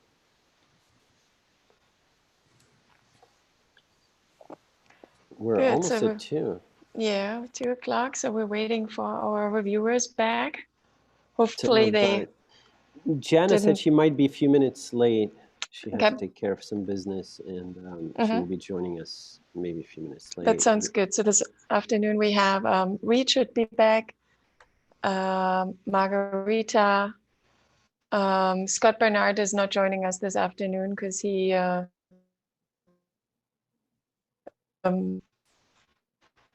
is joining the graduate thesis. He forgot that both happened simultaneously. So he will be with us tomorrow afternoon. And then we have Allison Landry from New York, hopefully Eve.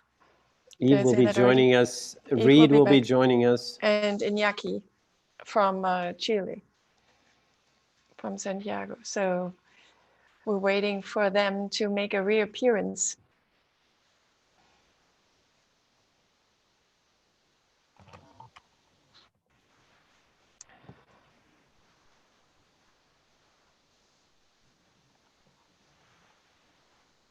And we are streaming live on YouTube. Margarita just texted that she doesn't she can't find the link, so I will send that to her again. Yeah.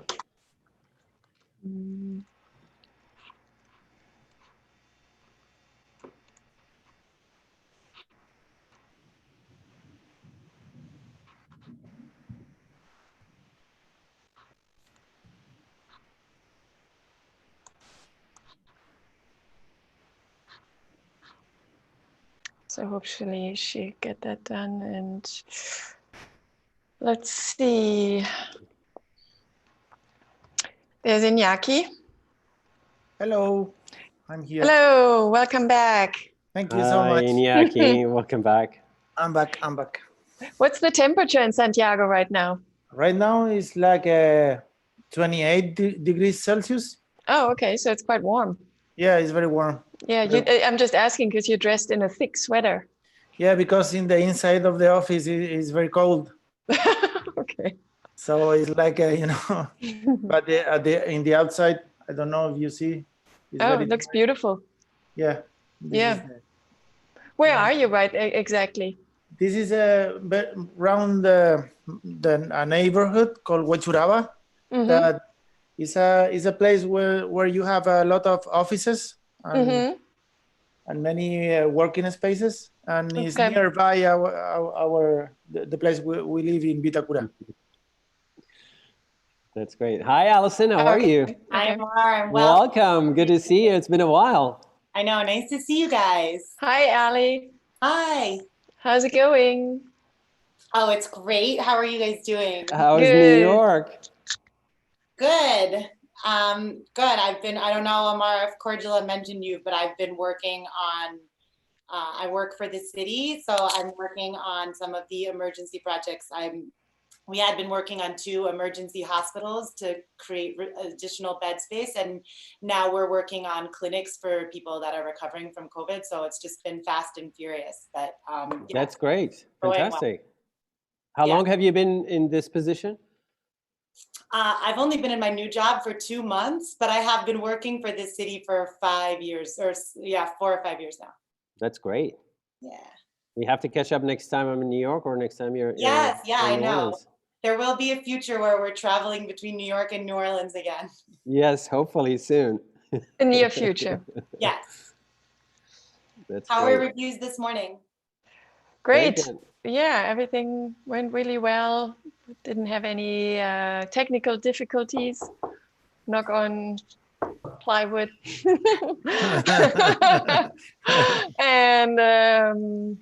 And so I think everything went really well. We had great conversations thanks to our fabulous reviewers. So it was great.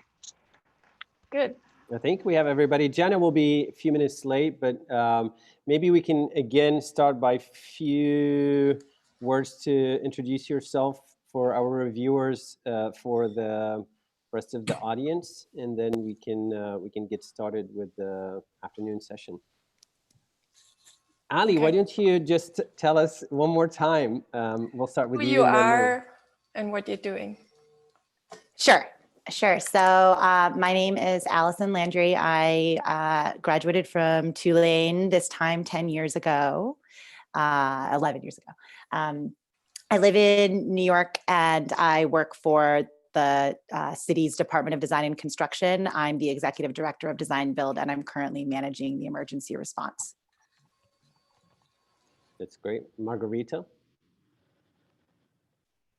Hello, I'm an associate professor here at the School of Architecture, Tulane, and practitioner as well. Great. Reed?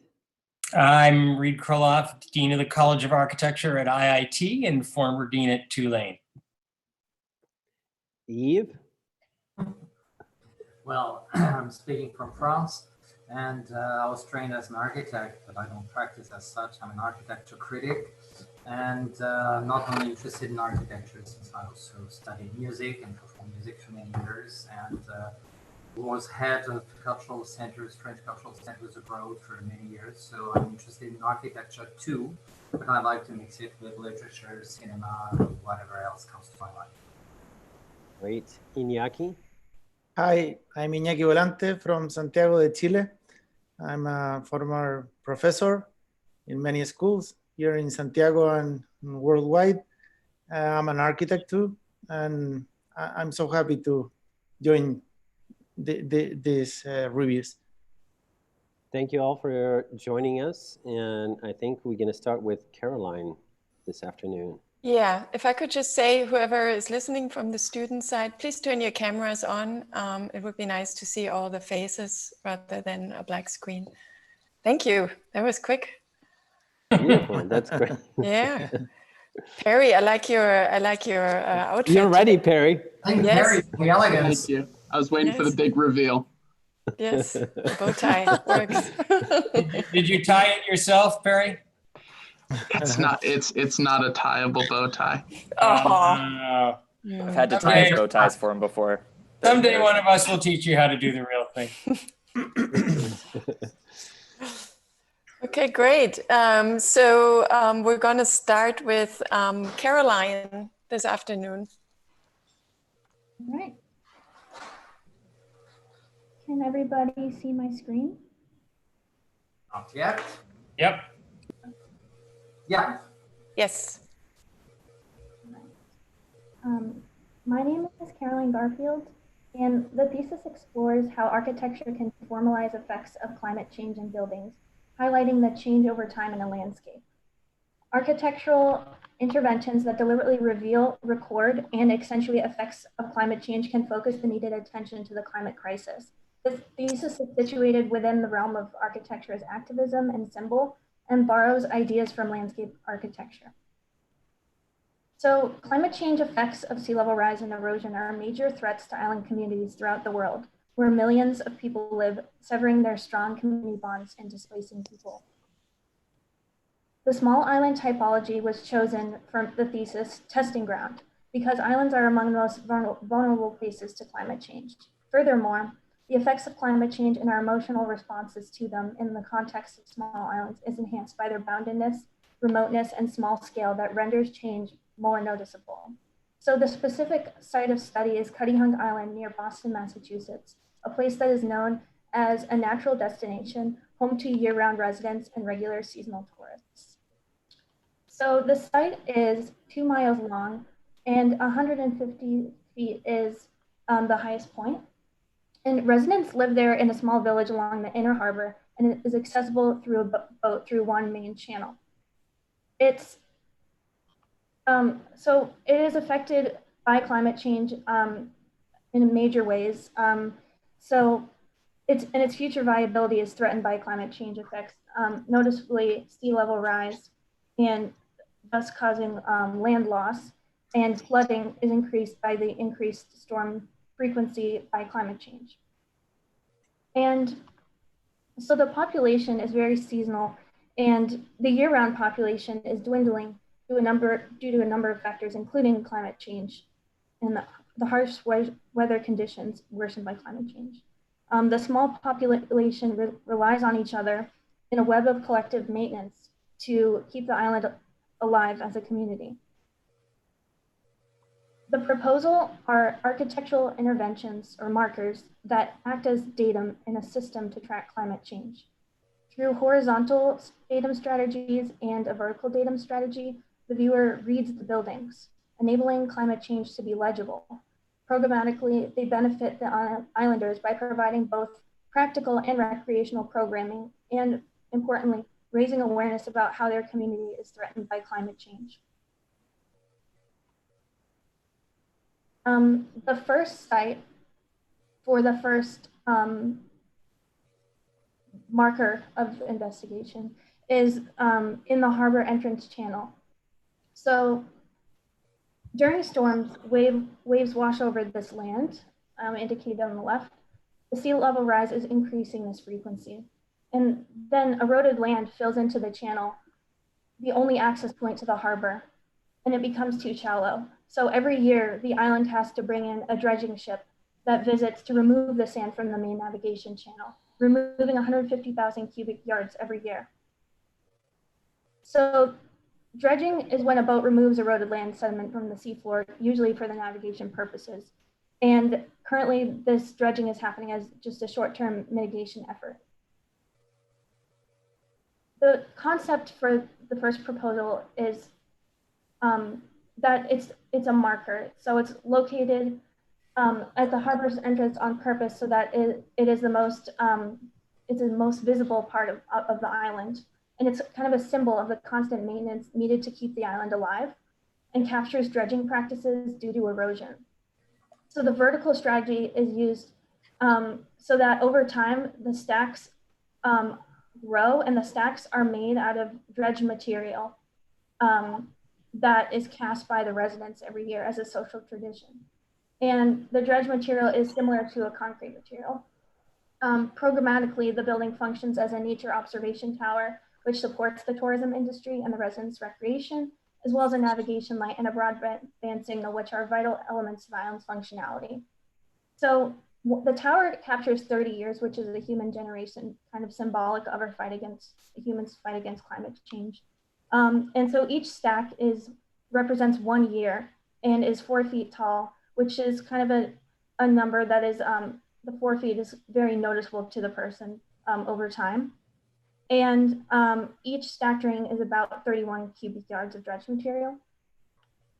In this elevation, you can see that the structure and the rings are kind of integrated so that the rings are simply placed in horizontally, and they're connected to the steel structure through steel ties. And the stairs are in the observation balconies are integrated into the structure as well. And so in this axon, you can see that in 30 years, the entire tower is clad in the cast material. And over time, the cast material would erode itself, kind of being a symbol of the constant maintenance needed to dredge the channel. And so there's going to be constant maintenance shown by the scaffolding here. And the crane is used as part of the construction, taking the scaffolding from the boat and placing it onto the tower as needed. Here you can see the construction detail in the beginning phases, where the cast material is placed with the steel formwork, and some of the steel ties are actually permanent on the structure so that the construction members can climb it and continue maintaining. And the dredged material is pumped from the boat as part of a pumping system. In the section, you can see how the tower is placed into the ground, and this is shown year 30 about where the tower is complete. And the second proposal is different, and that is a horizontal approach, but it still deals with the idea of using kind of datums to highlight parts of parts of climate change, and is specifically located on the southern cliffs. And it highlights land erosion due to the increased drought and storm surge causing the cliffs to retreat and crumble. And it is deteriorating this part, which is the highest elevation on the island. Over 20 years, there has been a 20-foot retreat of the cliff edge, which is 1 foot every year. So I wanted to highlight with an intervention this issue and kind of render it most visible.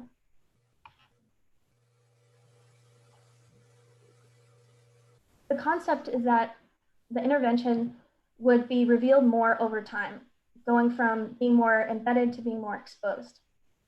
The buildings are located along a walkway that and the walkway acts as the datum of the existing cliff edge. Over time, the viewers and the buildings themselves are more suspended off the cliff, and the reader can view just how much the landscape has changed via the walkway, and certain programmatic elements like the fishing pavilions mark the existing shoreline today. So additionally, they can see how sea level rise has changed. Programmatically, the building functions to serve the tourism industry and the existing community. Another aspect of the massing strategy is that part of the buildings are made from rammed earth, which itself is kind of an outdoor recreation space, and over time the rammed earth components erode themselves. So the idea of datums is very important to this building, and the way that it's situated on the cliff is extremely important to its massing. And so there's different segments along the walking path, and the segment I focused on is the aquaculture center, the design area of focus.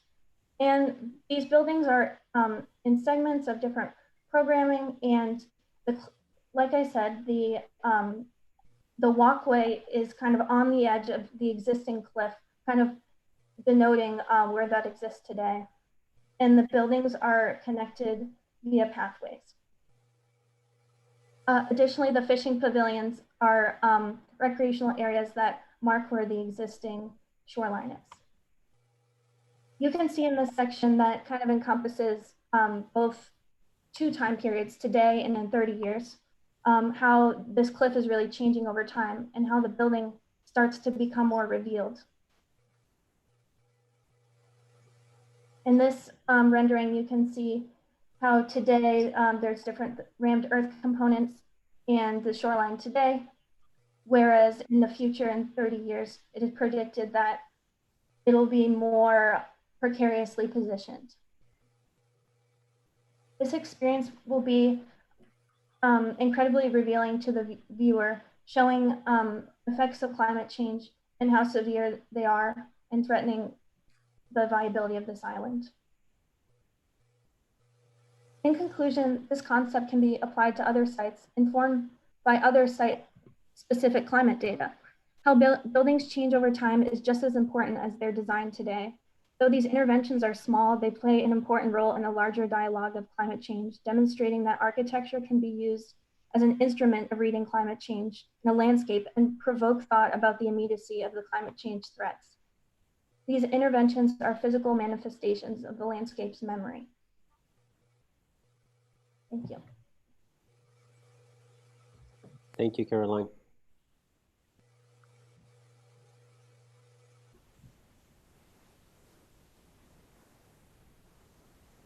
Who will jump in first? Whoever wants to. Well, if I may say a word, maybe to start the discussion. Thank you, Caroline. I have read your presentation this morning your time. And so I had a little idea, and after your presentations, things are a little more clear to me. I do like this work very much in the sense that this is also what architecture is about. I just wonder, and this is an open discussion with anyone or with you, I wonder if you should not focus on one. Are these two proposals made to function both, or do we have a choice between cheese and dessert? I mean, every single idea is very strong, and don't you think that the coexistence of both on the same territory would sort of overshadow, don't you think that each project might overshadow the other one and make them lose radicality? Interesting question. It's a very extensive research, but sometimes I wonder, I mean, I feel a bit dizzy from so many information. I understand that. I like cheese and dessert. Yeah. I see them as working together. As they're kind of like on a campus of this island, and I connected them through the recreational pathway, and I'm hoping that both of them will talk about different aspects of climate change. So then if both will coexist, and they can coexist very well, I think that we should keep in mind the radicality of each of them to really make a real difference between each other. I'm very sensitive to both of them. About the second one, I was raised in a region on the Atlantic coast in France where the coastline goes back several dozens of meters every year, where buildings which used to be built 100 years inside inland now fall over from the dune into the water. So I like this idea, but then you should keep and maybe maintain the radicality of both. And in terms, to finish with it, in terms of radicality, then you should stick to the the harshness. You should stick to the harshness of every idea. And I think that such details as the tiny erosion over the time of the tower maybe is not so important. I wish maybe you would stick to go for it and go straight to the point and be radical. But it's a very, very good, a very interesting start from my point of view. Congratulations. Thank you. Yeah, I agree, Caroline. I think your presentation is very thoughtful, and just also want to congratulate you on how cogent it was to follow the narrative through from the beginning to the end. I do think that you built a story. I do think that you very clearly articulated what it is that you wanted to investigate and sort of showed how you were able to arrive at that point. And these specific sites. I agree, I think, with what Yves is saying as far as the two different competing thoughts. And I guess and I don't know if it's just because of the way it's sequenced, but I'm finding myself a little bit more interested in what you're showing on the second site and this idea of the campus. Right now you're showing these 4 buildings, but I'm sort of imagining, okay, so you're talking about this 30-year timeline, and then what happens 150 years from now? Is the campus extend along the entire coastline, or now is it these buildings that are floating off the coast? And what's the relationship between the program and the objects that you're investigating, and then the materiality that's coming from the landscape? And how would that change if the building is no longer an object on the landscape, but now it's an object that's at a distance from the landscape, and you have this walking path kind of like over the water to get from the current shoreline back to the original shoreline? So thinking about this physical experience of the change over time. And I guess I'm curious, I know you spoke earlier when you were first looking at the tower of the idea of 30 being a generation and a lifespan, but I also wonder if as the impacts of climate change become exponential, that the idea of how quickly and rapidly things change will also become will aggregate, and that over time, you know, what you're seeing as the difference in a few years of shoreline change and what the building foundation is exposed over that time period to what may happen, you know, much further in the future, and what your thoughts are about the longevity beyond just that initial 30-year period. Yeah, I did think about that a lot. And originally I did have like a rendering of the tower, like when the entire island would be underwater. But I thought that for, I guess, the rigor in design, it helped me to focus more on a little shorter of a time period to help me like focus my design more. But I do think that would be interesting, especially with the cliff marker. I didn't really think about that idea of it being kind of almost an island off of the island in the future. And I think as far as you kind of mentioned program and how that relates, I picked programs that would kind of support the population stability on the island because they are facing reductions. So they're kind of, they act as symbols of climate change and markers of climate change, but they're also trying to do something productive programmatically as well. Caroline, I too would like to congratulate you on your very elegant presentation. And I mean that both the verbal part, because you were just really clear and mercifully brief. That was really nice and to the point. And secondly, you've got a beautiful hand. I mean, your drawings, I know they came out of a computer, but your drawings are, you got a beautiful eye. Let's put it that way. Your drawings are really clean. They're elegantly drawn. I don't find a whole lot of mechanically drawn, computer drawn drawings to have finesse. or delicacy, and particularly in your tower, you do. And you should be complimented for that. And just the whole color scheme, I want you to take away your 2 color photographs or your 3 color photographs, because everything else is just so clean and monochromatic, and it just all reinforces itself. But I want to challenge you a little bit. I think I'm actually going to go back and say that the tower is your real project. The other one, the program, is too busy. You know, well, I'm going to come back to this picture for a moment, but these little buildings, your argument gets lost in the desire to make program. Why do I have to have a little oyster house and a little bar and a little this and a little that? If you're really here to tell us about climate change, you're not really here to also make the neighborhood restaurant, right? And also the architecture so diminishes here compared to your tower, which is beautiful. Those are just little boxes with patios glued to the end, right? Your real message is your last slide.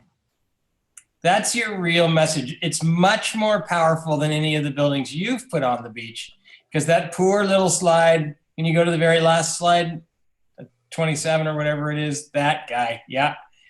Yeah, 22. Can you go to number 22?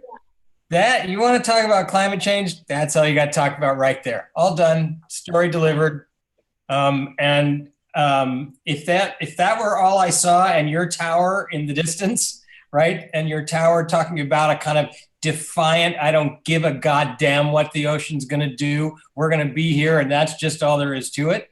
Sort of approach, that's terrific. But I think the other parts of the building, of the project, are they're a half effort. You're just not, your heart is not in them like it is in these other parts. It's a great project. I think it's not done. I think your tower theoretically should be infinitely tall, or there should be a relationship between how much land is disappearing and how much land is being put on top. There needs to be a stronger relationship between those, and a very clear one to people, because eventually when that island is gone, we want to be able to go by in a boat and find out what happened, right? Or at least get a sense of it. So throw away those other buildings on the beach, go back, fix your tower. All you have to do is change the text. You can leave the drawings exactly as they are, and make those numbers relate to one another a little better. And I think you've got just an amazingly haunting, beautiful project. Thank you. Well, Caroline, hello. I am very agree with the Dean has been said, because your research and your project and your idea is quite dramatic. We're living in a very dramatic minute of our world. The world is in a state of shock in many issues, and right now many people is talking about pandemics, but this is the end of the road. Yes. and I think that this image, this picture, is very impressive. You know, when I reviewed yesterday your work, your presentation, I feel very impressed, and it's kind of a spooky, but it's actually a very interesting material to get around an idea of architecture. This is why the tower, it works so well. Let me tell you something. Here in Chile, we have a massive earthquake and tsunamis.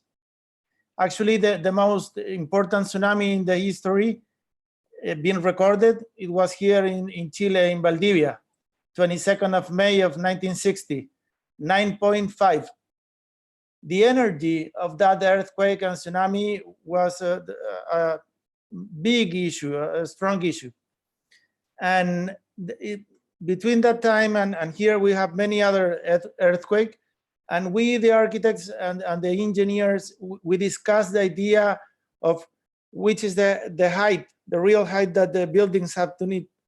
And we consider that the towers, at the moment of a great stroke, of a big earthquake, are the best and the safest way to develop a shelter, you know, for the people. So I understand that in this case too, for the level of the rise of the water, the tower is working very, very well. So I'm pretty much agree with Jean about the idea of you know of making this tower the whole research in the space and even in the technique. The technique is so nice, is very well done. So it's interesting to develop that idea, Caroline. I fully share what was said. Going back to the previous metaphor, I prefer to stick, even if Amar doesn't like it, I prefer to stick to just cheese, if cheese is tasty and stronger. And the design of the coastline is very elegant. But the tower, as it was said, we can see it on our construction detail page and the other slides. It's not just an architecture, what you're describing is a sort of architectural process, and it's almost an organic thing that is self-generating. We see almost the production, the self-production and generation almost of a live body organism. There's a lot more to be found and developed by you around this thing. So if you would like to focus on just one thing, choose this one, definitely. And also I like the idea that you stay away from the cliches of tourism, and you're creating something else to make it worthwhile seeing this island. And it also, just one thing, a strong thing is has the right, I would say, proportion and scale with the island itself, and it crystallizes as a metaphor many of the contemporary issues as well as the issues of this island. So congratulations again, and if you want to focus on something, stick to this one. I'm gonna go back to the cheese and dessert and maybe add some digestif to it while we're at it. I think I see. I like the digestif. Yeah, I mean that goes without saying, right? If you're going for the cheese and the dessert, I see what your point in the tower versus the other projects, and you know it is becoming a little bit of, right. of a binary system. And the fact is that throughout the development of this project, there was a series of interventions that were tested or proposed, and there was an editing at the end. Obviously, the tower is the one that came to the forefront and the one that was developed through the longest period of time. So this is why we see that it has, you know, it's overshadowing the other proposal.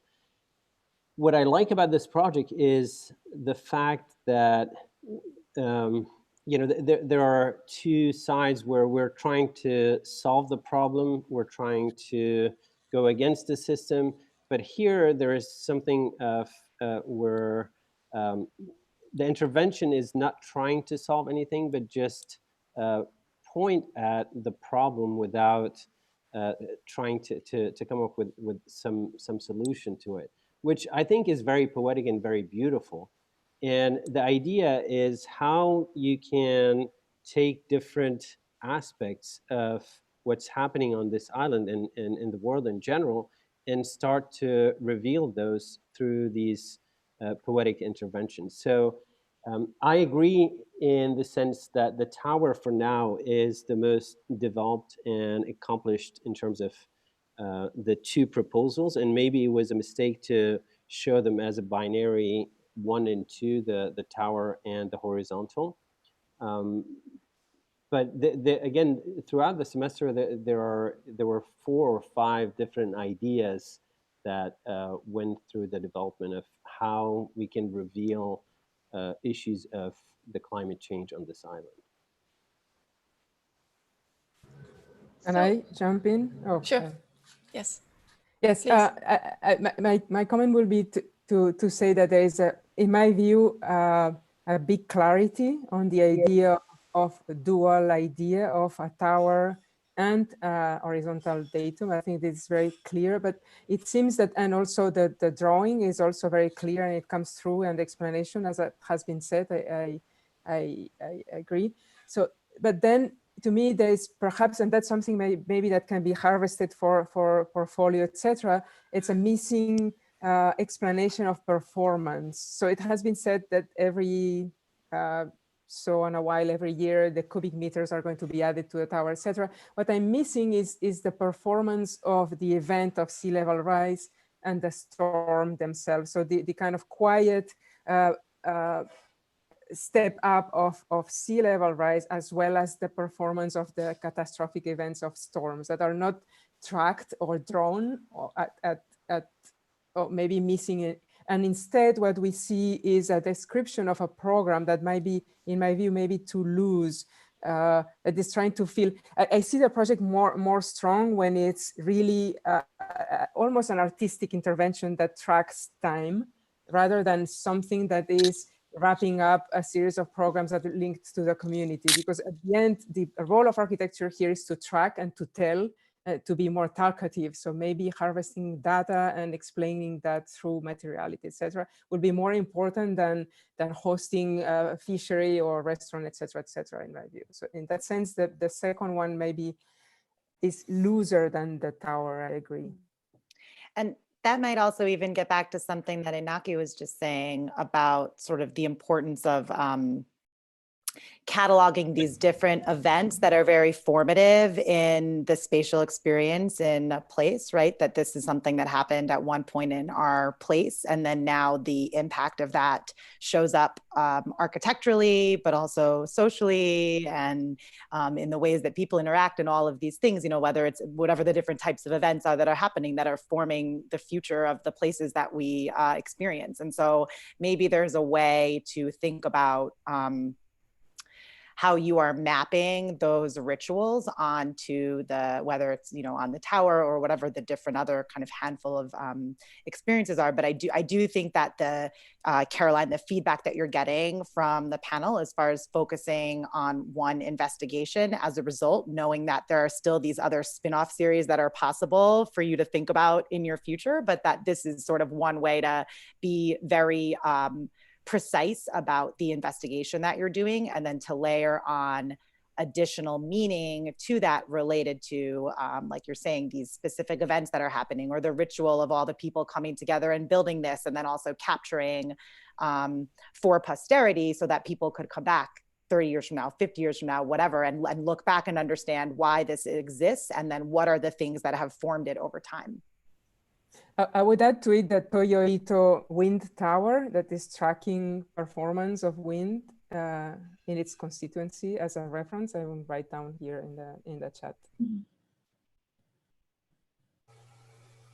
And I joined a little bit late, so sorry, Caroline, if I missed this at the beginning, but just one quick comment is that the thing that really strikes me here is I think, you know, the majority of kind of conversation and projects around climate change really focus on the immediacy of the issue, you know, the need to make very clear to people what's happening now and therefore act very soon.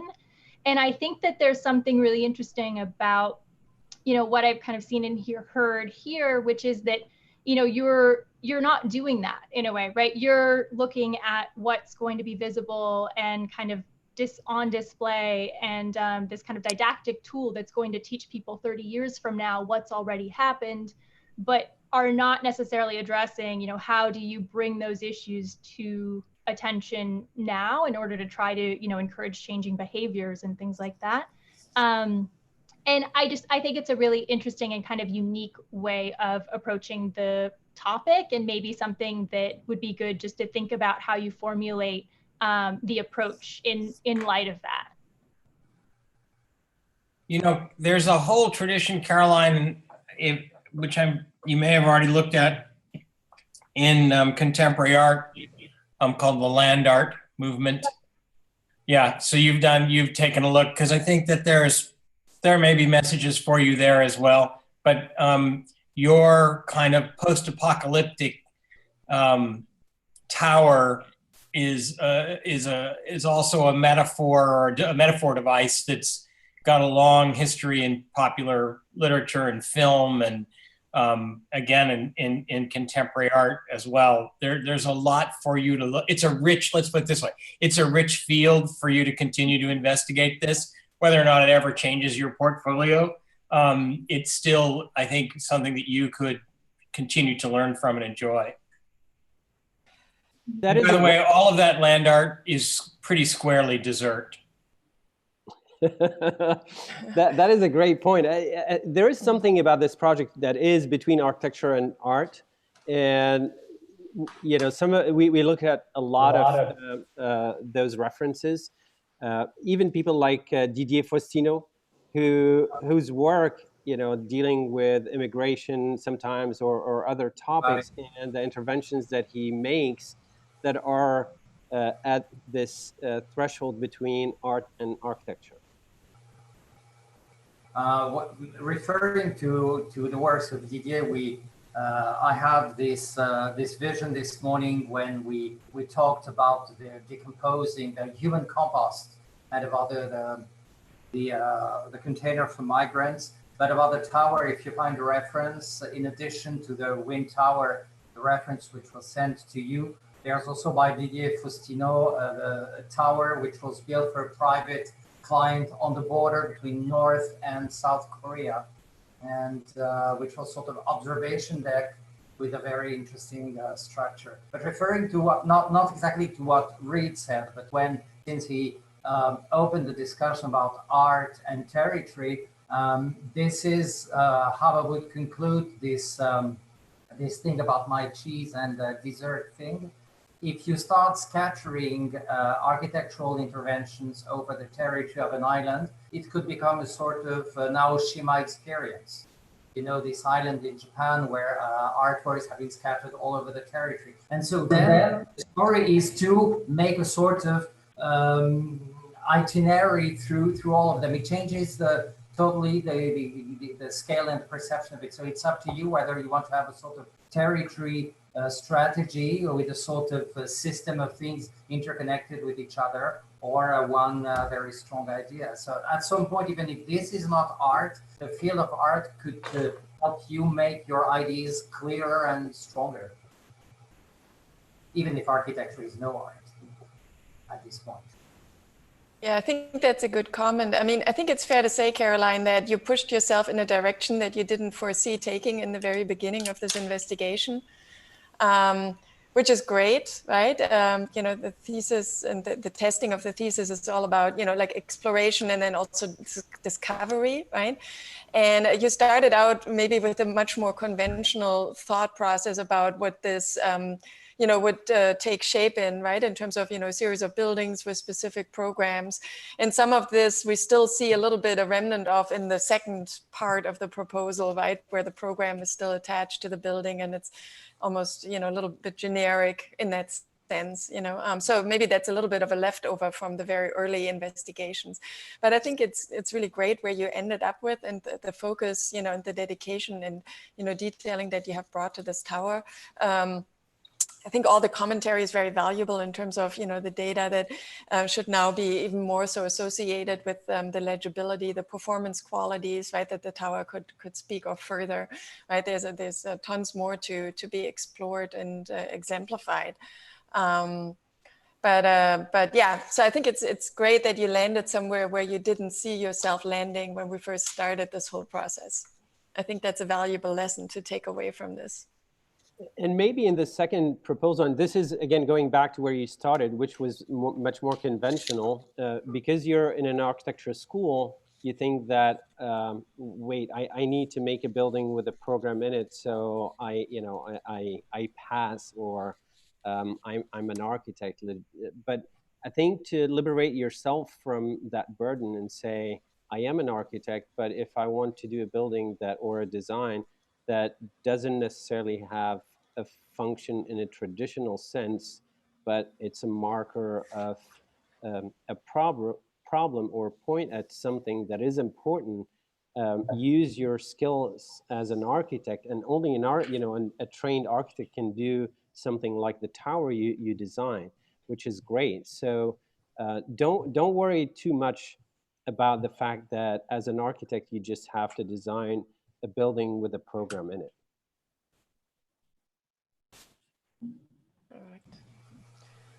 Okay. Good. That's great. Any final comments about this project? Okay. Thank you, Caroline. Good. We Thank can you, do that. Caroline. Thank you. Congratulations. We're moving on to Perry. Perry of the tie. Perry of the bow tie. Bow tie architecture. I'll tell you, when I was the dean of that school, I wore one of those to school every single day, Perry. Did you really? I did. That's correct. Was it the school? Was it the school that? It has something to do with the school because I've never worn a bow tie again, and I got about 100 of them sitting in a box. Now I dress like a Mar every damn day. Is it the context, maybe? It could be. You know, we swapped cities, and so I'm going to send him all my bow ties. And that's right. It's That not too is late not for gonna that. happen, Reed. That probably will not happen. I will need to move out of the city very soon before that happens. Come on, don't embarrass Perry. He's got this beautiful tie on. Okay, Perry, you have the floor. You have the audience. Hello, my name is Perry Feinstein, and my thesis is a study of the current housing conditions in New York City, specifically Manhattan, and the issues within its housing system. So based off of a study done by the Wall Street Journal last year, a reported 20.1% of college students said they wanted to move to New York City post-graduation. That's more than any other major city in the United States. But of those that wanted to move there, roughly 70% of them, along with other entry-level workers, were expected to make $35,000 in their first year. With the average rent of a single apartment costing $30,000 a year, necessary costs such as groceries and transport make it impossible for these young professionals to afford living there. Current solutions, such as moving to neighboring boroughs, are becoming non-viable due to increases in rent in those areas. And the option of subdividing apartments meant for one person between two or more is proving to be ineffective and even dangerous. Mike. So, as it stands today, housing options for potential renters are either too expensive or not livable. And from a land developer's perspective, creating affordable housing is not in their best interest because in theory, it isn't as profitable as a luxury rate housing. My proposal is to create an apartment building that is both profitable for land developers and affordable and livable for tenants. I believe this can be achieved through three methods. Firstly, New York City law states that new construction apartments must be at least 400 square feet with spatial minimum shown here. There's been one example in New York City where micro apartments were allowed to be built. This was an isolated case where the standards used then are not reflected in today's codes. The minimums allowed are shown here, so rather than being restricted to 400 square feet, the minimum was lowered to 250 square feet. As previously mentioned, this minimum is only a part of that one example, but for this study, it will act as the design guideline. In addition, this thesis is to act as sort of a proof of concept as to why it should become the new standard in New York City law. Secondly, the success of this proposal is also rooted in affordable housing and the benefits it brings. In 2017, certain areas became designated as opportunity zones. These zones were created in order to incentivize development in certain areas by offering benefits like tax breaks on property in these locations. This allowed me to narrow it down a site, and zooming in, the next benefit is known as a transit zone. In a transit zone, a site's on-site parking requirements can be lowered, and in my site's case, actually be eliminated due to close proximity to public transit. Zooming in on the specific site, affordable housing allows for large FAR bonuses, which allow for more floors and apartments to be built. All of these things are available for a land developer by simply having 20% of the units in a building deemed affordable. Affordable is defined as 80% of the average cost of rent in the area. From this definition of affordable housing, a study was done to determine what type of layout would be most profitable for a land developer. And a scheme that showed this was the mixed market rate and affordable layout. This idea led to me moving forward to create an apartment building containing micro affordable units and standard size market rate units. This design brought up the issue of the typical typology of a mixed building. There are many examples today where the affordable and market rate units are separated. Things such as exclusive common spaces and even the usage of corridors create large socioeconomic issues between the two types of tenants. So rather than having this separation, I am proposing a scheme where the affordable and market rate units are integrated. The final aspect is the usage of modular construction. So this usage of this type of construction really only made a financial difference for the micro affordable units. The on-site construction cost of the market rate unit actually showed to be slightly cheaper than the modular cost. This is due to the increased size, but this estimate was done in a bubble. And the clashing of construction styles would, in reality, actually lead to more expenses down the road. So the conclusion was to build all units modularly. With all that in mind, the first step in the concept was to create a box shape with the optimized square footage to have the most floors based on the FAR. Second was to fill the building with the standard size market rate units. Then I replaced the required amount of them with the micro affordable units. This led to gaps appearing, so the next step was to increase the size of one apartment slightly and shift over the other apartments. This design created a seemingly random made facade, but with logic behind it. The final step was to insert common spaces on the first 6 and roof levels to give equal access to larger spaces for all tenants. From this design, the structure was pretty clear cut. For the first floors and circulation core, a system of poured-in-place concrete and steel beams were used. In terms of assembly for the units, the combined usage of light gauge framing and concrete allowed for a quick and cheap to assemble apartment to be built, transported, and installed. Once installed, the unit's electrical, gas, and plumbing are connected through the floor plates of the circulation core. And all of that led to this proposal. On the first floor, there are 2 commercial spaces. This was done in order to increase the potential earnings for the land developer. For the purposes of this thesis, I designated one as a bodega and one as a boutique. Also on the first floor, there are 2 common spaces. For the purposes of layout, one is designated as a gym and one is a lounge. In addition, there's a common space in the backyard. And on the apartment floors, a very typical floor plan is laid out so that although from the exterior it appears sporadic and random, it is very rigid and uniform in the interior. Taking a view into some of the spaces, you can see the entrance into the building as well as the common spaces on the 6th and roof levels. And with all of that in mind, when a potential young professional looks for a place to live and a land developer looks for their next project, I believe this proposal shows a successful example of how in today's New York City, housing can be made affordable and profitable. Thank you.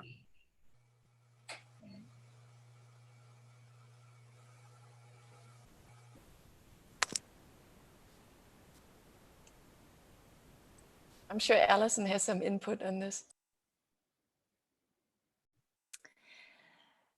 I think Perry solved it all for us. Just build them everywhere. That was actually something that came up in the last review, the reconstructability. That's something I know you guys have been discussing with other students in their previous reviews about things that they want to do moving forward with this design. That's sort of, in my head, the next step of what I would focus on for this proposal. Yeah, I mean, it's a good point. I think in some ways it's the opposite of what we were just speaking with Caroline about, where some of the potency of her project was related to how specific it was to that given place. To me, like this project could be anywhere. I know that your intro started with New York, but it doesn't seem like there's anything about this that is so specific to Manhattan beyond the kind of like lukewarm zoning analysis that was presented. So I guess I'm curious to hear from you. That decision seems very deliberate, that there wasn't a lot of site analysis done, that the building isn't informed by, say, the neighbors, the neighborhood, other things that are happening, even down to the choice of this very last slide you're showing, with very little information around the materiality or the types of people that are in the space. So I'm curious to hear a little bit more from you about the decision for that. That's absolutely right. The site I chose was purely for the example of this proposal. Obviously, the zoning laws of the site specifically influence the design. But in terms of the actual building itself, I agree with you that it's non-contextual, that it can actually be placed pretty much anywhere in New York. And that's kind of the idea as well, that this building is affordable and proves to be beneficial for the land developers. If I may jump into, I think in my view, it's a radical proposal for a complex problem. I guess that I only have an advice, since we are about advices here of next steps and things like that. That seems to be, since all of you are supposed to be already accomplished designers with a well-rounded thesis and capacity to develop ideas, etc. So I think maybe one advice will be, in my view, to think about the problem without architecture and what does that mean, just as for the sake of the exercise of seeing what are the other ways you can solve the problem without using architecture. Is either policy, it's politics, it's because otherwise you seem to be entering the system that is already almost broken and try to make something out of it, because at the end you're reducing this minimum of 40 that is 400 that's already small into something even smaller within the system, which is it's kind of fair to see you trying to fit into the system and solve the problem within the system in a moment in which perhaps you have to break the system. So I think it's totally super great, your proposal, but I think maybe if you step out a little bit out of it and think about the same problem with totally different tools, I think that will help you to say no to some things in architecture. Because architects, we are like free thinkers, but we also are service providers. So sometimes being service provider and saying no to some services, it's a position that sometimes you have to take. And I think it might be, yin and yang. So you have done yin, I would say do yang and see what happens. And then you will be rounded, in my view. Perry, on your advisory team for this project, did you have anybody from the real estate side over there at Tulane to advise you? No one from Tulane specifically, but so as I mentioned earlier in the presentation, there's one example in New York City where a microhousing building was done. Yeah, I know the building. Yes, Carmel Place. It was done by a company called Monadnock, and due to my family, I actually have a close relationship with them. So I worked very hand in hand with them. One of the estimates done in the project was actually done by them. It's curious because the microhousing building isn't the only one that New York's been, because New York's so severely impacted by these runaway real estate prices. There have been a lot of interesting projects put up there in the last few years. That's one of them. The big project by the big prefab project by Shop on the old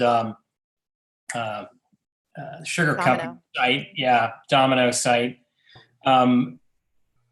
which was supposed to dramatically lower the prices through the cost of construction through modularity, and those are relatively small apartments. Turns out that one didn't work too well. I'm curious about two things. Number one, I'm curious about what is it about your version of this that's different from those, and you don't have to explain every project in New York to give the answer. I'm just curious about the one fundamental issue that allowed you to crack the code, you believe. And then the second question I have for you is about, I'll ask actually after you answer the first one. So to address that, I'll cite Carmel Place, the micro housing unit in New York, or the micro housing building in New York, as the example. The square footage, or the cost per square foot for renters in that building is $103, give or take. In New York, the average cost per square foot is about $51 a square foot. So in that building, you're paying roughly double for half the space, or you're paying the same for half the space. With my building, the goal was to keep the micro units affordable and deem them as affordable, so their price forever stays affordable to people who need them. And then the second question I had was how much attention you paid. I mean, one of the things about micro housing that's given it so much promise is how to make it work in a way that it creates internal spaces that are actually good places to live. And I'm looking closely at your plans, and I'm seeing that they're set up very traditionally as room versus those micro units. I can't remember which firm did that project, but where they go out of their way to kind of break down traditional plans. This may go a little bit to Margarita's point about yanging instead of yang, that could you get more out of these, both in lowering the budget and in making better places to live by not trying to create traditional apartment plans in them?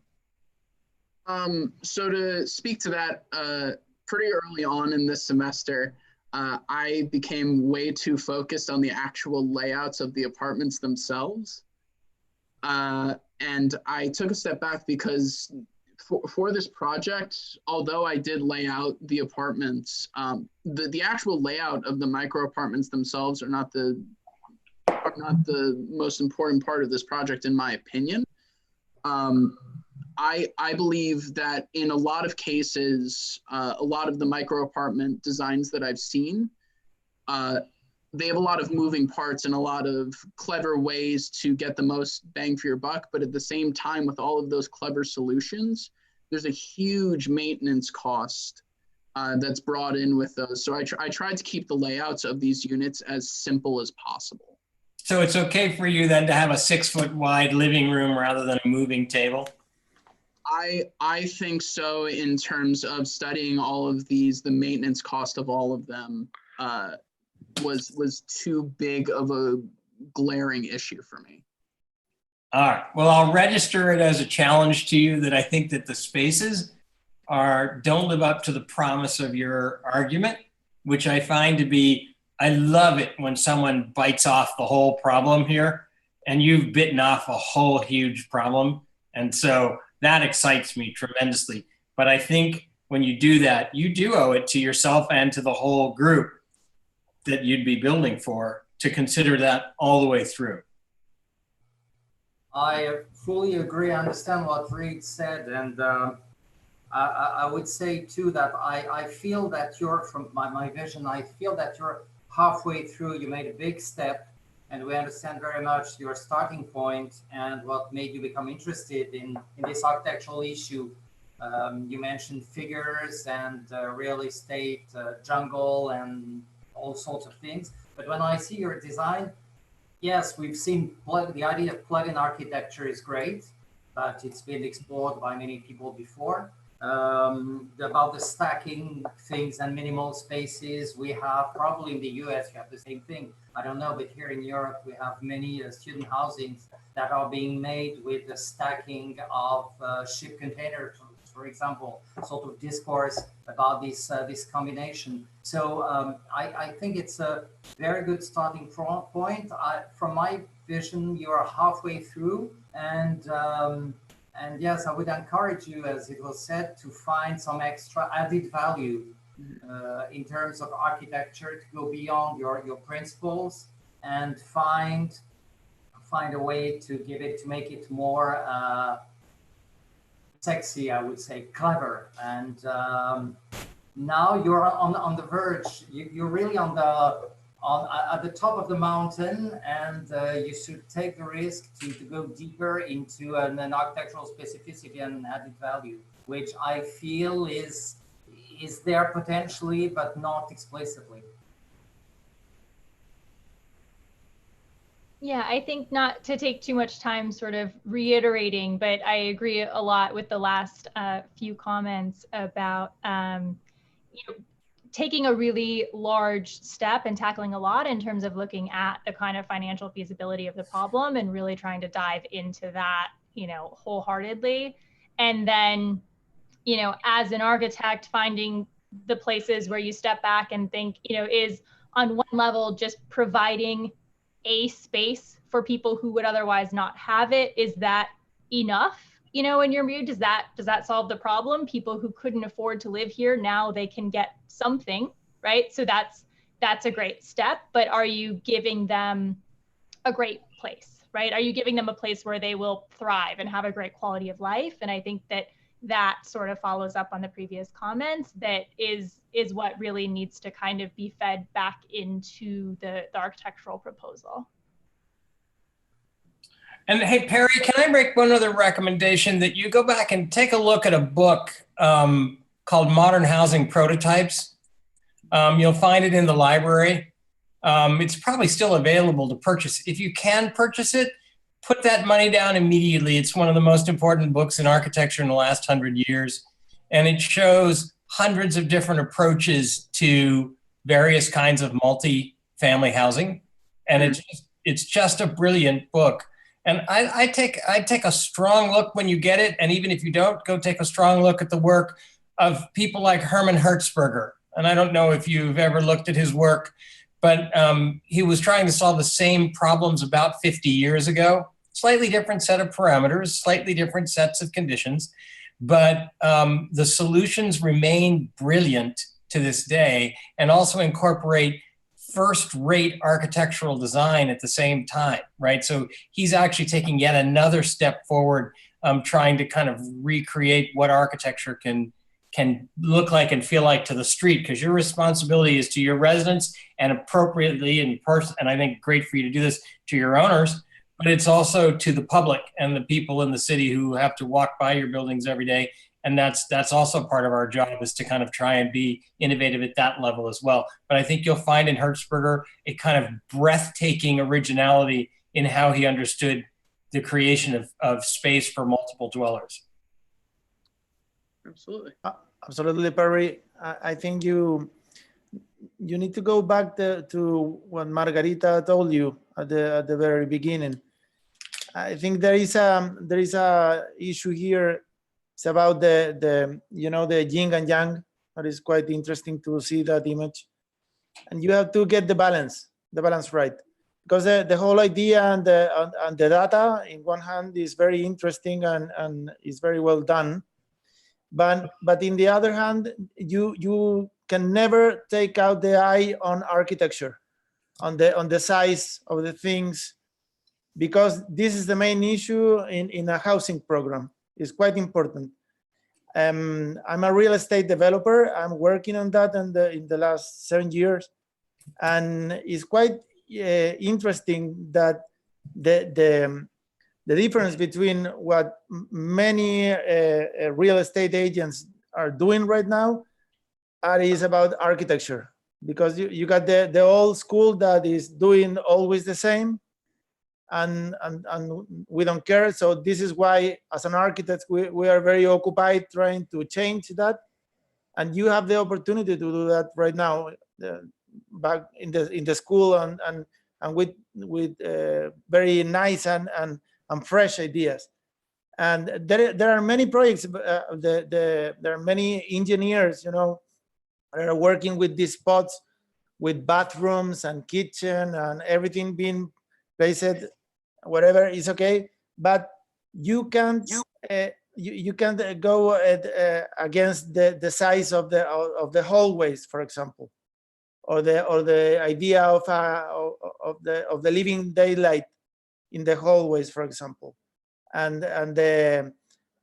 what's happened with the lockdown when you don't have a balcony, for example. So these things, I think, are some issues that you can take back to your project, and you will see that it gets richer, much richer, Perry. Absolutely.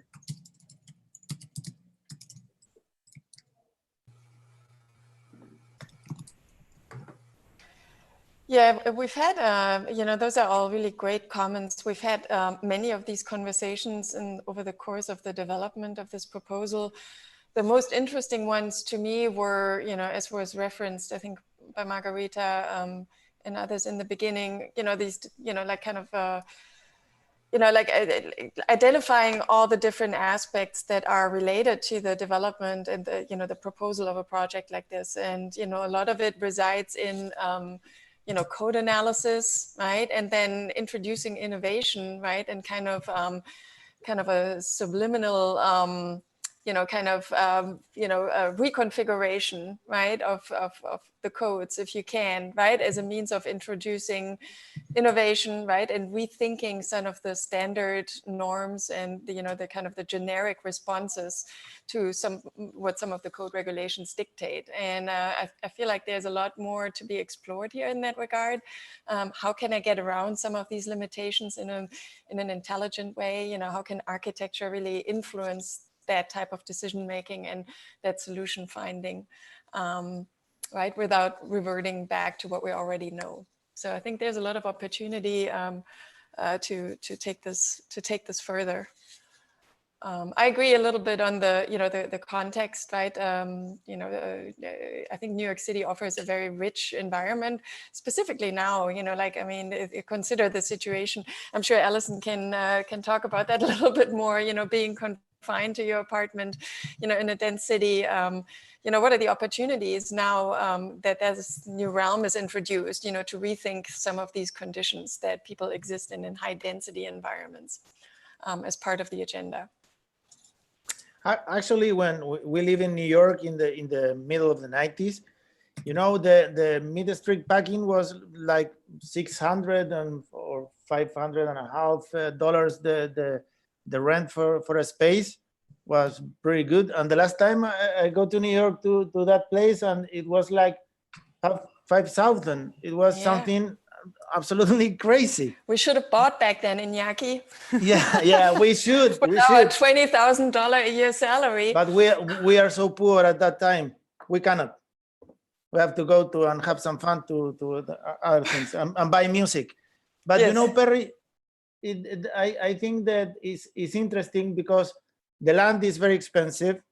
You need a solution to do something like that and to understand it. And I think everywhere is like the same. So the idea of architecture that is getting richer with the space.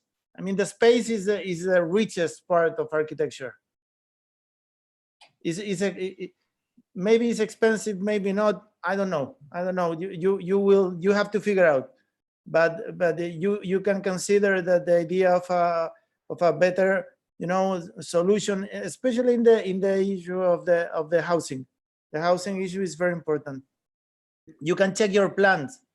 You will see in a bigger scale that you could do something that could be very precise. You will see.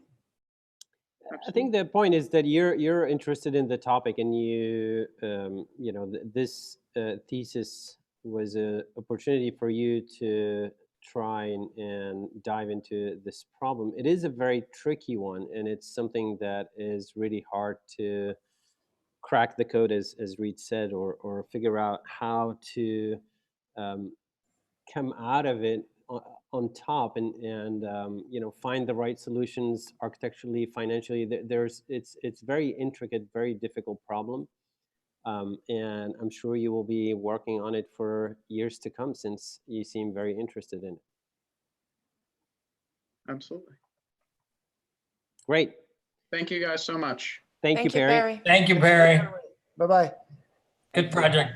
Thank you.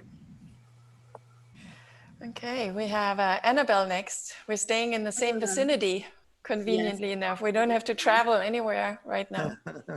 Just a little further downtown, yeah. You might never have to travel again, Cordula. Oh no, please. I want to though. Please don't say that. Certainly back to New York anytime soon. My name's Annabelle Kleinberg. Let me share my screen.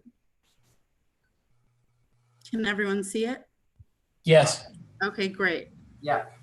The title of this thesis is The Fashion Factory, and this thesis explores Manhattan's neighborhood known as the Garment District, which lies between 5th and 9th Avenue and 34th and 42nd Street, as it faces growing pressure in times of urban development. Sorry. The Garment District was founded on the the industrialization of clothing production, but has really flourished over the years into a metropolis of creativity, tactile exploration, and ultimately organic collaboration between like-minded designers and creatives. During the district's prime in the mid-1900s, every inch of the area was defined by buildings that played unique roles within the fashion industry. At the Sorry time, to interrupt, Annabelle. You must have some windows on your screen that are overlapping with the presentation, and they are creating these gray areas. If you can just move them out. I think it's the Zoom windows. Yeah. Is there a way for you to move? Do you see what I'm talking about? No, is it? It's the speaker view and then the top bar. They are in the middle of your yes. screen. Yeah. Thank Sorry you. about Sorry about that. Let me.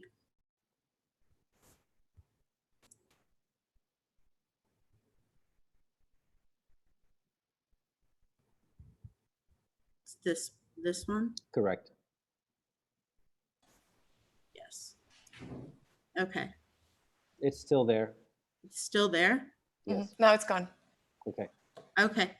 As I mentioned, during the district's prime in the 1950s, the entire area between those 8-10 blocks were buildings that played a role in the fashion industry. And this organic distribution of program within the garment district in these years reflects the necessary collaboration amongst the different phases of the fashion industry.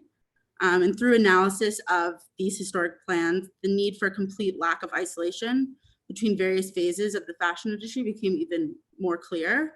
In order to integrate the organic distribution of program, a component of this district, which is highlighted here, became really the pushing mark for the proposed building.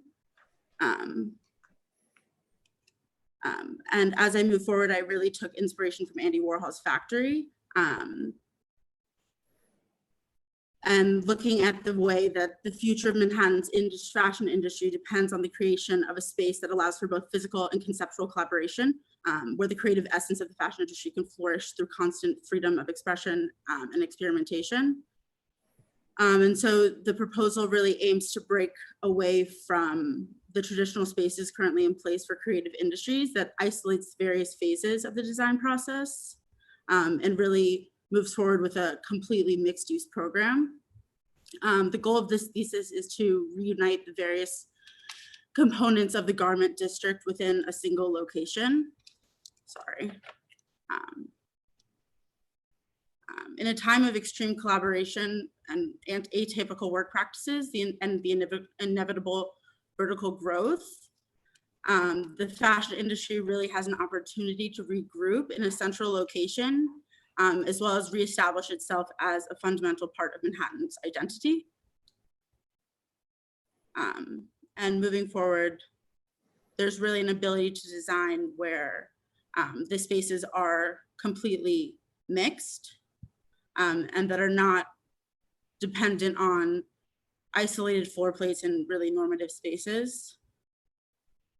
And so moving forward, the proposal is fundamental in the idea that the different phases of the fashion industry, specifically the garment industry in Manhattan, is really dependent on geographic concentration.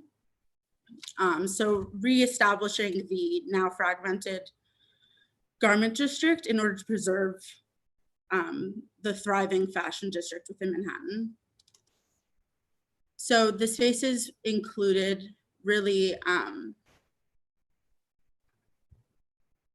aim to include all different types of program as seen within the historic plans. So not only fashion-oriented spaces, or what seem to be fashion-oriented spaces, but spaces that can serve various different individuals that are involved within the fashion industry, such as students, consumers, producers, people who are involved in manufacturing, as well as production, as well as including spaces for leisure, as they are, very fundamental within this creative network of individuals. So allowing for these spaces to hold their own identity within a greater essence of fashion. And these are the end slides.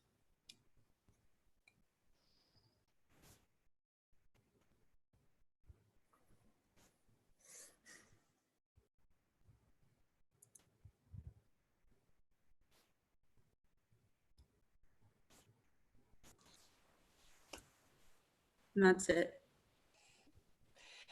Looking at it, thank you. Looking at it now, it would have been great if you had photographed some of your earlier study models as part of documenting your process. Absolutely. Yeah. I hope you still have them. I do. They're next to me. I could show. Okay. Maybe building on that comment from Cordula, Annabelle, do you want to just talk a little bit about the slides you showed on, maybe it was like 10, 11, and 12, just to talk a little bit more about the form of the building and how you arrived at that composition, kind of what's happening there and what your thoughts are around that. And I apologize. I tried to read from notes that oftentimes gets me confused. So the distribution of the building and the space of the building was really based on the organic distribution of program within the map shown from the 1950s.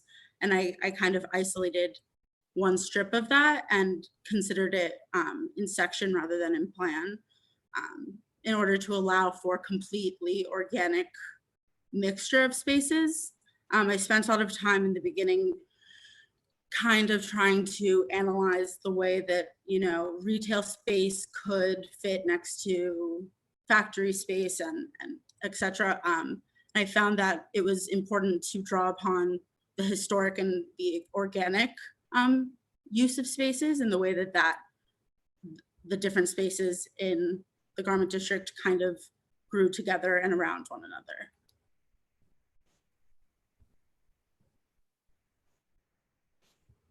And that is shown here.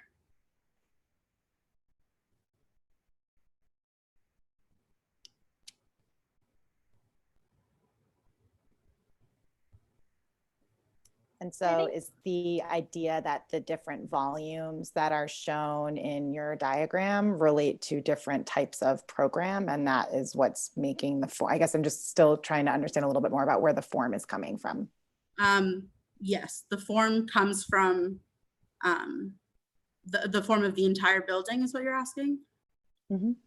Yes, it comes from the different spaces, the different programmatic spaces, and the way that they kind of form one form together. So in this slide, this is the programmatic distribution in the garment district during the 1950s. So I went with that and ran, and I considered the spaces here, but in section. So really just rotating this into an elevation and allowed for the spaces to grow as they needed in regards to square footage. But besides for that, I really allowed for it to be based on that organic distribution of different program spaces. So I think maybe in some ways, you know, one thing that I'm thinking about looking at the section, for example, is, you know, I almost want your project and your architectural investigation to be more about the space in between these than the individual spaces themselves, right? Because I think that there's a lot of opportunity there. If the idea is that each of these spaces takes its kind of traditional architectural form, right? You've kind of followed what those types of spaces look like. You know, the section of a retail store has display shelving, you know, as in a way that's a very kind of common, typical retail store. I think that, you know, that sort of architectural investigation in that case would not have needed to be prioritized as much as what is this kind of white space that you have left over that ties all of these things together, right? If the goal is to put all of these things in relationship with one another, put these people in relationship with one another in a way that they can kind of freely use these spaces and collaborate, and have some kind of cross-pollination of ideas and processes, then all of that space that links the things together, I think, is really where a lot of the richness of your ideas, could be found. No, absolutely. And that is something that I worked a lot, I thought about a lot in previous iterations. And obviously this is a thesis, so it should be in its best iteration, but it's something that I aim to move forward with as I continue to develop this. I think maybe something that can help in that path is to think about rotating not only the program, but also the streets, and rotating in one direction, but also in the other direction. So you're constructing a 3D rotation in your mind, like spatially. And that will help perhaps once you have this skeleton of double rotation plus, in addition to the program, the streets, you start to operate within more specifically with the relationship between boxes, et cetera, et cetera. Absolutely. That's actually, sorry for interrupting, but that's interesting because that's, we definitely talked about that, right? How can the streets, that are now, that exist in this, kind of, like a, planar metabolism, right? The condensed fashion district, right, of the 1950s, right? How can the streets be reinterpreted, as something that becomes connective tissue in this vertical configuration? And I'm not quite sure if, like if you really picked up on that yet, Annabelle, or exploited that, as something that, like it really provides cohesive tissue and also a means of connecting different programs with one another. But I think that's a great comment, and we have had many conversations about that. I think there is something to me that was interesting about this project is mapping 2D, the development of the garment district in New York and how it happens on the ground level, and the fact that it happened over time and through opportunistic intervention, meaning that when somebody needed a shop or a fabrication facility, they found a space and it developed organically. And to take that model and say, let's condense it vertically, as an idea, it's interesting, but in the process, how you do it, you're taking a model that developed over time and organically, and now you're designing it. And how you make those decisions, through what filter and what proximities, I think this is something that maybe you didn't have time to develop in the project, but moving forward, there is something that I still really like about this project, but at the same time, I'm missing that component of what is the design mechanism that you went through to say, well, this light pink will go next to the green, next to the purple, and it's all going to make sense and it's all going to work well in this vertical configuration. No, I think that there is a lot more to be explored with this idea of the way that the spaces are mapped. And I have been, thinking about the way that, as you mentioned, Jana, how the really valuable aspect of it is those white spaces that really glue them together. And it's not something that is left unspoken, but I do hope to continue developing that. Because hello, Annabelle. Because the building is actually very, and in my opinion, is kind of interesting and in some way mesmerizing. I can imagine this idea of a fashion building in New York City in Midtown, going like this, and could be something really interesting to see, because your presentation actually is very visual, and it has offers some memories of the factory and Andy Warhol and all that Velvet Underground era that is quite interesting, and to see in the spaces and the colors, and so it's kind of I don't know if the exact word is sensitive, but the sensation of the building is it has a lot of interesting spaces in between. Someone talk about the space in between that are a little shallow, and maybe you see the Herzog and de Meuron building in Lower Manhattan. That is quite the main idea of this. It has some issues, you know, in some balconies in a 72 floor is something that you never know if it's possible to use. But in the other hand, your building is, you know, is like an inner space building. Could be in a lower, you know, it could be not a high rise, but in the ground, and it could also work like that. You see, so it's more than a skyscraper. It's more a building that it is looking in the program within.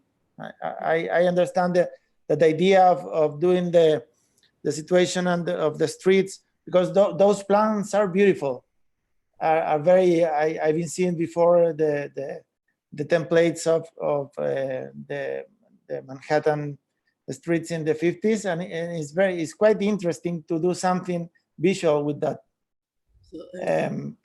But then the possibility to do a project about that is kind of hard, in my opinion. But you are trying to.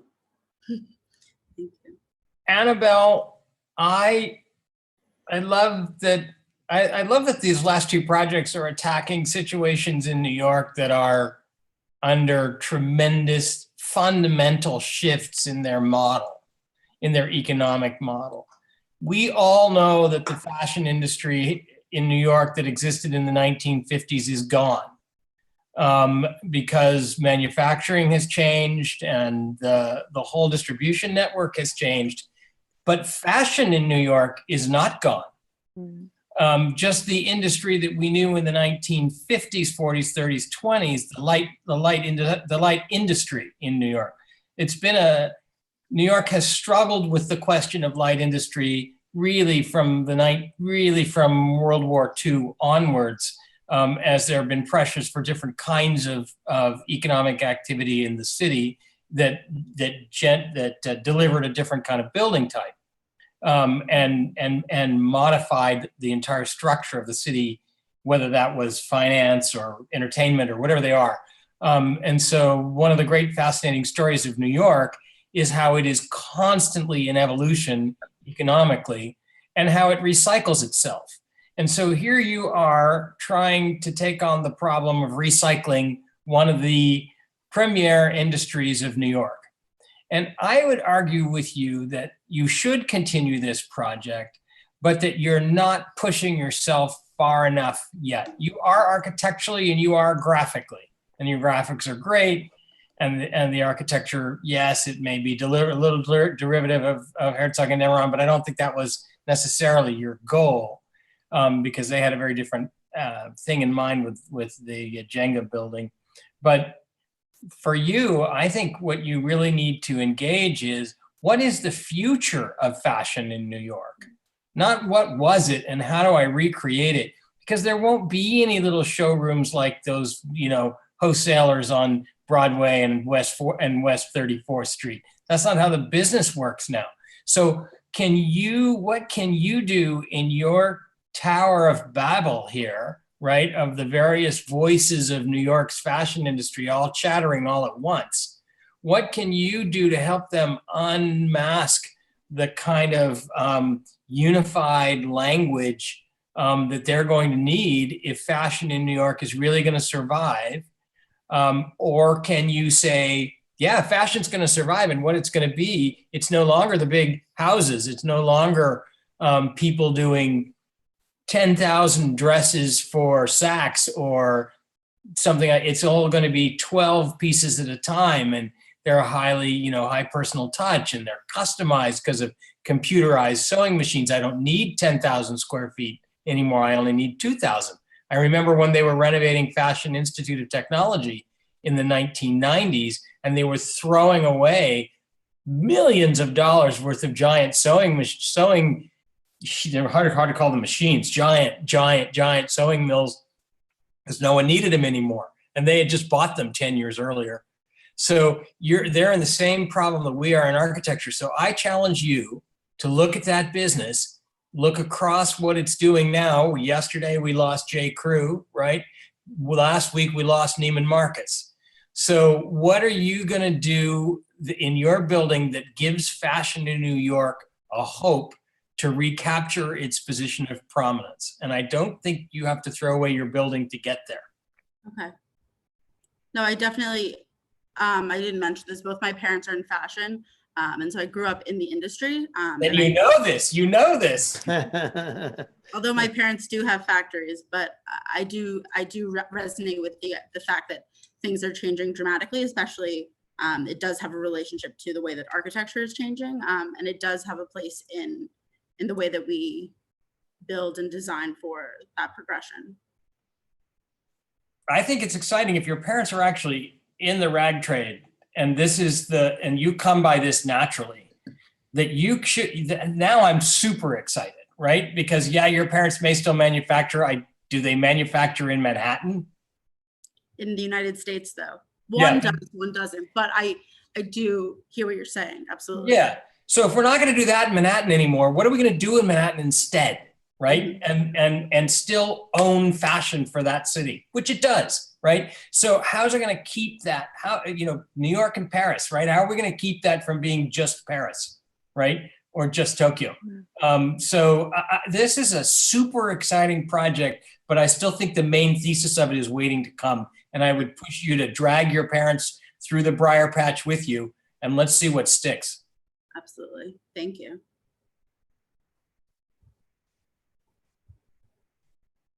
All right, thank you, Annabelle. We can move on to the next.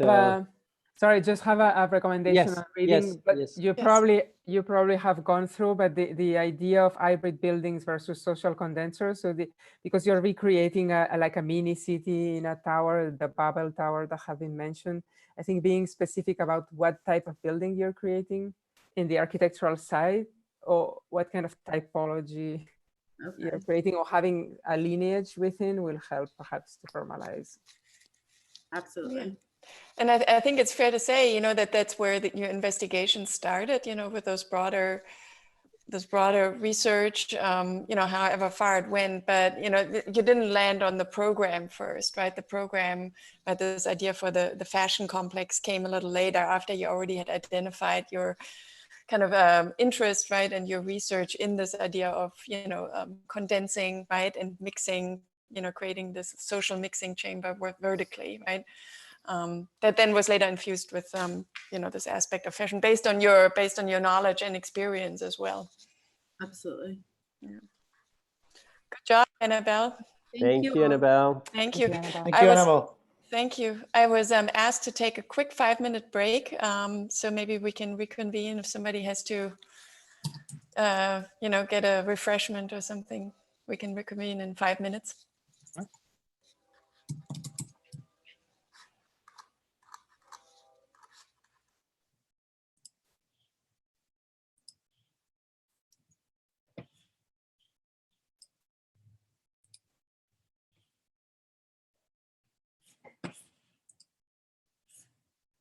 So Reed. Yes. Oh, it's a pleasure to meet you. I've been invited 2 times to lecture to the IIT. I'm a very maybe I'm the most fanatic guy of Mies van der Rohe in South America. You will see at the office. You see, I have the poster here. I saw that when you first introduced yourself. I thought, wait a minute, I'm right there in picture number 14. Yeah, you're right. I've been invited because I have I don't know, she's still doing class over there, but I'm very close to Susan Conger Austin. Susan is a good friend of mine, and yes, she is still teaching. Oh, great. It's so good Yeah. to hear about that because she's a friend of mine and she's very good. When I was in the school, I invite her many times here to come and visit in a lecture here in Santiago, and we make some interesting things together. Have you been part of MCHAP? Yeah, I've been part of the MCHAP. I was in the first edition. They invited because a project of us, the Atacama Desert Museum, that is very well known and well, is part of the competition. But there are many friends that are been going and teaching at the IIT in those years. We're trying very hard to translate MCHAP into a kind of constant back and forth between North and South America at IIT. We have a huge Spanish-speaking population in Chicago, the second largest in North America. And so it just made a lot of sense to me to kind of continue to promote that. So I'm delighted about that. I can't wait to go. I've never been to South America. I've been to Central. You have to wait a little bit because this time is kind of difficult, everything to go everywhere. And this is so nice for Tulane to invite all the people from everywhere with this occasion of the thesis to review something like that is very interesting. You know, using this is a very good issue. Well, you know, I don't know if you know this, both Amar and Cordula live in New Orleans, but it's mostly just because they have to actually sleep somewhere. That's right. Their connections to the world are just globe spanning. I don't really know a part of the world that they don't touch. So I'm not surprised that they gathered up all these people from all over from France and from Chile, America. More we have Germany represented. Yes. Yeah, people from everywhere. It's interesting, you know. It's something new. Yeah, well, it's great that this current realm offers us that opportunity because, you know, we possibly couldn't have flown in everybody. So this is a great opportunity to do that. So we reached far and we were lucky that people had time. But we're going to continue with Jacob. Hello, how's it going? Hello, Jacob. How are you, Jacob? I'm well. How about yourself? So good. far. So far, okay. Let's see. Long day. Energy. Do you have a mid-Manhattan project for us? I don't, actually. It's the total opposite, in the middle of a forest. So you're not from, where are you from? I'm from Sonoma County, so just north of San Francisco. Oh, hence very tall trees. Okay, so we're all staying close to home with these projects. We're just lots of towers so far. Yeah. That's the theme of this quadrant. Okay, so yeah, as I said, this thesis proposes the conservation of old growth redwood forests through architectural intervention. I'm assuming we've all done our homework and we know what all these words mean. So of the 2 million acres of old growth redwood forest present in Northern California in 1840. Where are you from? I'm sorry, I just did some weird playback. Only 100,000 remain today, just 5% of the original total. This rapid and extensive deforestation can be directly attributed to Western development that has led to the expansion of agriculture and real estate in the area, while the old growth forest remains is mostly protected under state and federal legislature. Nothing is being done to safeguard this ecosystem from the threats of climate change. Hotter and drier summers threaten the hydrological balance of an ecosystem where up to 60% of water comes from fog rolling off the Pacific, a phenomenon threatened by rising temperatures. Before moving further, I'd like to first provide a biological profile of the trees. The coastal redwood is the tallest tree on Earth, reaching over heights of over 350 feet and widths of over 35 feet. Their natural habitat consists of a 400-mile stretch of land that hugs the Pacific coastline, extending from Big Sur in the south all the way up to the extreme southwestern border of Oregon in the north. Another important characteristic to note is the redwood's longevity, with the oldest trees reaching more than 2,000 years of age. This longevity is a crucial aspect in relation to the forest's efficiency in carbon sequestration. This graph visualizes the average amount of carbon sequestered in 4 different forest biomes. Boreal forests on average sequester about 28.5 tons of carbon per acre. Tropical forests such as the Amazon sequester nearly 3 times that. And while there is a significant amount of biomass in tropical forests, there's also a very high rate of decay. And that's why this number is maybe lower than people would expect. Redwood forests, on the other hand, have the enormous carbon-intensive trees and a very high rate of stasis in the ecosystem due to it being relatively cold and relatively dry. So they're much more better suited for carbon sequestration. So second growth forests, which have been cut down in the last 200 years or so, house nearly twice the carbon than that of a tropical forest. However, old growth forests, those that have never been logged, sequester nearly 10 times that, or more than 10 times that, with 780 tons per acre. So this is something to really take in note as we live in a society where emissions continue to rise and everything.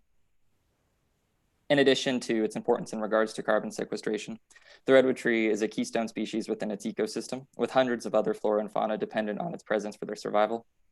Many of the species are endangered and only found within the redwood forest. Some examples I've demonstrated here are the tan oak, which doesn't do well in direct sunlight, so it uses the redwood to shelter itself from direct rays. Redwoods themselves, due to their size and longevity, can be colonized by numerous epiphytic plant species in a relationship that does no harm to the trees themselves. Numerous birds also nest within the canopy. The two I've chosen to focus on are the marbled murrelet and the northern spotted owl. These are endangered bird species that inhabit the redwood forests solely, so they don't expand beyond this ecosystem. Lastly, the dense upper canopy of the redwood traps a lot of fallen plant debris, causing it to decompose within the trees themselves, sort of creating this canopy soil that's very fertile, and has been noted that there's been spruce and fir trees actually growing 100 feet in the air in these sort of floating microbiomes. So it's just really this unique aspect of this ecosystem that's entirely dependent on the redwoods, which is another reason that its conservation is so important. So while that case is clear for conservation, the implementation of these strategies is not. Legislative protection of the forest is great and all, but for meaningful conservation efforts to take place, one must look to physically address climate change, which of course taken in its totality is well beyond the scope of an architectural thesis. Therefore, this thesis proposes the implementation of architectural intervention within the ecosystem of the redwood rainforest that actively addresses the effects of climate change at the scale of the biome to restore, strengthen, and conserve the redwood rainforest. So when selecting a site to use as a case study, I considered the presence of old growth forest due to the carbon sequestration, as well as proximity to urbanized contexts, because in addition to the ecological rules of this thesis, creating better opportunities for people to interface with the environment was important to me. This led to the selection of the Muir Woods National Monument as the ideal site to implement the strategies found in this thesis. Located 10 miles north of the Golden Gate Bridge, the monument is the most frequently visited redwood preserve in the world, with over 1 million annual visitors. In addition to its popularity, the steep canyon proved to be very difficult to log in the early 20th century, meaning there's actually about 40 acres of undisturbed old growth forest in this 250-acre monument, mostly on the canyon floor. Moving on to the architecture itself, the project consists of 3 different components: a series of fog towers hugging the western ridge of the canyon, bio towers sort of more scattered throughout the forest floor, and then redesigning the existing visitor center to amplify the experience and increase the infrastructure. So the fog tower is skinned by a fog tarp, which wicks moisture out of the air, much like the leaves of a redwood tree would do. So it hits these linear components, condenses on it, and then sort of drips down. The siting of these along the western ridge of the canyon allows them to get hit by the wet coastal air in the wetter months in the winter. This water is then stored in cisterns located at the foot of the tower to be pumped back up and redistributed throughout the forest via vaporizers found at the top. The prevailing winds coming off the coast, even in the dry months, allow this manufactured fog to be pushed into the forest. The bio tower has been designed to mimic and supplement the ecological niche of the redwood, as well as allowing visitors to interact with.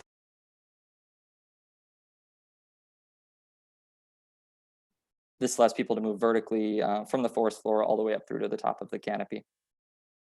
The bio tower is skinned with a trellis to be colonized by the epiphytic species native to the forest, in addition to housing niches that can be settled by endangered bird species that can only be found in the rainforest, as I said previously, the marbled murrelet and the northern spotted owl. So these nesting facades are specialized to mimic the nesting requirements of either of these bird species, whether it be sort of jutting sticks that they nest on outside of the tree, or to sort of mimic the notches that you'd find in redwood trees in the case of the northern spotted owl. Both formally and structurally, the bio and the fog towers are identical. The form is derived from the stacking of 20-foot redwood structural modules that taper slightly for increased structural stability. These are then twisted to minimize wind loads and optimize surface area while differentiating views. About 70% of the way up the tower, it begins to twist back the other way. This serves to partially shade areas that are to be used as shelters for endangered species. Structurally, designing a 200-foot tall wooden tower in an area as seismically active as Northern California poses a lot of challenges. To counteract this, I did a lot of research into the Japanese vernacular, particularly the architecture of the pagoda, to deal with the seismic intensity. So by utilizing these strategies to counteract seismic forces, the project utilizes its material as an asset that is of salvaged redwood, rather than having it weaken the project. So this is showing relative to one another. The fog towers occupy the western ridge, the high ground on the left side of the site section, while the bio towers are spaced throughout the denser forest floor. Both, of course, supplement and strengthen the ecosystem. The third component consists of a redesigned visitor center. The existing conditions not only struggle to handle the large influx of visitors, but fail to optimize educational aspects of the forest as well. In addition to an educational area, this building will also house the typical park restroom and gift shop, in addition to space dedicated for forestry research to be loaned out to universities who focus on the study of the redwood ecosystem, and a series of creative lodges to be leased to writers and artists wishing to work in and capture the beauty of nature. The visitor center will also house one of the towers found scattered throughout the forest. What differentiates this from the others is that there's an elevator shaft in the central core. This allows it to be accessible to all sorts of people without having to go hike through miles of mountainous terrain. And that's pretty much it. I like to end with this quote by conservationist Laura Leon White, who facilitated the exchange of this land that ultimately became the Muir Woods Monument. Idiots, criminals, and the insane come and go regularly every few years, but the big trees, if they go, may never be reproduced on Earth. And that's it. Thank you. Thank you, Jacob. Thank you. Very nice presentation. Thank you.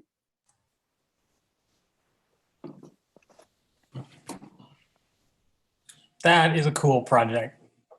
I know that's not a very well. That's a technical term.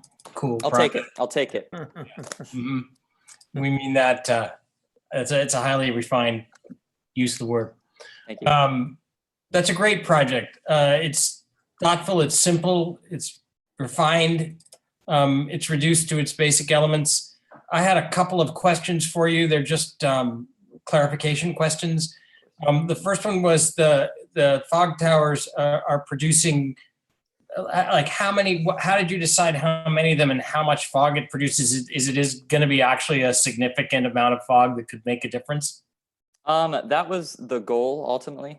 So it's a series, as I've cited it, I believe it's 5 towers scattered along, and the coupling of the storage on top where the vaporizer is and then the cisterns below. Each tower holds 4,000 cubic feet of water, and that could be replenished. Locating them along this service road actually gives it access to a water line and power as well. So these could be filled up regularly if they needed to, even in events of severe drought. So ideally, they would be able to provide a reasonable amount of fog, at least to the canyon itself. Great. And the second question, the question 1B was, did you consult with anybody in the forestry business in talking about this? And then number 2, did you say that the towers are made of redwood, which I assume you mean, by which I assume you mean farmed redwood? No, actually going off of that. So I have been, especially for the document phase of the project, I've been working with a professor of forestry economics out of Humboldt State. Her name's Dr. Erin Kelly. She has been very helpful with all of this, of course. And then, I'm sorry, I must have forgot to put it in the presentation, but so the process of construction was going to be salvage logging this forest itself. So old growth redwood forests have a lot of snags or dead standing trees. The statistic is, I believe, about 1 in 10 trees in an old growth redwood forest are just dead where they stand. So the idea is to go in, remove these dead trees, process them at nearby mills. Redwood is a wood that you can turn into CLT. Its specific gravity is very low though, so it would require a lot of joinery rather than mechanical fasteners and connections. But the goal is to use wood from this forest in itself, because otherwise redwood is typically not a smart move because it's prohibitively expensive, even farmed redwood. So sort of recycling the forest in and of itself was sort of a big aspect. Great. Thank you for answering those.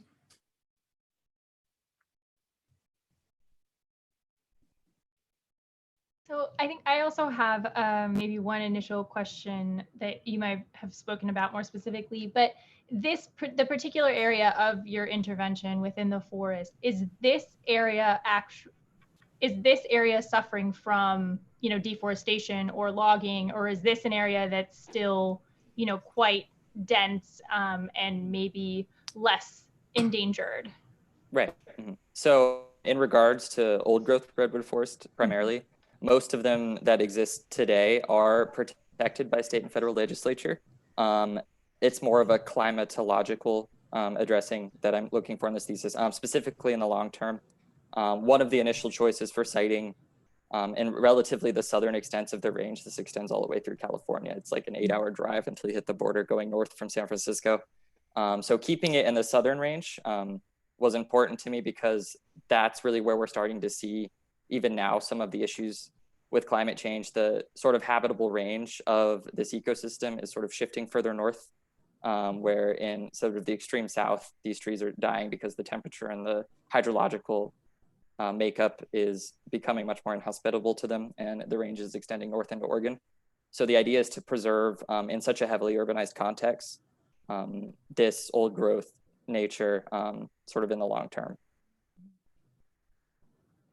Okay, so yeah, that's interesting. I think I might have, if you did address that clearly, I might have missed that part, but I think that that's a really kind of key element to, thinking about the way that you describe, the siting of the project and the thesis behind it, is that even in a way, the way that you've just described it, there's something interesting about the fact that the habitable area is shifting further north. And I guess obviously the nature of old growth is that it takes a very long time, but I almost wonder if on a very long-term timeline, that what you could be proposing in a more radical way is that in fact the old growth forest could gradually grow, right? If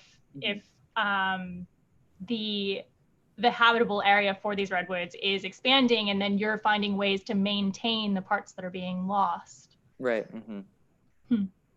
That's another interesting way to look at it for sure. I primarily focus on the flip of that, obviously, but I think that's definitely another facet that this could take. And then the beauty of this is that obviously it's not specific. It wouldn't have to be specific to this species as well. I believe this shows an opportunity to sort of expand into different biomes. Obviously, the specifics would have to be different because the ecosystem is so unique.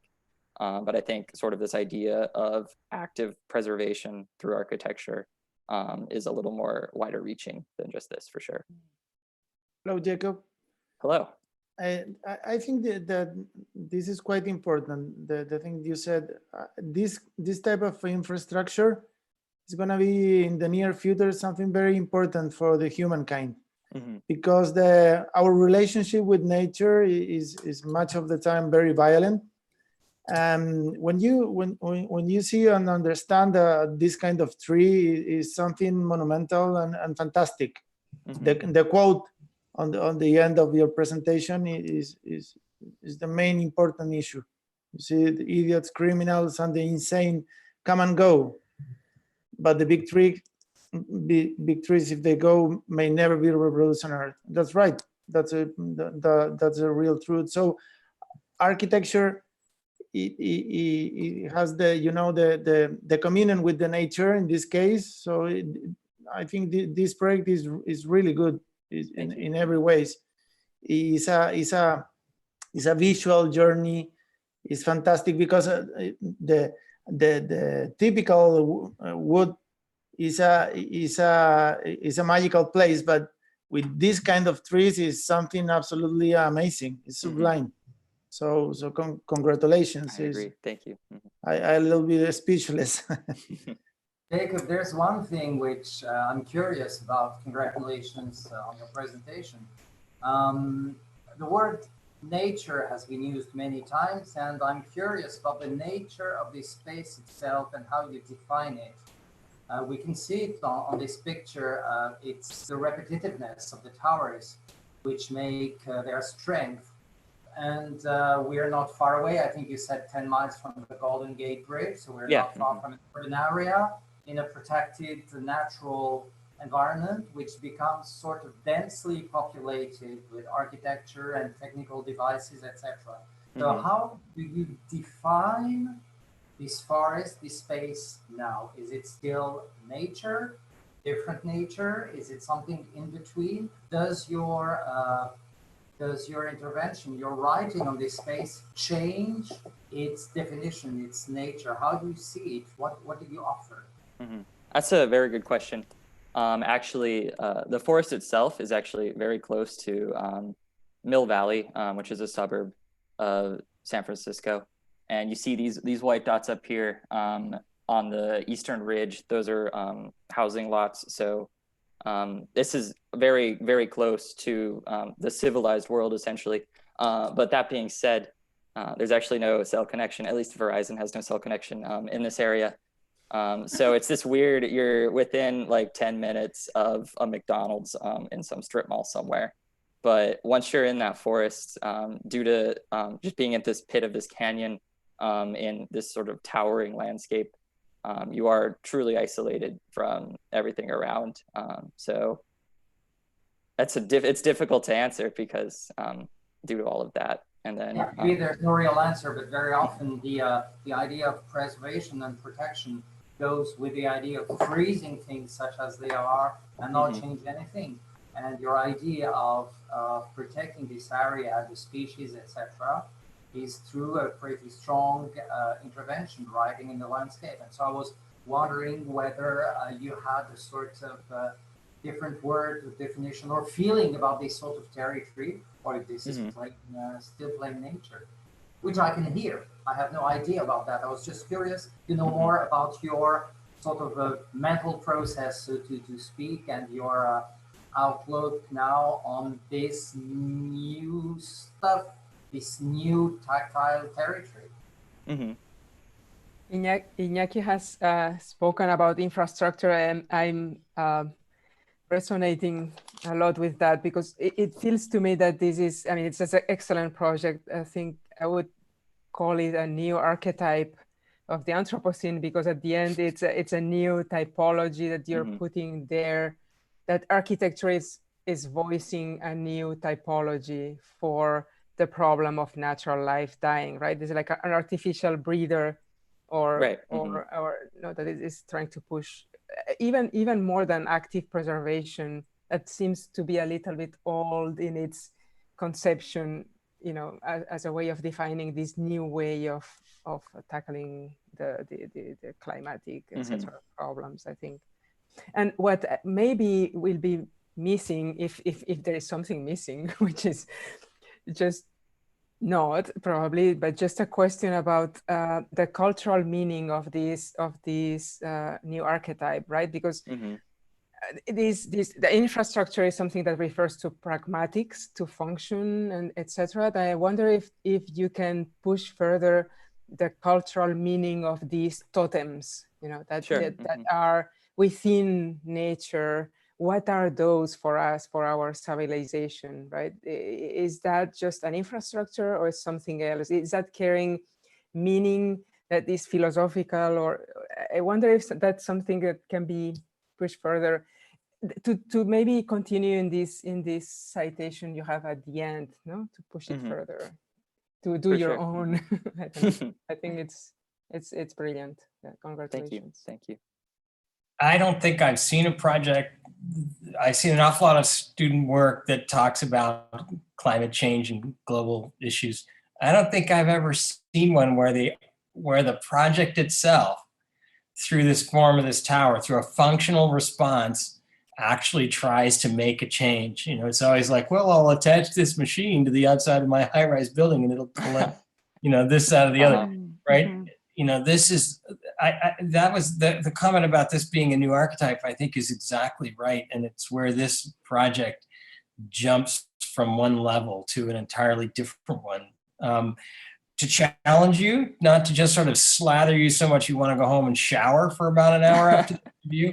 I think that you could spend more time with your visitor center so that it has some of the visual power of this, and not just the visual power, but maybe some of the same level of thorough thinking through the problem and embodying that thought in form. I mean, that's what that's what architecture is. It's embodied thought. And I think that we see that the embodied thought of your towers is highly, is one where there's been a great deal of time put into it. The embodied thought in the visitor center, not quite so much. And so that's, I think, where you could benefit from a time. And I wanted to finish with the presentation. Your verbal presentation was excellent. It was terrific. And you, like several of the others in this studio, have really done a great job forcing your graphics to work for you rather than the other way around.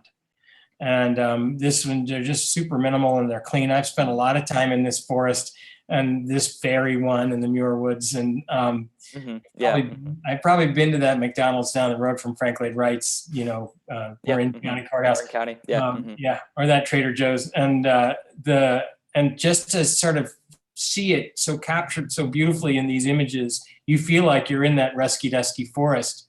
And that's very nicely translated. Well done. Thank you so much.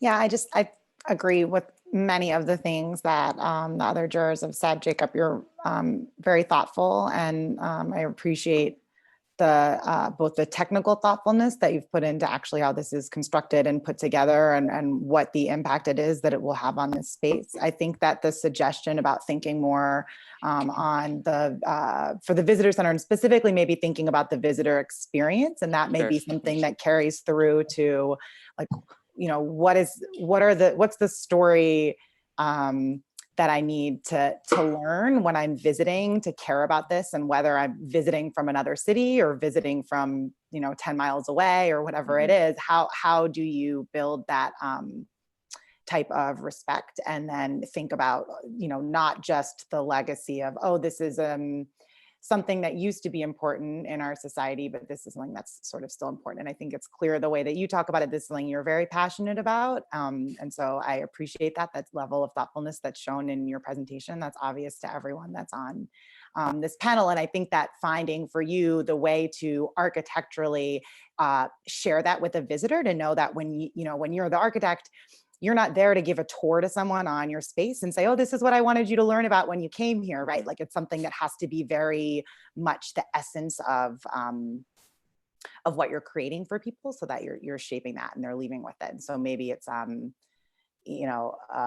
let's, collaborate with Richard Powers, and this is his, museum for the Overstory, and we're gonna like have all of these different rooms to talk about all of the different characters in that book, and why that was so transformative for people to read and have this sort of like new thought on what are other books that have been like that in the past, and then what are other things that are going to be like that in the future, and how does that become an experience? Because I think that's one thing that's like, it's funny on this last slide, which again, the rendering is very elegant, but this is a view that really is a very specific like vantage point that really what's so special about exactly what's really so special about this space is the view that you get when you're at ground level and looking up and walking through the space, and sort of have this tremendous respect for these giant trees and all of the wildlife, and that have been supported for years as a result of that environment. And so I do think that there's some level of that. And then I think maybe that gets back to the comment that that Jana was making to you of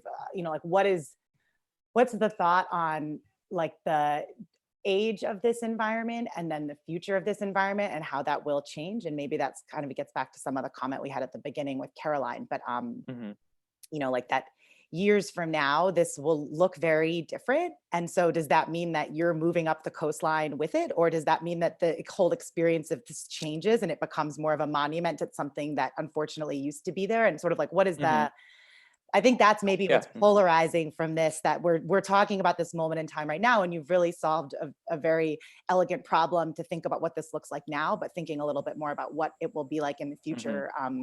When you go to this space that was very special for a specific reason, and knowing that there are going to be aspects of that space that will be changing over time and probably very rapidly. Right, no, for sure. I would say that the goal was ultimately to, everything changing and everything, the goal was to keep this from changing. Although, you know, maybe the realistic aspects of that, maybe not as practical as they should have been. But sort of how I first saw it going was being able to sort of preserve this enclave within. Right now, it's fairly continuous out there. There's spans of redwoods all the way along the coast. But sort of the idea was, due to this canyon sort of closing off, being able to trap in a lot of moisture. There's a stream running through the middle. So the forest floor is very, it's still able to receive a consistent amount of water, even during droughts, on the floor at least. The goal was to sort of keep this always where it was, even if the stuff going around, everything around it starts to change.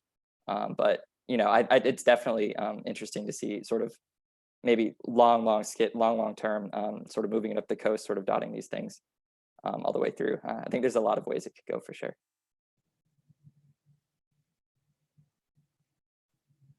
Great, very well done, Jacob. That's a great presentation, great project.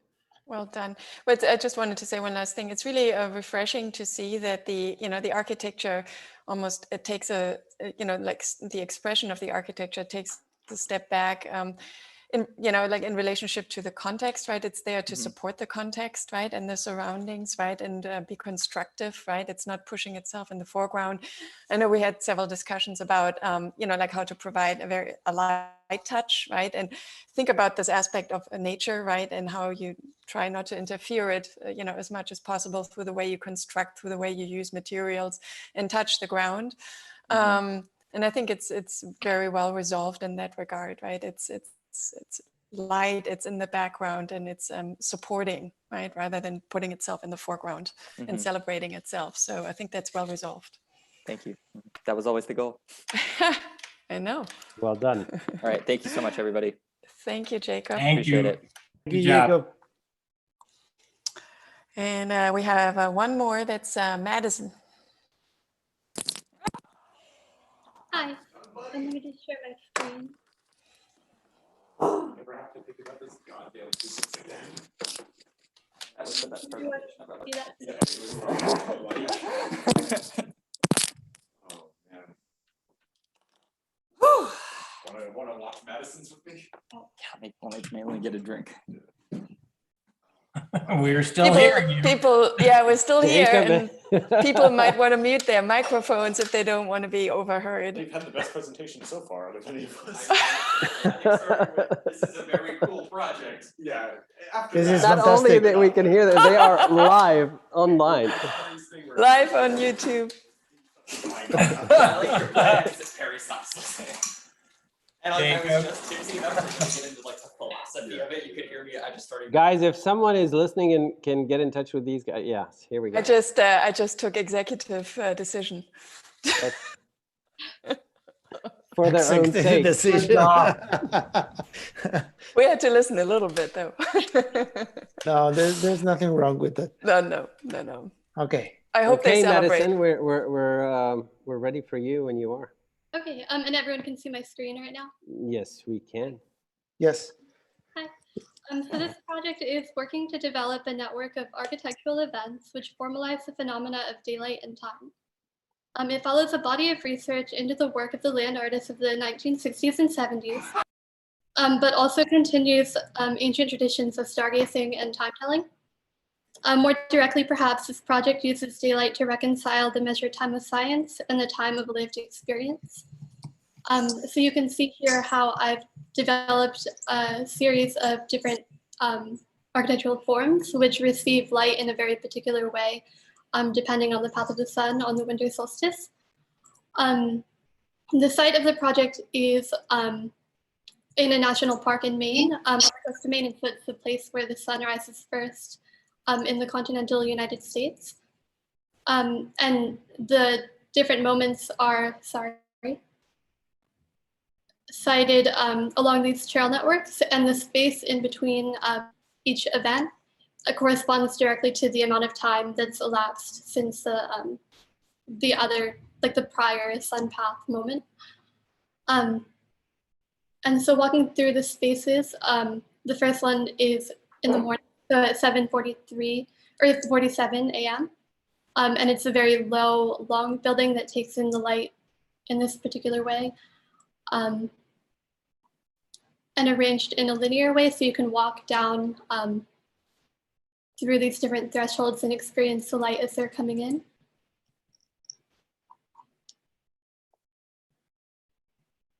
So these kind of take you through each of the different moments which could be experienced. So basically you would start at a particular point while the sun is rising, and then make your way along this particular described network of paths and find these boxes at the perfect times.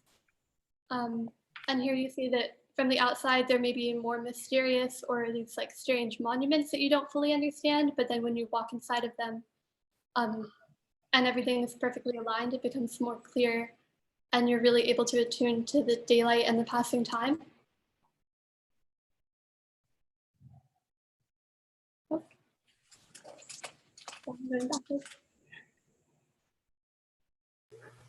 And then each event, so I'll explain that each box I'm sort of referring to as an architectural moment in a space, which calibrates the light. But then the array of them is, I'm calling an event, so a collection of moments. And we worked with them so that each sort of event has a different relationship with density and sparsity. So some of them, they're 7 or 8, and some events only have 1 moment. These boxes are the tallest because they're at high noon, so they're more monumental. And then when you get inside of them, they're particularly tight and direct your eyes up toward the sky.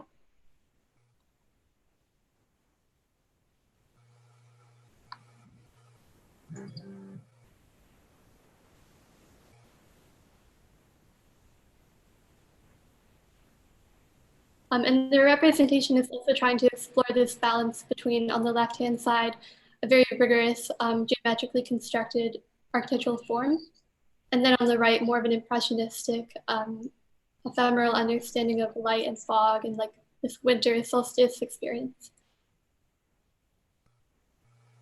And then the plans represent the shadows that occur over the course of the day.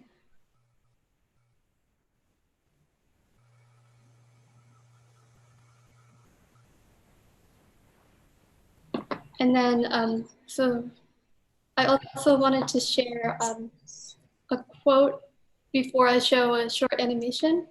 So after I kind of walked you through all of these different forms and spaces and realized how dynamic this construction process can create such a wide array of spaces and geometries, I also wanted to take a moment to go back and look at the way the light comes into these spaces. So each space is prescribed for a particular time. So this is the 3:34 or 3:13 p.m. But these forms exist throughout the year and throughout the day. And so there are a lot of other dynamic light situations that occur. So Lebbeus Woods, in an essay called After Forms, writes, "I dearly love the form of things, particularly because forms make light visible, and light is a sublime substance. We only see light when it is reflected from the surfaces of forms and diverse materials of which they are made.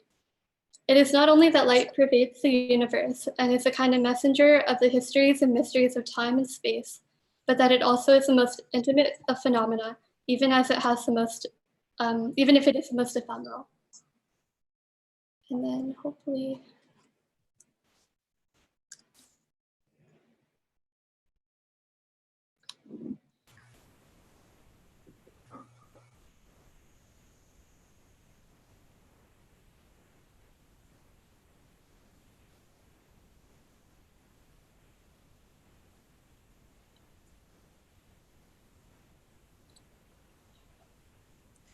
What was the time frame of that animation?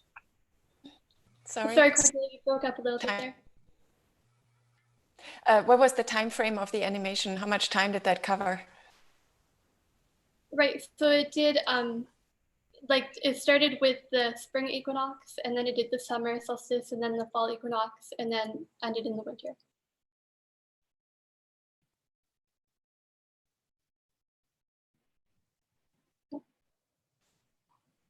Thank you. Yeah. Thank you, Madison.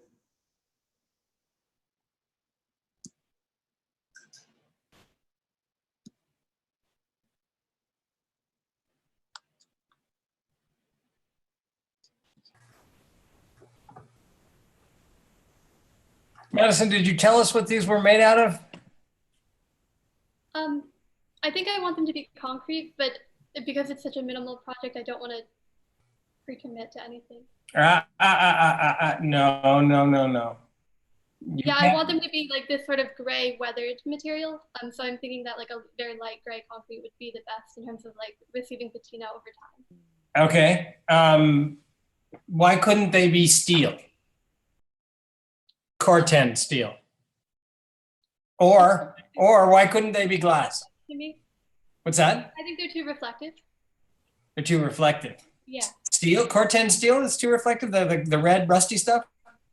Yeah, it just feels like the wrong, like, I don't know, I don't really like the idea of it. I think like a softer concrete, like a hard. Okay, so why aren't they made of weathered wood? They could be made out of weathered wood. The point I'm making, I'm not trying to chase you around and around the material barn here. I think when you're working in a minimalist language like this, and you're doing such a nice job with it, and your drawings are so beautiful, and the presentation is so consistent. But when you're working at that, when you've reduced so much of what you're doing to a set of gestures, then the gestures, I think you owe it to yourself to actually push that question really hard. And to say that you're not ready to commit, I think is sign of you've got more work to do, which is great, because I mean, could you really have more fun than this? I don't know, it'd be kind of hard. And B, a lack of commitment that I think you need to have, right? And because it just builds the strength of your argument, and shows that you're letting your thoughts carry all the way through.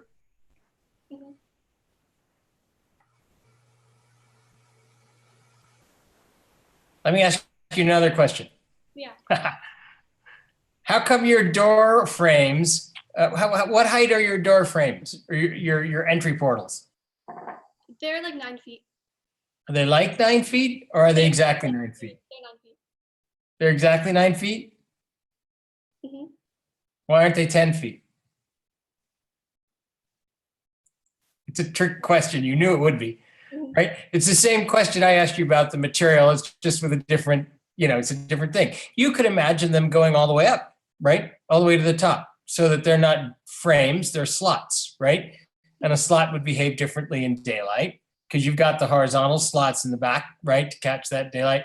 And this is not to suggest that that's a better idea, right? But if you look down at your lowest frame where there's a person sitting on the ground and the door frames there are much taller than the person or nearly at the top of the wall, versus some of the ones sort of on the right-hand side where they're just barely a little cut in the wall, you're making decisions there. You're clearly making decisions, and you must have a rationale, right? And that rationale is, I don't know, they're kind of maybe 9 feet. That's not the rationale. So I think you've given yourself a great project, and I think you've done a beautiful job with it. And I think you can still carry it further and investigate it even further by giving yourself these really tough sets of questions about every move you make. And that's what the land art people are about, especially the ones who are trying to catch the sun as a device for expression and phenomenological experience. Then you've got to be super precise, right? Because the sun behaves in certain patterns, and you've got to you have to play with those patterns, right? You have to behave with those patterns. So you have to make sure that whatever is the vehicle that you're setting up those patterns to play against, every decision is as precise as every other decision, because your whole array of them is incredibly precise, right? And working with the sun is, and the angles are precise. Everything has to be that level, I think. But only because you've gotten this far. I mean, only because you've made it this good to start with. If this was just a sloppy mess, I wouldn't be asking you those questions.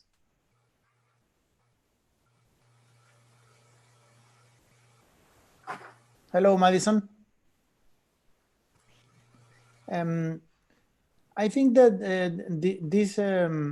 this proposal is very poetic. When I see the slides yesterday, I believe that the precision of the use of light in this project is like the most important thing. But then figure out the things that the professor is saying to you. I think it's very important to go a little bit more tectonic. You know, you understand when we talk about tectonics? Mm-hmm. So this kind of building, it should be very precise in this material because of the sun and the shadow. You see, there is a very interesting book, maybe one of the most important books of the modern architecture age, written by Marcel Breuer, that is called Sun and Shadow. Have you ever read that book? No, I haven't. Oh, you should read that book because it's very nice. It's a very nice. It's very inspired in the, you know, in the Spanish bullfights. I don't like bullfights, but the idea of the sun and the shadow is something very interesting. Going back to the idea that Margarita told about the yin and yang. You see, because this project is a little bit more close to the land art than the architecture in this moment.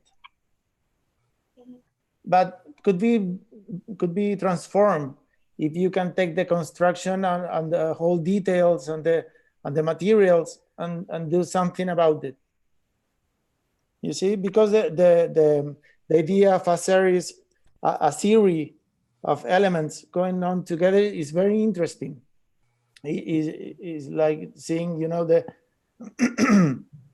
some works of the minimalism artist of the 60s and 70s, and you will see, you understand that it makes a lot of sense to go to a place like this for meditation or just to hang out, you know, with some friends and have some time. It's interesting to see that this kind of ruin, the ruin with the time it becomes nature. You see? Mm-hmm. So your project is very beautiful in that way, but need to be complete, in my opinion. Mm-hmm. But it's beautiful. I think that, I mean, those words are really amazing advices. I feel that when you do one of these theses that are, you know, so intense, but at the same time so outside of the current trend of, or not the current trend, but the core of architecture, if you want to call it that way, you can after this get rid of it because you have been eating this food too much time, and you can be maybe even tired of it. But after a break, if you come back to it, as it has been suggested, I think it's a good opportunity to fertilize your future as an architect. So to fertilize the soil from which you will get a lot of ideas later down the road, 10 years from now. So I think it's an opportunity. I wouldn't you know, shy away from it. I will stay for a year more and read about it, about shadow, as it has been suggested Iñaki has been suggesting, and even that. I mean, I like tauromachia, but that's another story. With the tension between light and shadow beyond, as Iñaki was suggesting, beyond land art, I think there is a lot of richness to feed architecture there. And I think just one thing to add on to that may be helpful for you, Madison, is thinking about the experience of some of these land art projects. And one of the things that is an aspect of as the visitors, you have an arrival sequence and you think about, okay, what is it like to show up at this place? And what do I see from a distance? What do I see as I get closer to it? What do I see when I get there, right? Like when you think about going to see some of the James Durrell pieces, and like it's just this little window of sky once you're in it, and we can go outside and look at the sky many times. What makes it very unique is that it's framed in a specific way, and you have this experience and contrast of going through some sort of circulation and then getting at a point where you're not seeing sky and then getting to a point where then you're seeing it, right? And I think what you're showing here is sort of at a similar level of, okay, I want to really frame these very special things that are happening with sunlight on a daily basis that are maybe not perceptible unless you're framing them to show this is different at this time of year or this time of year or this time of day, things like this. And so I'm just wondering, I know you kind of have an indication of that in your site plan, but in addition to some of this feedback that you're getting, that's very complimentary of your approach so far, and very clear in what you're trying to get at with the space of these specific structures, and then layering on some thoughtfulness to how they're detailed, what they're made of, what it's like to touch them or lie down on the floor and look up at them, or all the different ways that you would show up and be part of this space and interact with the light as it's moving around your space. And then I think that maybe for you to think a little bit about what that would be like to show up and kind of move through the space, starting like when you arrive. Just one word to just say that I approve with much that was said before, and especially the congratulations on how clear your discourse was. There's one thing which I'm wondering about. I mean, we're talking here about, some issues have been raised, like by Reed at first with the building materials. Now it's about the density, how densely populated your drawings are by these architectural forms. You don't have to produce so much and fill up images with structures to be an architect. It's not measured by the cubic meters of concrete. It reminds me of another story. There's a Baroque church in Paris, Saint-Sulpice, and one day a year light comes through a stained glass window, and for a few minutes per year, not more, it illuminates exactly a line which is in the floor, which is actually the Paris meridian, then merging just a few minutes per year, merging the spiritual with the scientific, the astronomy, geography, etc. So what makes this instant magic is that this encounter makes the architecture around, which is very heavy and present, Baroque church, it totally disappears. And so walls are not absolutely necessary to frame up the sort of immaterial phenomenon. And my feeling is that your drawings, which are nice, could be a little more empty. You don't have to, I feel, and I'm asking the question to you, do you feel you have to build so much to produce an architecture in relationship with an immaterial phenomenon?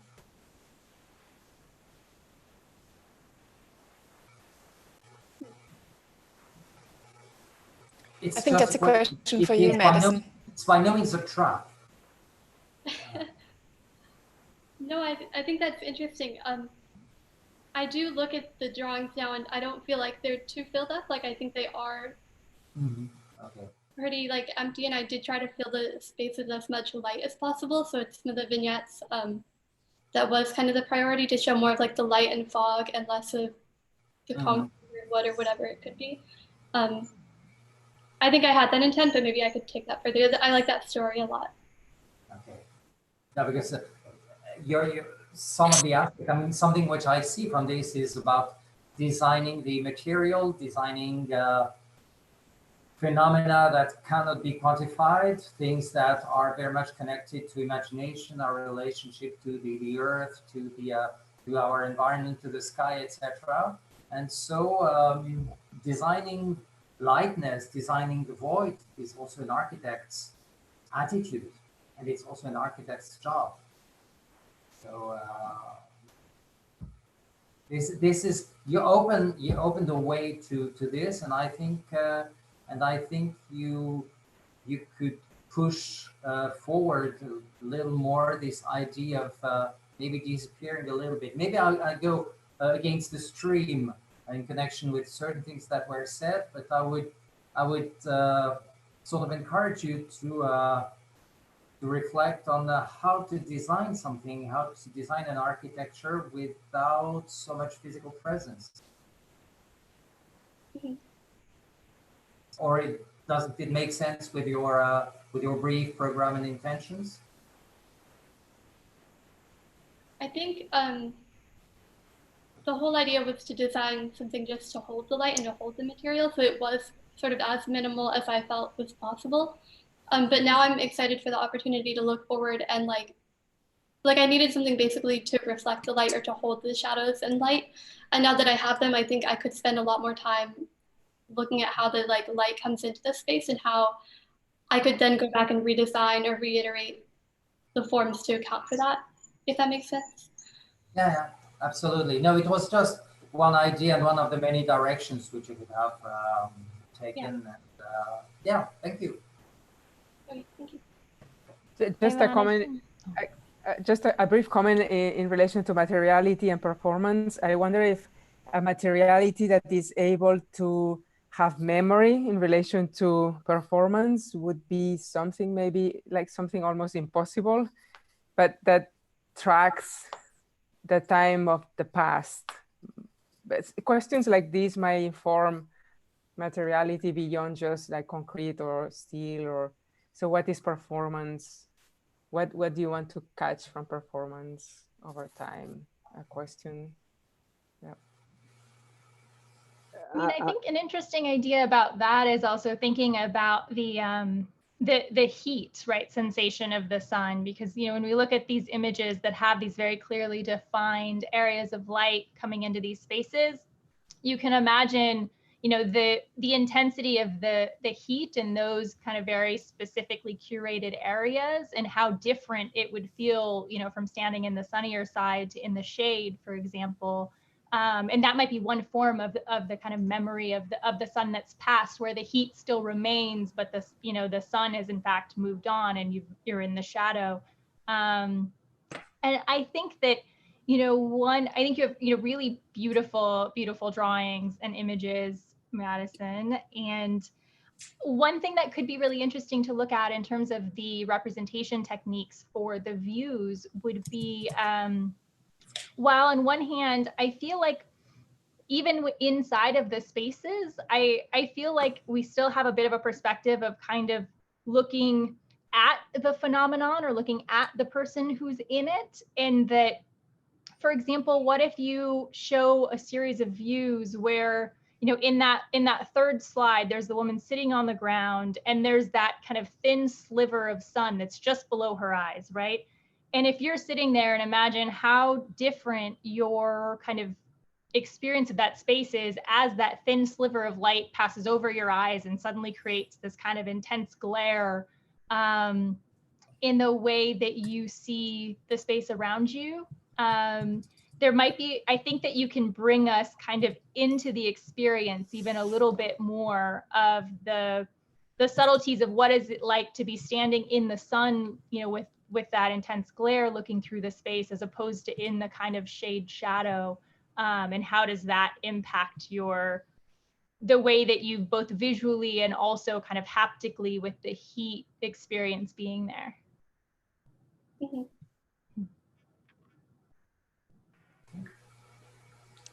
I have to say, Madison, I really enjoyed your presentation. I really like the sensibility of the drawings.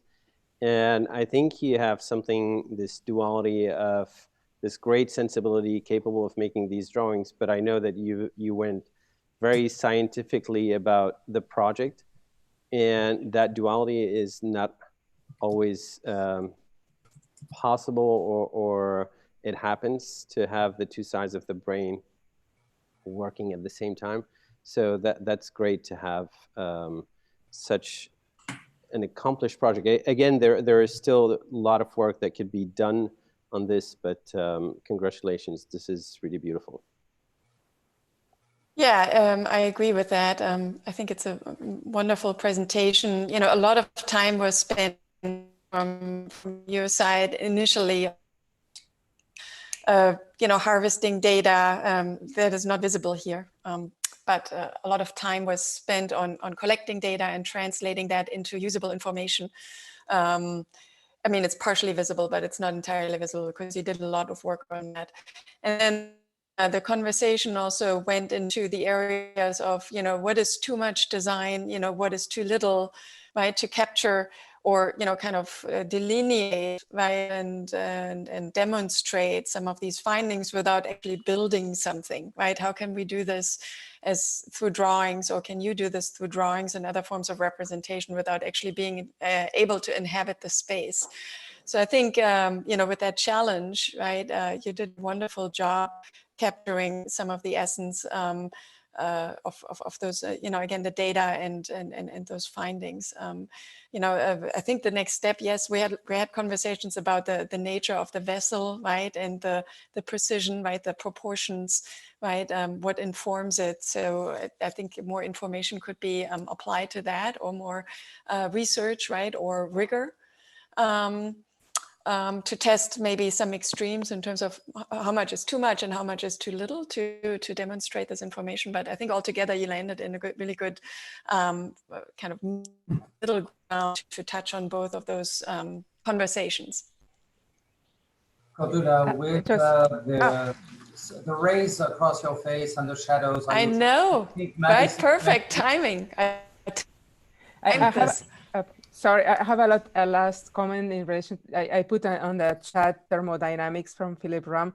I have the sensation that discussion on minimal and land art might be a little bit old for the thinking that Madison is doing, perhaps pushing her into more contemporary thought, linking that to energy transmission in addition to light might be something interesting to explore, and I think maybe a way of transcending the discussion about materiality, maybe.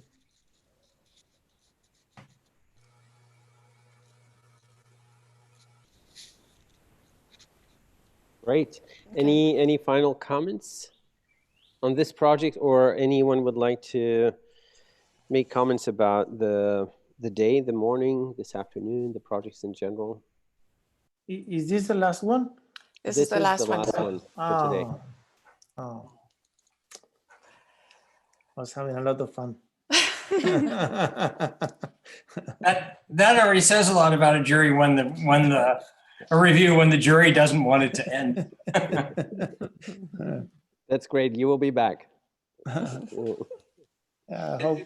Yeah, I don't know if all the students are still on, but I just want to say that everyone, I think, considering the remote challenges, everyone handled this so professionally, and I'm just really impressed with the way that everyone was able to do both the verbal and the visual, and just think that just really want to recognize that. I know it's probably been a challenge to wrap all of your work up over the past 2 months with everything going on, and I think that you should all be very proud of yourselves and your work. I agree. I'm particularly pleased with how well students in this, the 6 or 7 students we've seen today have done matching their graphics to their design and their verbal presentation to really help tell a good story. It isn't always possible, it isn't always done in such a way that the story really comes through all the various methods of deploying it. And I think a number of you did just a terrific job today with that. And it's such an important part of being able to make a presentation or sell a project or just have a conversation about something in which you believe. And so bravo to all of you for that, and to your instructors for helping you get there, and I imagine driving that message home over and over again. So well done, everybody.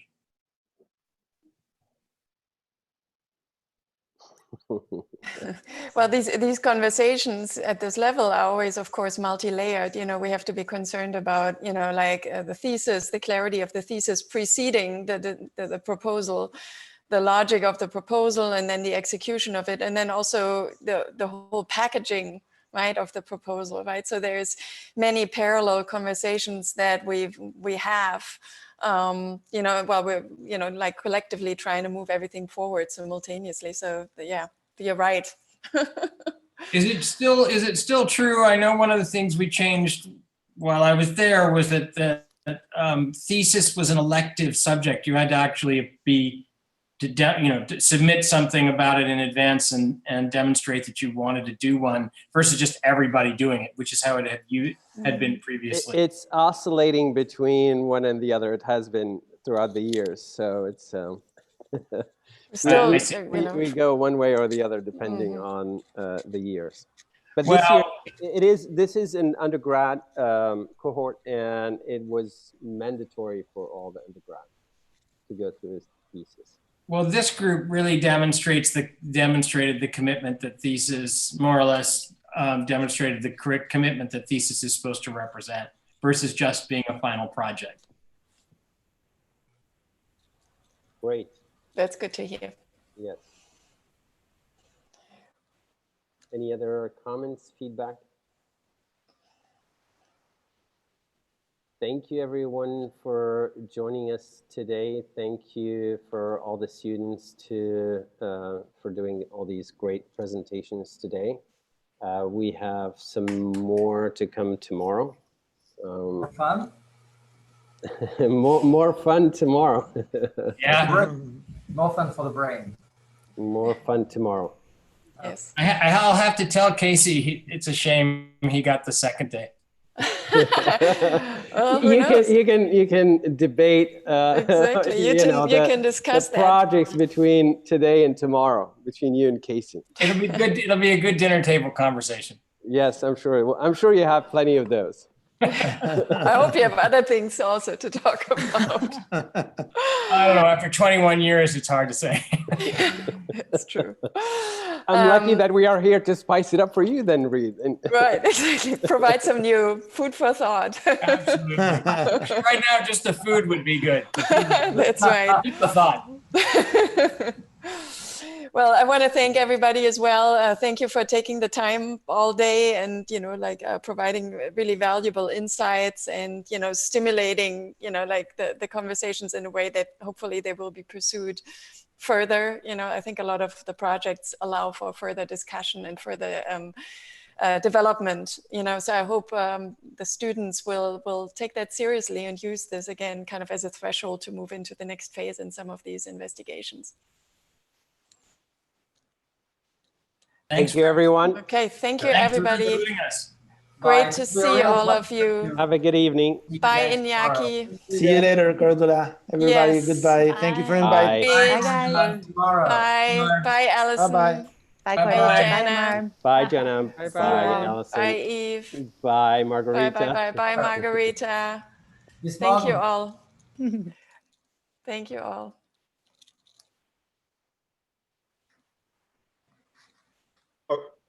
Are we not doing a final meeting or with the class?